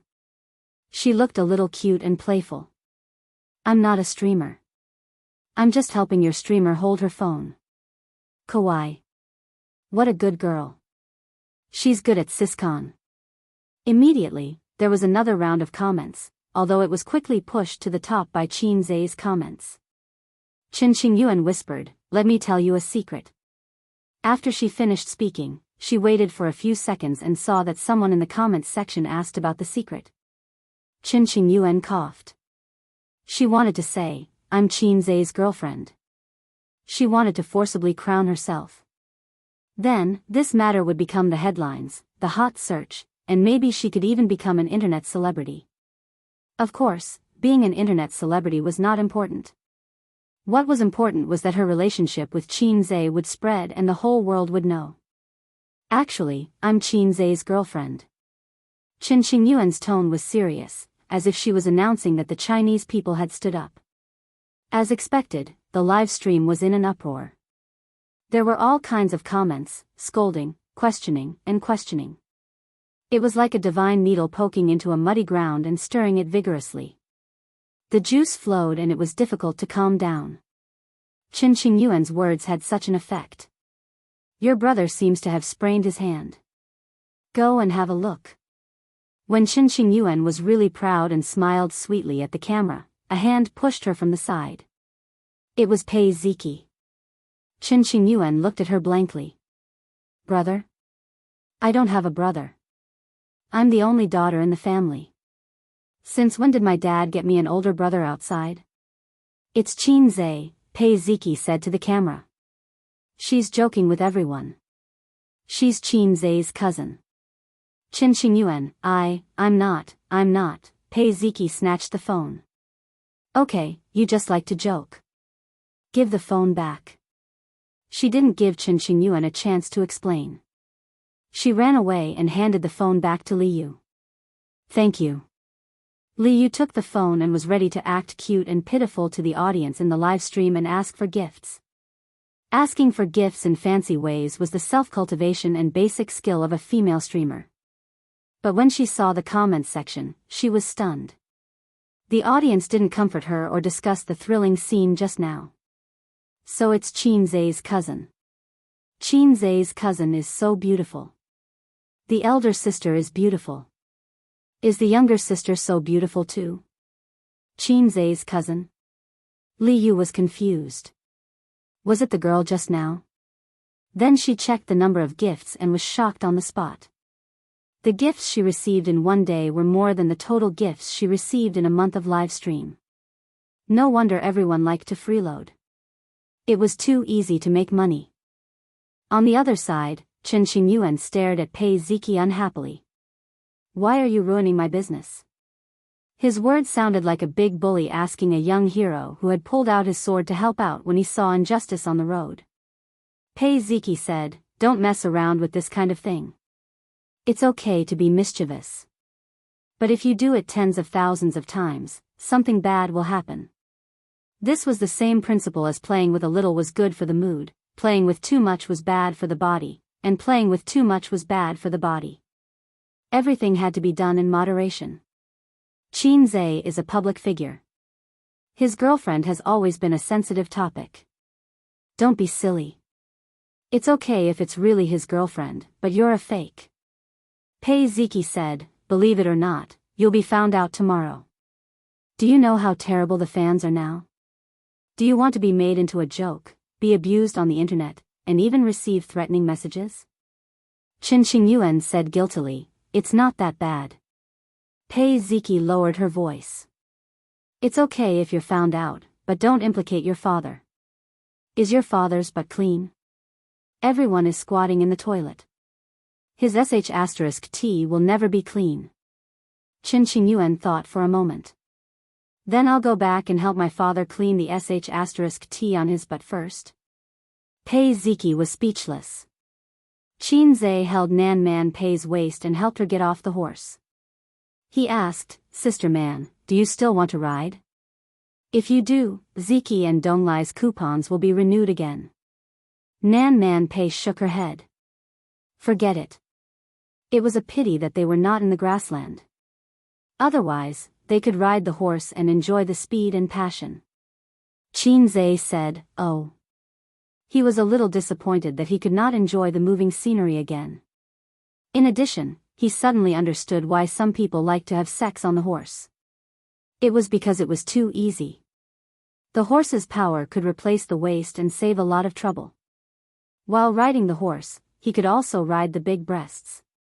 Nan Man Pei said seriously, "Qin Zhe, were you not serious at all that night?" This could easily cause misunderstandings, so Nan Man Pei said it in a low voice.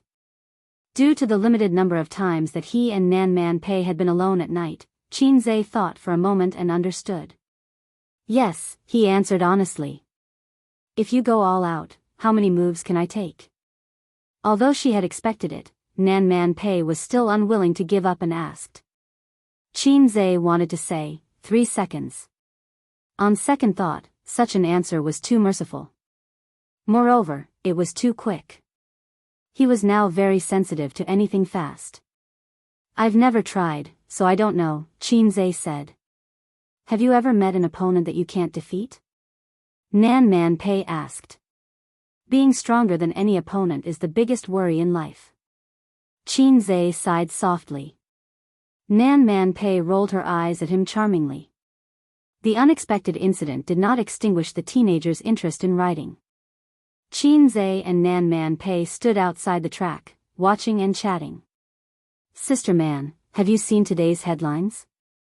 Qin Zhe lowered his voice and asked mysteriously. As he spoke, Qin Zhe looked up at the sky. The sun was shining brightly, and there were white clouds. There was no shadow of the river crab god. "I saw it." Nan Man Pei nodded. "How do you feel? How does your brother-in-law feel?" Qin Zhe asked. It was good to talk to smart people.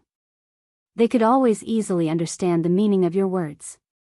Nan Man Pei glanced at him lightly and said in a bad mood, eating gutter oil, worrying about Nan Man Pei's heart. It seemed that Sister Man was secretive and did not want to discuss it with him. Qin Zhe could almost guess that if he continued to ask, Nan Man Pei would reply, "Believe it or not, I'll throw you into the Huangpu River if you talk too much." Thinking about it, Sister Man was quite arrogant. Her body was upright. After everyone had experienced the pleasure of riding a horse, the group of people went elsewhere. Qin Zhe thought that Nan Man Pei would go back.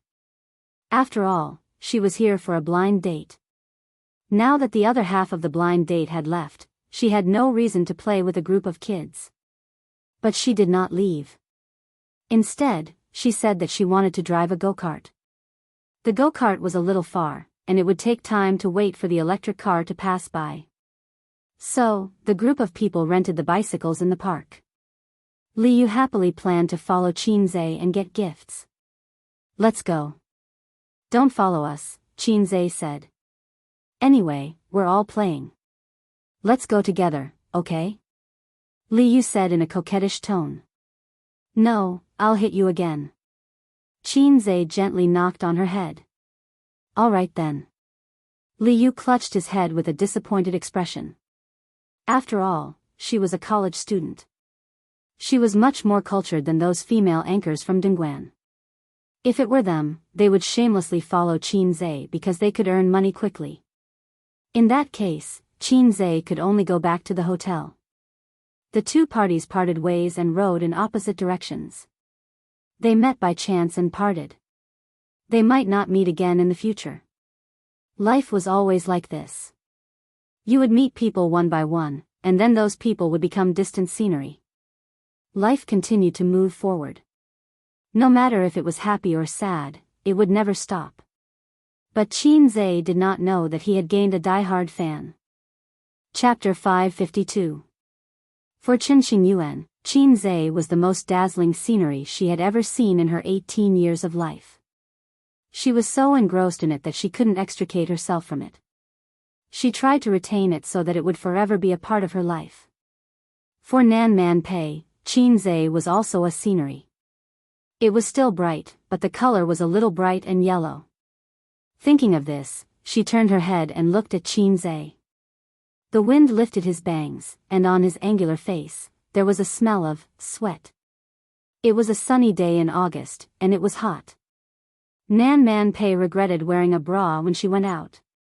It was uncomfortable, but if she didn't wear it, it would be heavier and more uncomfortable. Moreover, she was wearing short sleeves, and when she walked, it would jump and jump. It was very naughty. She envied women with small breasts who went out unrestrained.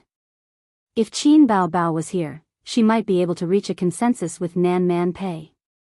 If Su Yu and Wang Zijin were here, they might join forces to fight against the two shameless women. Halfway through the ride, everyone saw a little kid sitting under the shade of a tree by the roadside, holding a dead branch in his hand. He was small and looked very lonely and bored. Pei Ziki and Li Donglai's half-brother. Why was he here alone? He looked like a punching bag. Although they hated this brother, he was still a brother. He was still young and looked like he was separated from the adults. They couldn't just sit back and watch. Li Donglai stopped the car and shouted, "Little brat, why are you here?" The little brat raised his head and looked at him. He didn't appreciate it at all. "It's none of your business." "Hey, you little brat, if I don't beat you up for a day, your skin will itch." Li Donglai stretched out his leg and kicked him lightly, knocking him over. The little brat had always been hostile to his elder brother. He felt that he had been greatly insulted and pounced over. Li Donglai stretched out his hand and pressed it against his forehead. He waved his hands and bared his teeth, but he couldn't touch him. This scene was unbearable to look at. Qin Zhe coughed and said, "Donglai, don't bully children." Who knew that after Li Donglai let go of his hand, the little brat spat at him? Fortunately, Li Donglai reacted quickly and dodged it. "I'll ask Daddy to hit you," Little Wimp threatened. Spit. It was a child's signature move. Children who didn't learn this trick were unqualified children. Qin Zhe recalled a story. There was a kid next door who spat at everyone he saw. His parents spoiled him. Every time someone scolded him, his parents would say, "He's still a kid." One day, a narrow-minded guy was spat on by a child. He was furious, pried open the child's mouth and spat a mouthful of phlegm.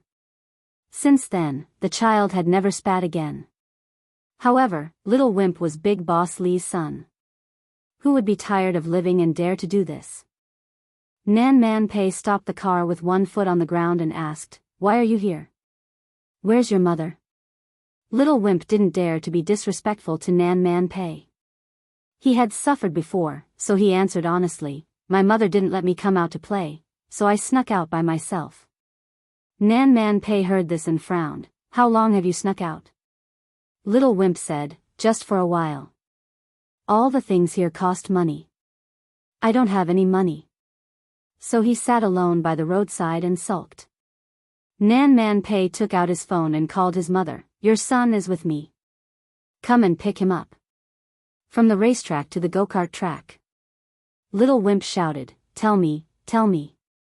He pulled Nan Man Pei's sleeve and tiptoed to snatch the phone. Li Donglai clicked his tongue. If it was him who did this when he was young, his aunt would have hit him with a chestnut. His stepmother spoiled him too much, causing him to have such a domineering and willful personality. Nan Man Pei passed the phone to him. Little Wimp said, "Mom, I'm with my aunt. I want to go and play. Don't worry about me." On the phone, the woman didn't seem to agree. Little Wimp threw a tantrum, I want to play, I want to play. Otherwise, I'll go home alone. After venting his anger for a while, he returned the phone to Nan Man Pei. My mother wants to talk to you. Nan Man Pei took the phone and put it to his ear. Man, please take care of How. The woman said. Nan Man Pei said concisely, okay. She hung up the phone and patted the back seat. Get in. Little Wimp said, I don't want to sit in your car. Nan Man Pei said, Dong Lai, you take him. Little Wimp immediately refused, I don't want to sit in his car. Nan Man Pei looked at Pei Ziki, you take him. Little Wimp said, I don't want to sit in his car either. This brat. Nan Man Pei's mouth twitched, but there are no electric scooters here. You can only take a bicycle. She could directly scold Little Wimp's mother without any pressure. However, Nan Man Pei couldn't show any attitude to a 10-year-old kid.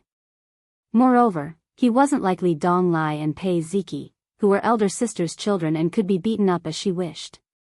That Little Wimp pointed at Qin Zhe and said, I want to sit in his car. I'm so flattered. My charm isn't just limited to girls anymore. Even children are looking at me with admiration. Nan Man Pei nodded, then, can you give him a ride? Qin Zhe said, no problem, Sister Man. Little Wimp immediately climbed onto Qin Zhe's bicycle. The bicycles in the forest park weren't as snobbish as the shared bicycles. They had back seats. In the end, Little Wimp got on the back seat and said, let's go. Take me to have fun. I'll put in a good word for you in front of my dad. Qin Zhe, who was pedaling, was stunned. What? You want to suck up to my dad? Little Wimp said in a firm tone, there are many people who want to suck up to my dad. As long as you listen to me obediently, I can put in a good word for you. Otherwise, you're finished. This Little Wimp, Qin Zhe said in annoyance, which eye of yours saw that I want to suck up to your dad? Little Wimp said, it's not like I haven't seen people like you before. Each and every one of them wanted to give my dad a gift and ask him for help. My dad wasn't willing, so they gave me a gift. They begged me to talk to my mom, and then my mom talked to my dad. Seeing that Qin Zhe didn't say anything, Little Wimp said in disdain, what are you pretending for? Hey, this kid wants to beat me up. When they arrived at the karting area, the group stopped and bought coupons to play. The fun of karting was that there was no need to consider any traffic rules. You could drive as much as you wanted and take turns in all kinds of positions. As for those who didn't know how to drive, they could experience the thrill of driving. The operation of karting was not much different from a real car. There were 5 karting cars on the track. If there were more, the track wouldn't be able to accommodate them. Qin Zhe, Nan Man Pei, Li Dong Lai, Pei Ziki, and Qin Yuan were the first to finish. Qin Zhe held the steering wheel and waited for the staff behind him to start the karting car with the key. He looked at Nan Man Pei beside him and said, Sister Man, 3 laps. Let's race. Nan Man Pei raised the corner of her mouth and said, what's the bet? Qin Zhe said, if I lose, I'll sleep with you. If I win, you'll sleep with me. Nan Man Pei said, I'll sink you. Qin Zhe cut in and said, I'll sink you into the Huangpu River. Do you believe me? Nan Man Pei said, if you lose, I'll kick you. If I win, I'll let you kick me. No problem. As soon as they finished speaking, they stepped on the accelerator almost at the same time. The 2 karting cars had the same horsepower and speed. It was just a matter of who was more experienced and who could take turns better. Qin Zhe soon realized that his driving skills were not as good as Nan Man Pei's. When Qin Zhe turned, he first braked and slowed down before taking turns. Nan Man Pei didn't brake. She just turned the steering wheel and drifted. Sister Man was indeed an experienced driver. She was ashamed. After 2 consecutive turns, Qin Zhe was half a car behind. However, he learned quickly and quickly became an experienced driver. He learned from Nan Man Pei and drifted without braking. An experienced driver and a wanton person were the same. The former would rather die than step on the brakes. The latter would rather die than return to the city. On the third lap, Nan Man Pei was still half a car ahead of him. The result was set. Her lips curled into a smile. However, at the last turn, Qin Zhe turned the steering wheel violently. The front of the car hit Nan Man Pei's car. Nan Man Pei was at the edge of the turn. After being hit by Qin Zhe, the front of the car tilted and hit the edge of the truck's tire. Qin Zhe raced to the finish line. He turned his head excitedly, only to see Nan Man Pei driving back slowly. Her pretty face was gloomy and she looked very angry. They left the karting car. Although I won, I'm a man. Let's forget about the bet, Qin Zhe said. Nan Man Pei suddenly smiled and said coquettishly, come on, Sister Man is not afraid of pain. Use your strength, you don't have to take pity on me. Qin Zhe was speechless. Sister Man, are you angry? Qin Zhe laughed dryly. No, I'm just waiting for you to kick me. Hurry. Qin Zhe lifted his leg and kicked her calf lightly. Nan Man Pei's smile disappeared. She gritted her teeth and said, Qin Zhe, you're really kicking me? Suddenly, a child's crying and scolding interrupted the two of them. Looking in the direction of the sound, little Wimp was pressed to the ground by Li Donglai and spanked hard. Nan Man Pei frowned slightly and was a little annoyed. What's wrong now? Chen Qingyuan stood at the side and said innocently, he spat at me. Nan Man Pei glanced at little Wimp and said unhappily, how, it's rude to spit. Little Wimp said, it's none of your business, it's none of your business. Nan Man Pei waved her hand tiredly and asked Li Donglai to get up. I'm too lazy to take care of this brat. Qin Zhe, help me look after him, she said. Huh? Why do I have to look after him? I'm not his father or brother. Take it as an apology for kicking me just now.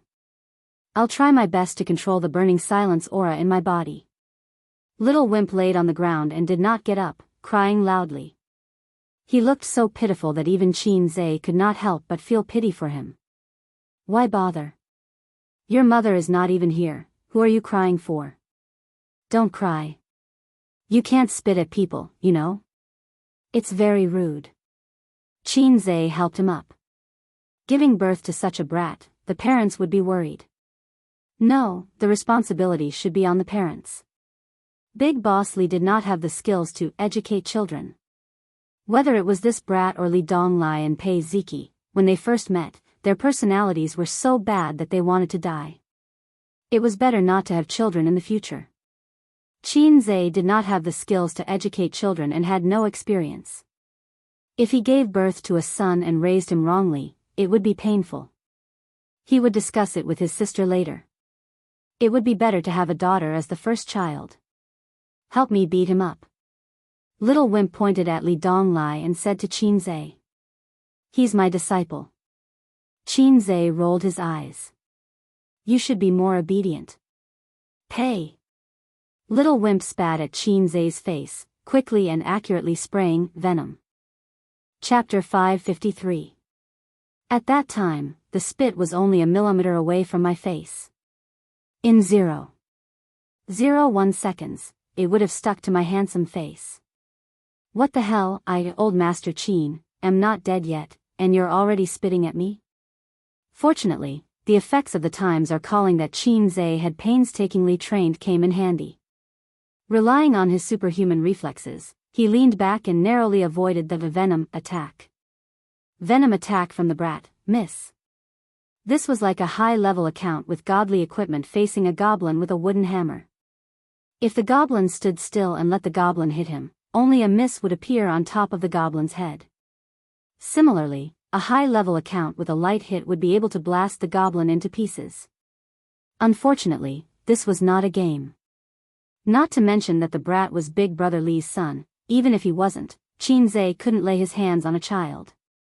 It was the same logic as how a man couldn't bring himself to fight with a woman. Li Donglai could beat up his younger brother without restraint.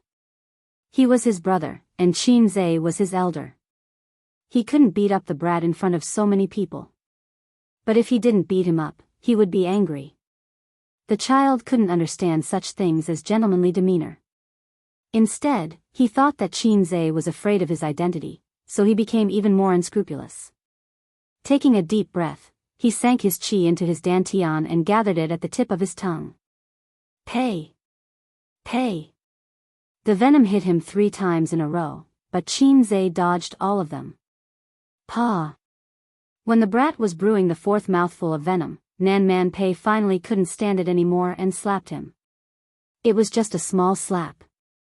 It was very light, so it probably wouldn't hurt.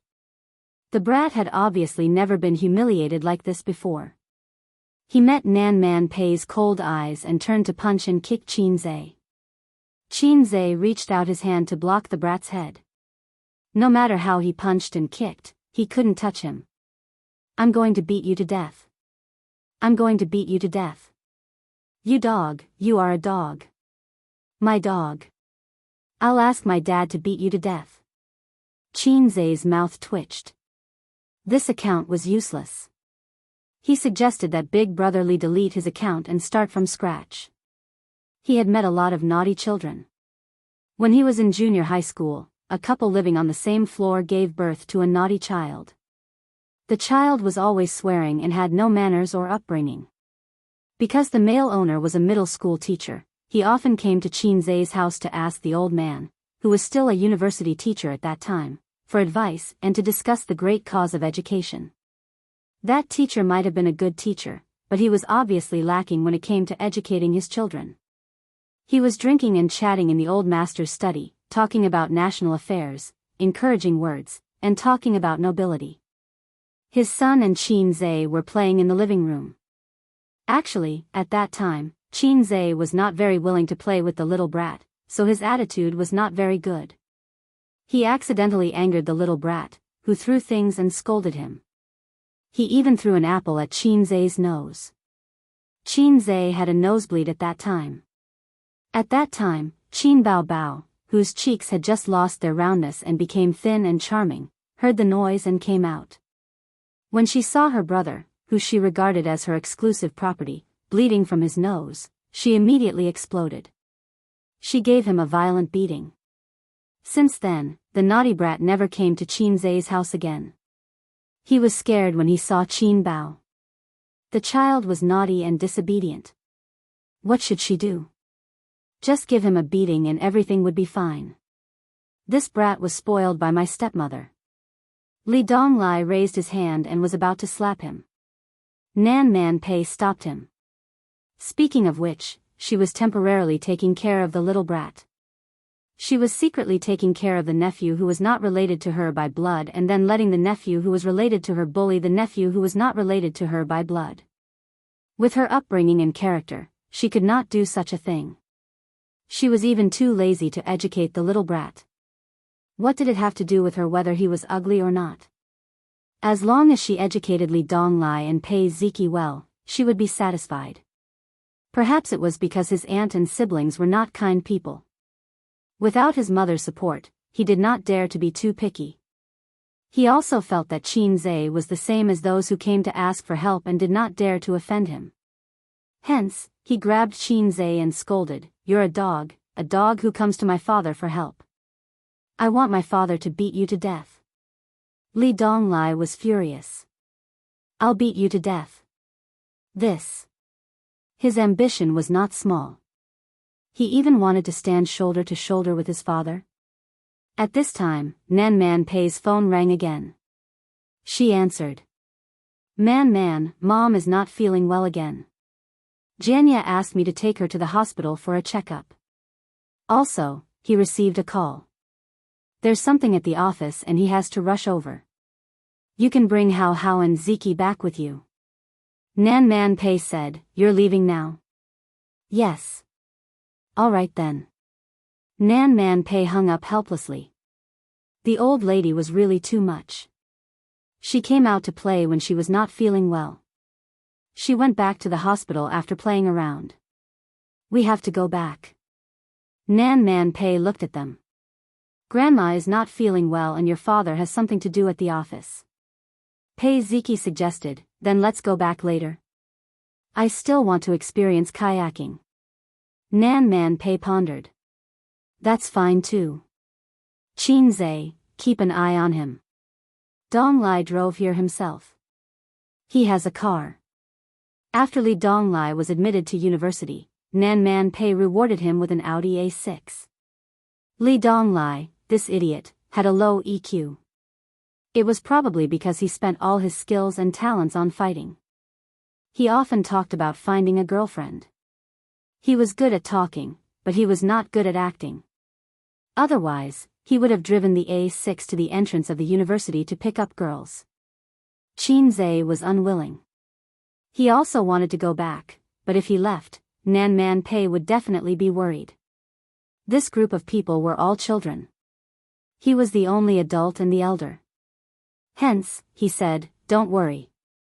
I'm an experienced driver and I'm skilled. I guarantee that everyone in the car will be in good condition. Nan Man Pei smiled and said, okay. Li Donglai immediately said, Auntie, don't worry. I'm also an experienced driver. It's just kayaking. I've never used a paddle. I rely on the waves my whole life. Nan Man Pei replied to him with a knock on his head. Be honest. Nan Man Pei said angrily. After saying that, she left the karting venue. Pei Ziki added insult to injury. You don't have Qin Zhe's life, but you got Qin Zhe's illness. Li Donglai sighed. When can I be as outstanding as him? Pei Ziki sneered. It's hopeless. Accept your fate. Li Donglai was unconvinced. Master must have something up his sleeve.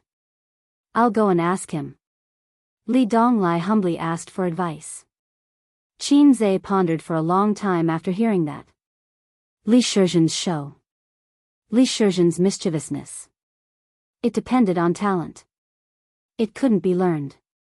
How about this? I'll say something.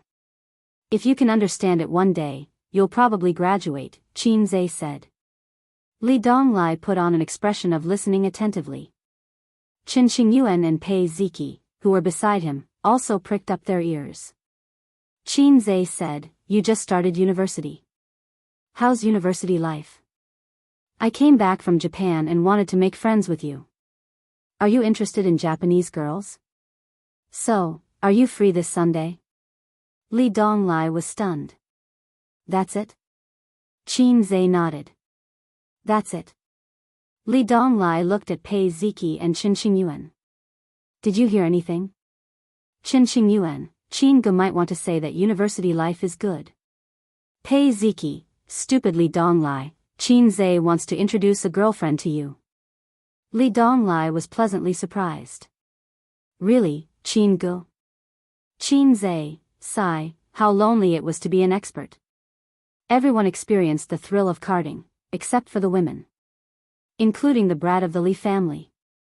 The brat's driving skills were a mess. He bumped all the way. Fortunately, the karting wasn't fast and there were big trucks on both sides. No matter how hard he bumped, nothing happened.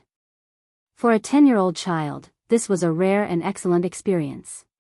After all, he couldn't be like the rich children abroad, driving a small car with a little girl and showing off at a young age.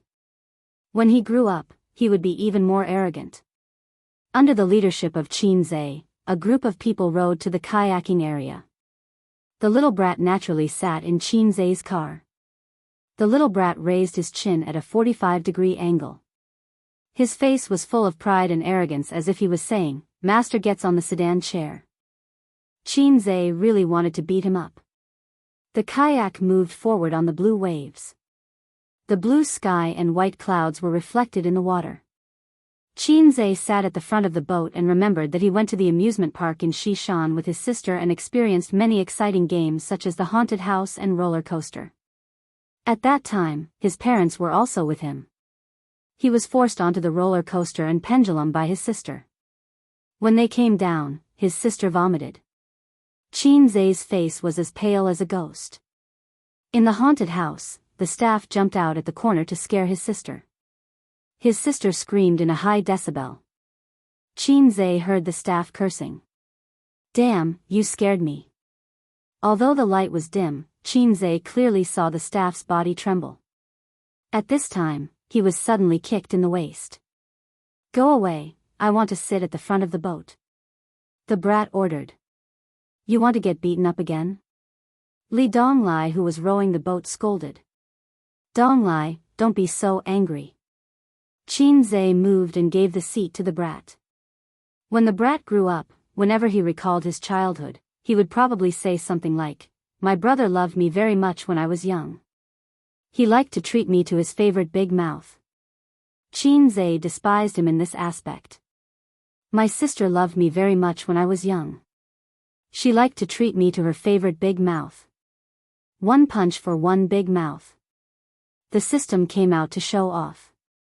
The system usually didn't come out. It said that it was deducing the birth, process, and destruction of the universe.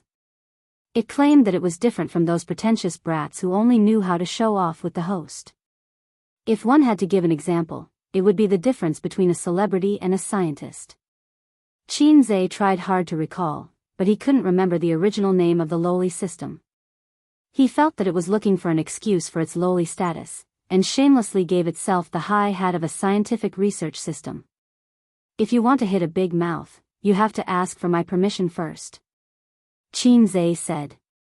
"Everyone is hitting a big mouth," the system said. "Then this salted fish will have to be the enemy of the world," Qinzhe said. "What if it's a pretentious brat host that's hitting a big mouth?"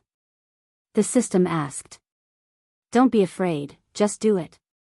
Qinzhe finished acting cool and hugged the system's thigh.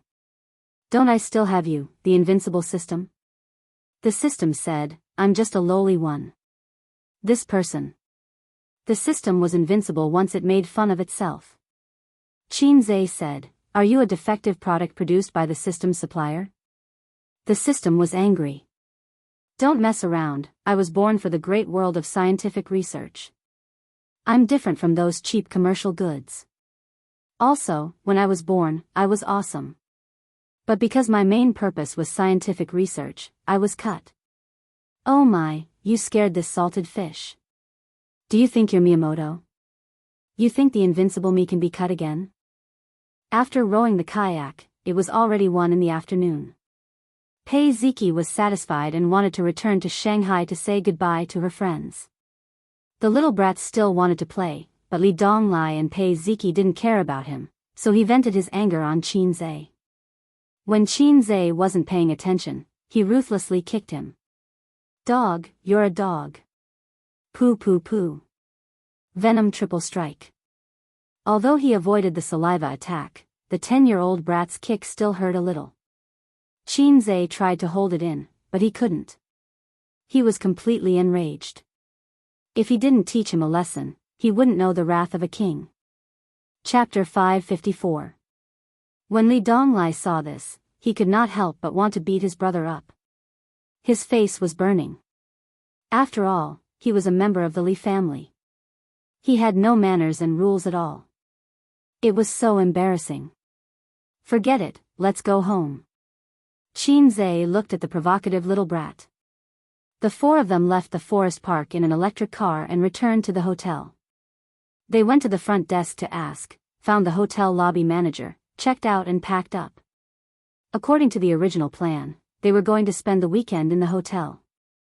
However, he was a big boss after all. He always had endless things to do. Moreover, he was in a sensitive period recently. It was normal for there to be unexpected events. The entire penguin was under surveillance.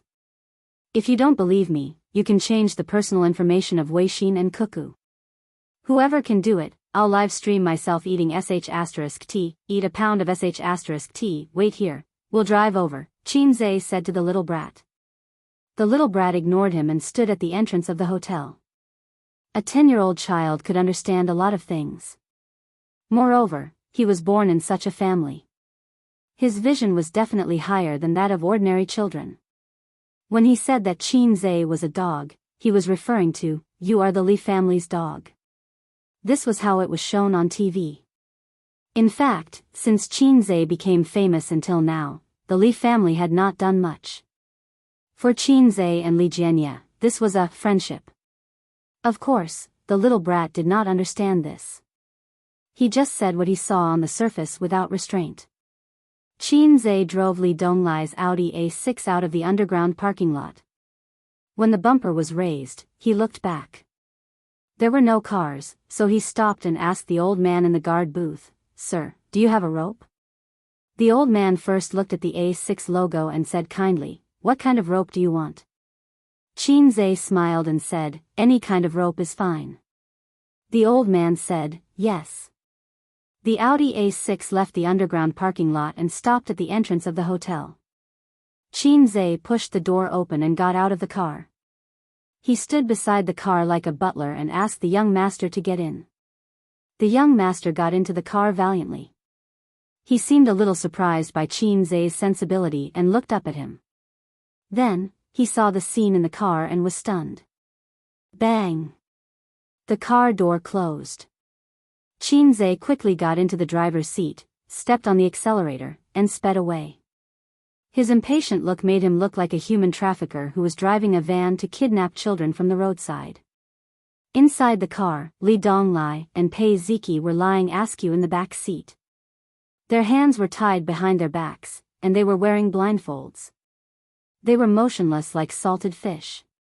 At such a young age, little Wimp had already experienced this feeling and was completely dumbfounded.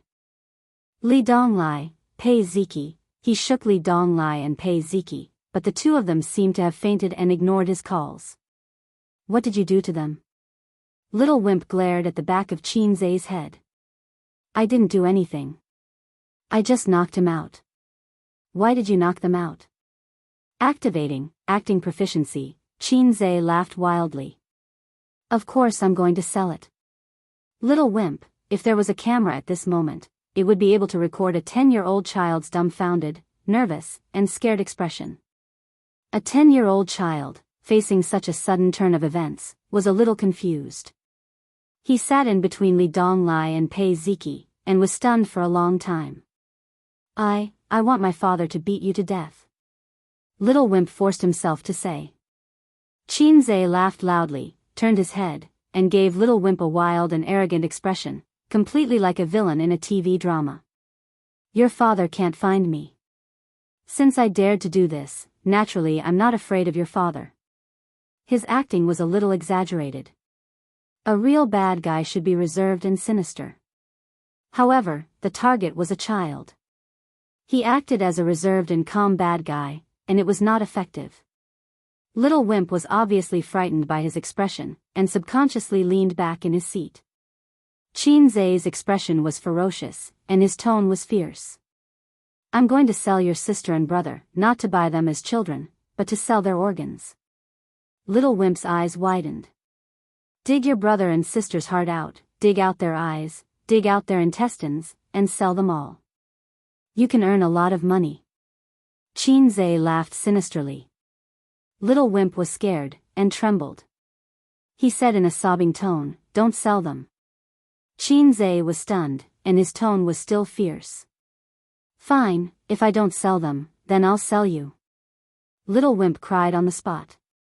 "Woo-woo. Don't sell me, you can sell Li Donglai and Pei Ziki. Pei Ziki can be sold as someone's wife, someone worth more than me." Woo-woo. Burp. Qin Zhe saw Pei Ziki's mouth twitching from the rearview mirror.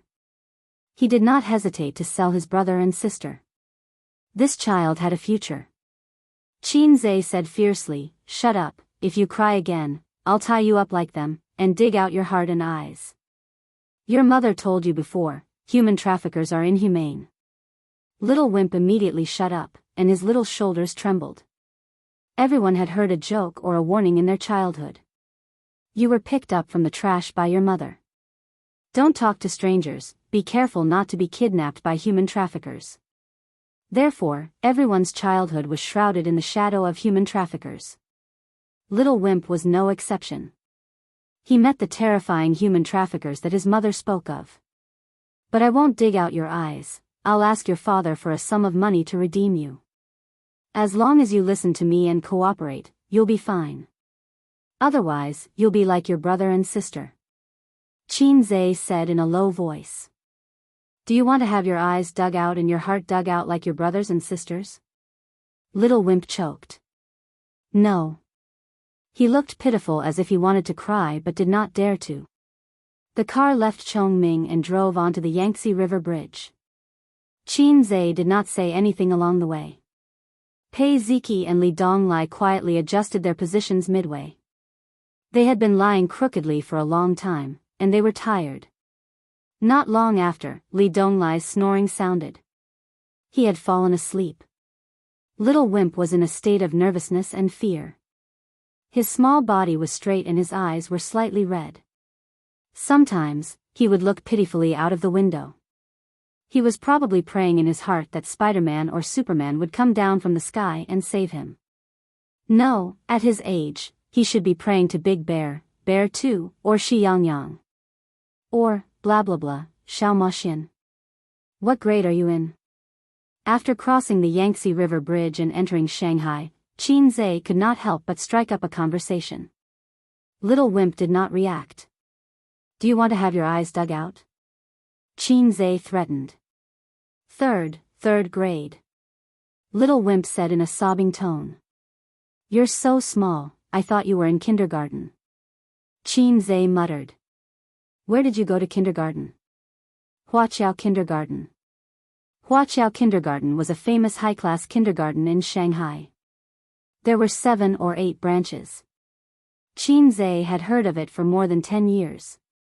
When he was young, he had hopes of entering it, but his family was not rich. The old man weighed in his heart for 3 seconds and said, A's brain is not good. Forget it, let Bao Bao in. Just like that, he passed by the famous Huaqiao Kindergarten that he had heard of when he was young. Then it's nearby. Qin Zhe said, do you want uncle to take you to the kindergarten to play? Little Wimp succumbed to his power and did not dare to object. Qin Zhe picked up his phone and put it down after a while. Soon after, the bell rang. It was actually the sound of his alarm clock. He plugged in his earpiece and answered the call. Hello. Yes, the matter is settled. The 3 children of the Li family are in my car. I'm coming over now. Ha ha ha, of course, this time we will definitely make a lot of money. They have so many good things on them, they can be sold for a lot of money. You mean Li Jianya's youngest son? He knows his place, what's wrong? Little Wimp's ears perked up as if he was being mentioned. Yes, I just asked. He's only 10 years old, 3rd grade. Oh, you said there's a client who's also 10 years old and wants a heart transplant? No problem, just dig out his heart and sell it for a good price, wahahaha. Just at this time, Qin Zhe turned into another elevated road, deviating from the direction of the kindergarten. In the back seat, Little Wimp's mind exploded. You said you wouldn't dig out my heart. Bad guy who doesn't keep his word. Let me down, let me down. Little Wimp threw himself in front of the car door and hit it with all his strength, crying, this is not the car to the kindergarten. Mommy, save me. Sob sob sob, sob sob sob. Burp. Qin Zhe laughed arrogantly, you can't get down, the car door has been welded shut by me, ahahaha, the car door was already locked, and Little Wimp could not open it at all. In the car, Qin Zhe's arrogant and exaggerated laughter and Little Wimp's wails could be heard. Qin Zhe arrived at the hospital according to the address given by Nan Man Pei. At this time, Little Wimp had already fallen asleep. He could really cry, howling for 20 minutes. Then, he fell asleep, his head tilted on Pei Ziki's belly.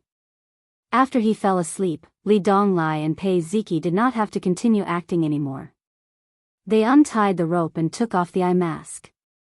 Pei Ziki looked at Qin Zhe with a strange gaze, as if she was getting to know him again. Li Donglai called his stepmother to come over and pick him up. Qin Zhe said, then I'll leave first. At this time, it was time to leave and hide his identity. Otherwise, it would be awkward when they met later. Li Donglai urged him to stay, Master, I'll send you back. Pei Ziki kicked him, idiot. Qin Zhe took out the mask he always carried with him from his pocket, put it on, opened the door and got out, waving his hand, "No need, I'll take a taxi back."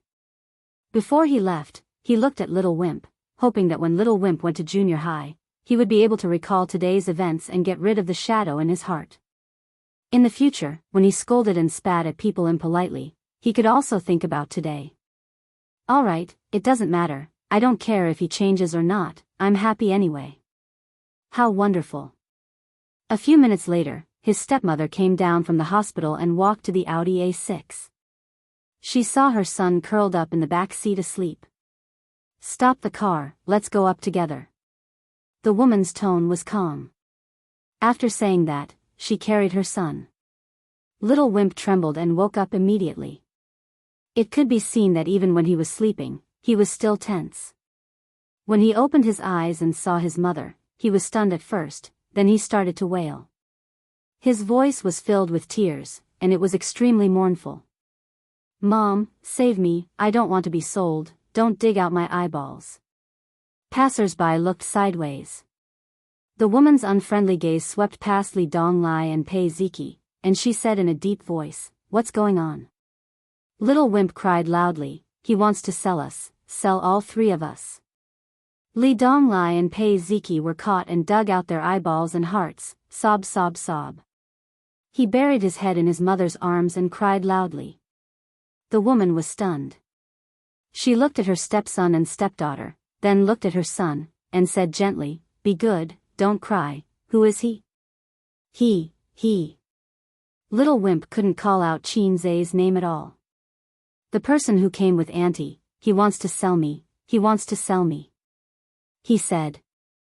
The woman comforted him, "Be good, don't cry, turn around and look, brother and sister are all here." Little Wimp wiped his tears and turned his head to look, Sigma, degree winky face. Li Donglai sat in the driver's seat, and Pei Ziki sat in the passenger's seat. The brother and sister had the same paralyzed face, and they were expressionless. Li Donglai said, "He has been sleeping since he got in the car." Pei Ziki said, "Maybe it's a dream." Li Donglai said, "It's probably a dream, he had a lot of fun today, he's tired." The woman asked, "Chin Je came back with you?" Li Donglai said, "No, he's with Chen Xingyuan." The woman nodded, carried her son with difficulty, and turned to walk to the hospital. Little Wimp said, "It's not a dream, it's not a dream, Mom." The woman said, yes, it's not a dream, let's go upstairs to see Grandma." Little Wimp said, "It's not a dream, it's really not a dream, sob sob sob." The woman said, yes, it's not a dream." Little Wimp, he felt so wronged, he wanted to make a scene. Chapter 555. In the special ward. Old Madam Li sat by the bed and nagged her son impatiently. "I told you I'm fine. It's just a little pain. I've been through worse in the past and didn't see a doctor." Li Jianya said helplessly, "Mom, you're old now. You can't be careless when it's just a little pain." They did a blood test and urine test, as well as an ultrasound. Everything was normal. Li Jianya wanted his mother to do a full-body checkup. Illness comes like a landslide, but goes away like silk. Old Man Li was infected with liver cancer for no reason. He was in the late stage when they found out and passed away after lying in the hospital for a few months. It was useless. Even if there were professional caregivers and medical teams, when the King of Hell called for you, even the 5-star red flag couldn't protect you. Nan Man Pei agreed. "Old Madam, you should be more careful at your age." Old Madam Li didn't have a daughter. She treated Nan Man Pei like her own daughter and pulled her to the bed to chat. Li Jianya listened in silence. He looked at his mother and sister-in-law's beautiful face from time to time. It really felt like a younger sister chatting with her mother. When he first met Nan Man Pei, she was 13 years old. He was just a small cadre in a small town. In the blink of an eye, more than 10 years had passed. He had a son and a daughter. She was still single. Li Jianya thought that it was probably because he was born with a bad temper. When he was dating her sister, Nan Man Pei didn't like him. Later on, he went to Shanghai to seek refuge with the Li family. In fact, Nan Man Pei never asked the Li family to do anything for her. However, as her brother-in-law, he had to be self-aware. How did the unself-aware brother-in-law get half of his sister-in-law's butt?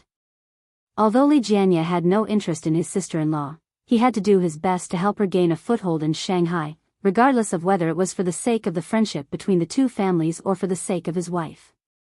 It was because of this that Nan Man Pei tolerated him all these years. Ziki and Dong Lai had resentment, but she didn't. Impossible. The woman carried her son in. It was a little difficult for the woman to carry a 10-year-old boy, but the little brat was sobbing in his mother's arms, making her unable to harden her heart and let go of her son. Pei Ziki and Li Donglai followed behind.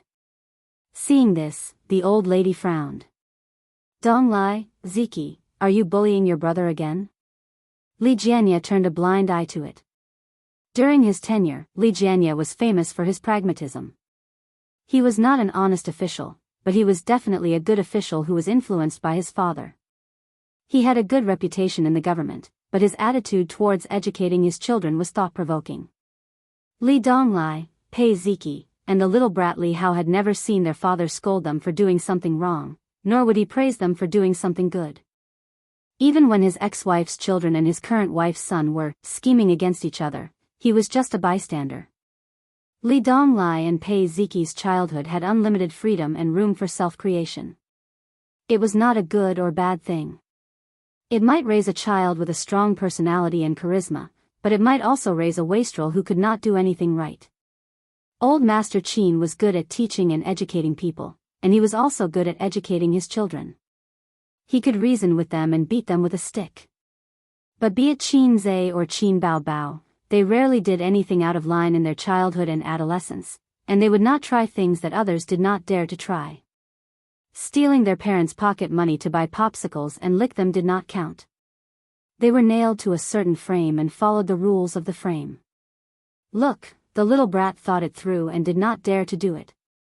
Sister wanted to let it go, but still did not dare to do it. It was really hard to tell which was good and which was bad. Dad, he wants to sell me and dig out my eyes and heart. The little brat cried to his father. Before Li Jianya could say anything, the old lady frowned. What's going on? Who wants to sell you? The woman hurriedly said, It's okay, Mom. Hao fell asleep on the way back and had a nightmare. He's throwing a tantrum. He had a dream. The old lady heaved a sigh of relief when she heard that. The woman smiled as if nothing had happened. Man, is Qin Zhe still in the forest park? Or did he go back to Shanghai? Nan Man Pei caught a glimpse of Li Donglai from the corner of his eye. He was slightly surprised and said, I'm not sure. Hao still wants to play in the park, so I came back first. The woman said, Oh. After sitting for a few more minutes, Nan Man Pei said, Old madam, if there's nothing else, I'll go back. The old lady urged him to stay. Stay for dinner tonight. Nan Man Pei shook his head. I'm still used to eating my own food. It suits my taste. She glanced at her nephew and niece. Li Donglai and Pei Ziki said in unison, Auntie's cooking is the best. It was so painful to lie against one's conscience. In the elevator, Nan Man Pei said, What's going on? Why is Hao crying? Who wants to betray him? Pei Ziki betrayed Qin Zhe first. It's Qin Zhe's prank. He immediately described everything that had happened. He described it vividly, and even the little brat's cries were not missed. Li Donglai said, It's so satisfying. Qin Gu has so many ideas. Nan Man Pei was speechless for a long time after hearing that. This guy used a very popular online slang, Li Shizhen's skin. He had so many ideas. To put on a show for a little kid, should he say that he was bored or had a headache? Nan Man Pei didn't put herself in Qin Zhe's shoes. If it were her being spat on and scolded by a little kid, over and over again, she didn't need to say anything. She would see him at the Huangpu River tonight. Leaving the elevator, Nan Man Pei took out her mobile phone and opened a chat group. This group was not Qin Zai's salted fish harem group. There were only 4 women in it. The meaning of its existence was to serve as a battlefield for Qin Bao Bao and Su Yu's quarrel. Occasionally, Wang Zijin would get involved. Nan Man Pei mostly watched. Sometimes, when she saw Su Yu being attacked by 2 women and retreating, she would jump out and give a fatal blow for her best friend. Today's chat record at noon, cross-dressing big boss, it's so boring. The heartless little red guy hooked up with Nan Man Pei and was taken to romantic Turkey by her. A little bird, damn brother complex, you can't live without Qin Zai, right? Cross-dressing big boss, yes, what's wrong? A little bird, damn pervert sister. Cross-dressing big boss, Zijin, scold her for me Qingxing Zijin. Qingxing Zijin, in the face of ironclad facts, any attack I make is pale and powerless. Cross-dressing big boss, a little bird, cross-dressing big boss, Qin Zai said that your company is going to shoot a TV series again, right? Cross-dressing big boss, yes. A little bird, reserve a leading role for me, not a small supporting role, but a big supporting role. Cross-dressing big boss, okay. A little bird, you actually agreed so quickly? Then send me the show. Qin Zai only told her that Tianfang was going to shoot a TV series and that he would still write the script, but he did not say that he and Qin Bao Bao would not act in it. Su Yu thought that the siblings would still be the female lead. She couldn't wait to book a role, preferably with Qin Bao Bao. Cross-dressing big boss, but I have something to ask you. How much is Qin Zai's monthly salary and bonus at Baoza Investment? A little bird, 7 million yuan. Cross-dressing big boss, so little? Shocked expression, Baoza Investment was Qin Zai's most profitable company at present, half a notch higher than Tianfang Entertainment. As far as Qin Bao Bao knew, most of Baoza Investment's shares were in Qin Zai's hands, because it was the company he built single-handedly. It should be mentioned that Qin Zai only received his salary and no bonus every month. The money was deposited in a company account for emergency use. For example, this time when he ran away with the money. A little bird, because now I am the major shareholder of Baoza Investment. Cross-dressing big boss, degree, Qingxing Zijin, degree, a little bird, I bought it from him a long time ago. Didn't he tell you? Cross-dressing big boss, I want to kill him. Qingxing Zijin, same. A little bird, that's it. Give me the script, I will look for a role first. Cross-dressing big boss, the electronic version of the script is at the company, not at home.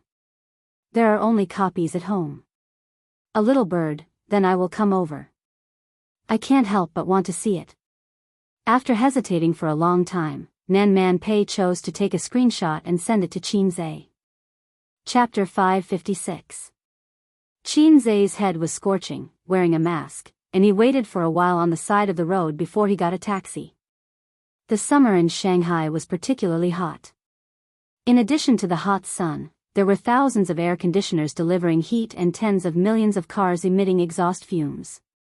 Just standing on the side of the road for a moment, he was sweating. A blue taxi passed by, Qin Zai waved, and the car stopped at the side of the road. Where are you going? The taxi driver asked. Royal View Mansion. Qin Zai said. Oh, you live there? The driver looked at Qin Zai through the rearview mirror in surprise. Yeah. Qin Zai nodded. Which way to go, you tell me? The driver asked. Qin Zai said it again in Shanghai dialect. The driver replied with an, oh, and didn't say anything else. There was no problem in the conversation, but the driver was actually testing the passenger. If the passenger was not clear about the road, the driver could quietly take a few laps. How to, quietly, find out whether the passenger was a local was the professional cultivation of every taxi driver. This trick was very popular a few years ago, but it doesn't work very well now because even if the passenger is not clear about the road, he can use his mobile phone to navigate. With the development of technology, the drivers can earn less and less, which seriously affects the life and welfare of the taxi drivers. Evil technology, damn it. Qinze leaned against the back seat, blowing the air conditioner, and felt alive again. My life was given by the air conditioner. The phone rang. Qinze took out his mobile phone and found that it was a message from Nan Man Pei. He crossed his legs and leaned against the back of the chair, the posture of a big boss. Opening the phone, it was a screenshot. Looking at it again. Salted Fish Zay was stiff and unconsciously put down his legs and straightened his back. It became the posture of a little rookie facing a big boss. Suyu, what are you doing? Why did you tell them about the equity transfer? Do you think that by saying that you bought it, you can dispel their suspicions? Ridiculous, you know nothing about IQ. You pig teammate. And then. They are now, at this time, if nothing unexpected happens, at home, in Royal View Mansion. That's Azura Field. We still have 15 minutes to reach the Azura Field and are on the way to our deaths. Master, if you don't mind, why don't we drive around Shanghai? Qinze asked. The driver looked at him blankly through the rearview mirror and thought, is this passenger testing me? I didn't take a detour. I'll definitely send you back as soon as possible. The driver said. I don't mind if you take a detour. Driver? What was wrong with his brain? In the luxurious residence of Royal View Grand Garden. Qin Bao, Suyu, and Wang Zijin were sitting on the sofa, each with a tall glass in front of them. There was red wine in the glass and a large plate of half-melted ice cream. It could barely be considered ice cream. It was Qin Bao's failed creation. The cream was mixed with shaved ice, and the surface was covered with a layer of soft mango paste, like a pile of fresh hot shit. The three of them were playing cards and running fast. This time they didn't play with money. Suyu had suffered. If they played with money, she would be besieged by two women. The rules of playing cards were that whoever had the most cards in their hands at the end had to do a shameful thing according to the requirements of the winner. Zijin, she only has 2 cards. Let's join forces to trap her. Qin Bao urged. Suyu's face changed. At this time, Suyu had 2 cards in her hand. Qin Bao had the most, followed by Wang Zijin. Wang Zijin glanced around, her eyes looked up, pondered, and nodded, okay. Pair of 3. Wang Zijin played her cards. Suyu suddenly smiled and threw out the last pair of cards in her hand, pair of 8, I won. On Qin Bao's face, the smile gradually disappeared. She stared at Wang Zijin with wide eyes. Wang Zijin looked shocked and innocent. Oh, I didn't expect her to be a pair in the end. I thought she was a single. I miscalculated. 3, Qin Bao, you degree, go away, you fake best friend. Suyu laughed twice. Let me think about what to do this time. She guessed right. When there were no interests, the 2 best friends were not of one mind. If they played with money, Qin Bao and Wang Zijin would unite to ensure that the interests of themselves and their best friends would not be lost. But in normal life, the 2 of them were not united. Especially when they could see the other party embarrassed. Of course, Suyu herself had lost several times and was forced to do some shameful things. For example, just now, Qin Bao made her crawl around the sofa 3 times. It was so shameful that she almost had a dog chain around her neck. There was the sound of a password being entered outside the door. A moment later, there was the sound of a key being inserted into the keyhole. With a beep, the door opened. Sweating profusely, Qinze returned home covered in dust. Qinze walked quickly into the house, looked around, and breathed a sigh of relief. Fortunately, there was no fighting or quarreling. Qinze finally chose to go home because he was worried. He was afraid that if he returned home late, the house would be torn down and he would have no home to return to. The thought of 3 women tearing down the roof together was scary. In the living room, the 3 women smiled happily at the same time, their eyes shining. Ace, Qinze, you're back. At this moment, Qinze had to let his imagination run wild. If it was in ancient times, when Qin Leoi returned to his mansion, there would be 3 women in brightly colored clothes who were as beautiful as flowers welcoming him respectfully in the central hall. Each of them revealed a beautiful smile. "Leoi, you are back." It was beautiful just thinking about it. Qin took off his shoes and changed into slippers, pretending to be confused. "Suyu, why are you here?" Suyu said, "I came to read the script." "Then take the script and leave." "Why are you still playing cards?" Suyu's eyes lit up and said, "I got it, Qin Bao Bao, do 20 push-ups immediately, the kind with your chest on the ground." Qin Bao Bao covered her chest with one hand, clenched her fist with the other, and bit her lip. She looked very ashamed. Wang Zijin's eyes were bright and she was looking forward to it. Qin was stunned. "What's the situation?" Qin Bao Bao looked at Qin for help, but Suyu pushed her, "Hurry up." So, the sister reluctantly walked to the side and began to do push-ups. Wang Zijin and Suyu stood aside and urged her. Suyu said, "This doesn't count, your chest is not on the ground." Qin Bao Bao, his sister, was wearing a pair of shorts and a tight-fitting t-shirt. Her 2 slender and fair legs were tightly clasped together, outlining her ample bosom. Every time she bent over, her bosom would squeeze out an arc on the ground that would make one's blood boil. 2 balls, one up and one down. Constantly changing shape. What the hell? Playing cards? In addition, she should not be wearing a bra. Wang Zijin and Suyu looked at each other and were satisfied. This is the punishment for big-breasted women. What are you doing? Qin struggled to look away from his sister's chest. Playing cards. Suyu said. The winner can order the loser to do a shameful thing. Wang Zijin said. Can I participate? Qin eyes shone like pure 24K gold. No. Wang Zijin, Suyu, and Qin Bao Bao said in unison. Why? Qin refused to accept it. Because you are too evil. The 3 women said in their hearts at the same time. Moreover, they were hurting each other. As long as they thought of making Qin Bao Bao or Wang Zijin do shameful things, Suyu trembled with excitement. Qin Bao Bao and Wang Zijin were the same. Qin was a little lost. Qin Bao Bao finished 20 push-ups, panting, and blushing.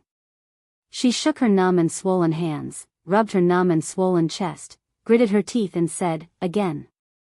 Qin was suddenly very curious about one thing. When men do push-ups, their chests will be sore. Do women feel the same? The chest is full of fat. Suyu won the second game. This time, Wang Zijin did not throw the game. Suyu had a good hand. Qin Bao Bao was very nervous. But this time, Suyu did not embarrass her. She pointed to Wang Zijin and said, 3 minutes of cheating. Wang Zijin's small face was white. Qin Bao Bao was surprised that Suyu did not scold her. Of course, she did not know that if it was before, Suyu would definitely catch Qin Bao Bao and scold her. But now, Suyu's hostility to Wang Zijin is actually more than Qin Bao Bao. Wang Zijin gritted her teeth, trembled, and sat down slowly. Qin found that her delicate body was trembling slightly, and her face was not very good. Suyu said, split to the end. As she said, she pressed Wang Zijin's shoulder hard. Wang Zijin moaned and split to the end. A split. For 3 minutes, Wang Zijin struggled to hold on. Qin Bao Bao and Suyu tasted red wine and enjoyed the cold wind from the central air conditioner. 3 minutes later, Wang Zijin lay on the ground and could not get up. Qin hurried forward to help her. Is it that painful? He wondered. Wang Zijin grabbed Qin arm tightly, and her small face was pale.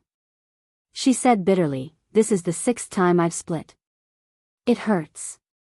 Her walking posture was very strange, clamping her legs and following. It reminded Qin of Suyu when he lost his virginity for the first time. So, all the girls who have practiced the split can experience the feeling of losing their virginity in advance? Qin was a little annoyed. Why bother? Forget it, as long as you're happy. The three women shuffled the cards and started the next game. Qin Zhe sat aside, made himself a glass of whiskey, lit a cigarette, and watched them play while being on tenterhooks. As a man, he should be like a stabilizing needle, able to suppress all storms. So, in order to prevent the sisters from fighting, he had to watch from the side, and by the way, he was a little envious of Long Outyen in his heart. Also, don't call me a scumbag, compared to those, incompetent, I'm much more manly. Ha ha ha, I won. Wang Zijin's voice rang out. Qin Zhe nodded slightly. Sister Ziwei played her cards beautifully. Her cards were not good, but she played them wisely, and it was a narrow victory. Then, who would she make do shameful things? Even though she and her sister were best friends, the two of them were always scheming against each other. Qin Zhe was actually eager to watch his sister play again, so that he could fully understand his sister's magnanimity. Wang Zijin snorted, Suyu, do 50 squats and say, I'm poisonous as you do it. Suyu pouted. She was willing to admit defeat. She got up, stood in front of the TV, put her hands on her head, and squatted. As she did, she said, I'm poisonous. Qin Bao Bao hit her when she was down. This B*TCH is poisonous. Wang Zijin agreed. I think so too. Qin Zhe,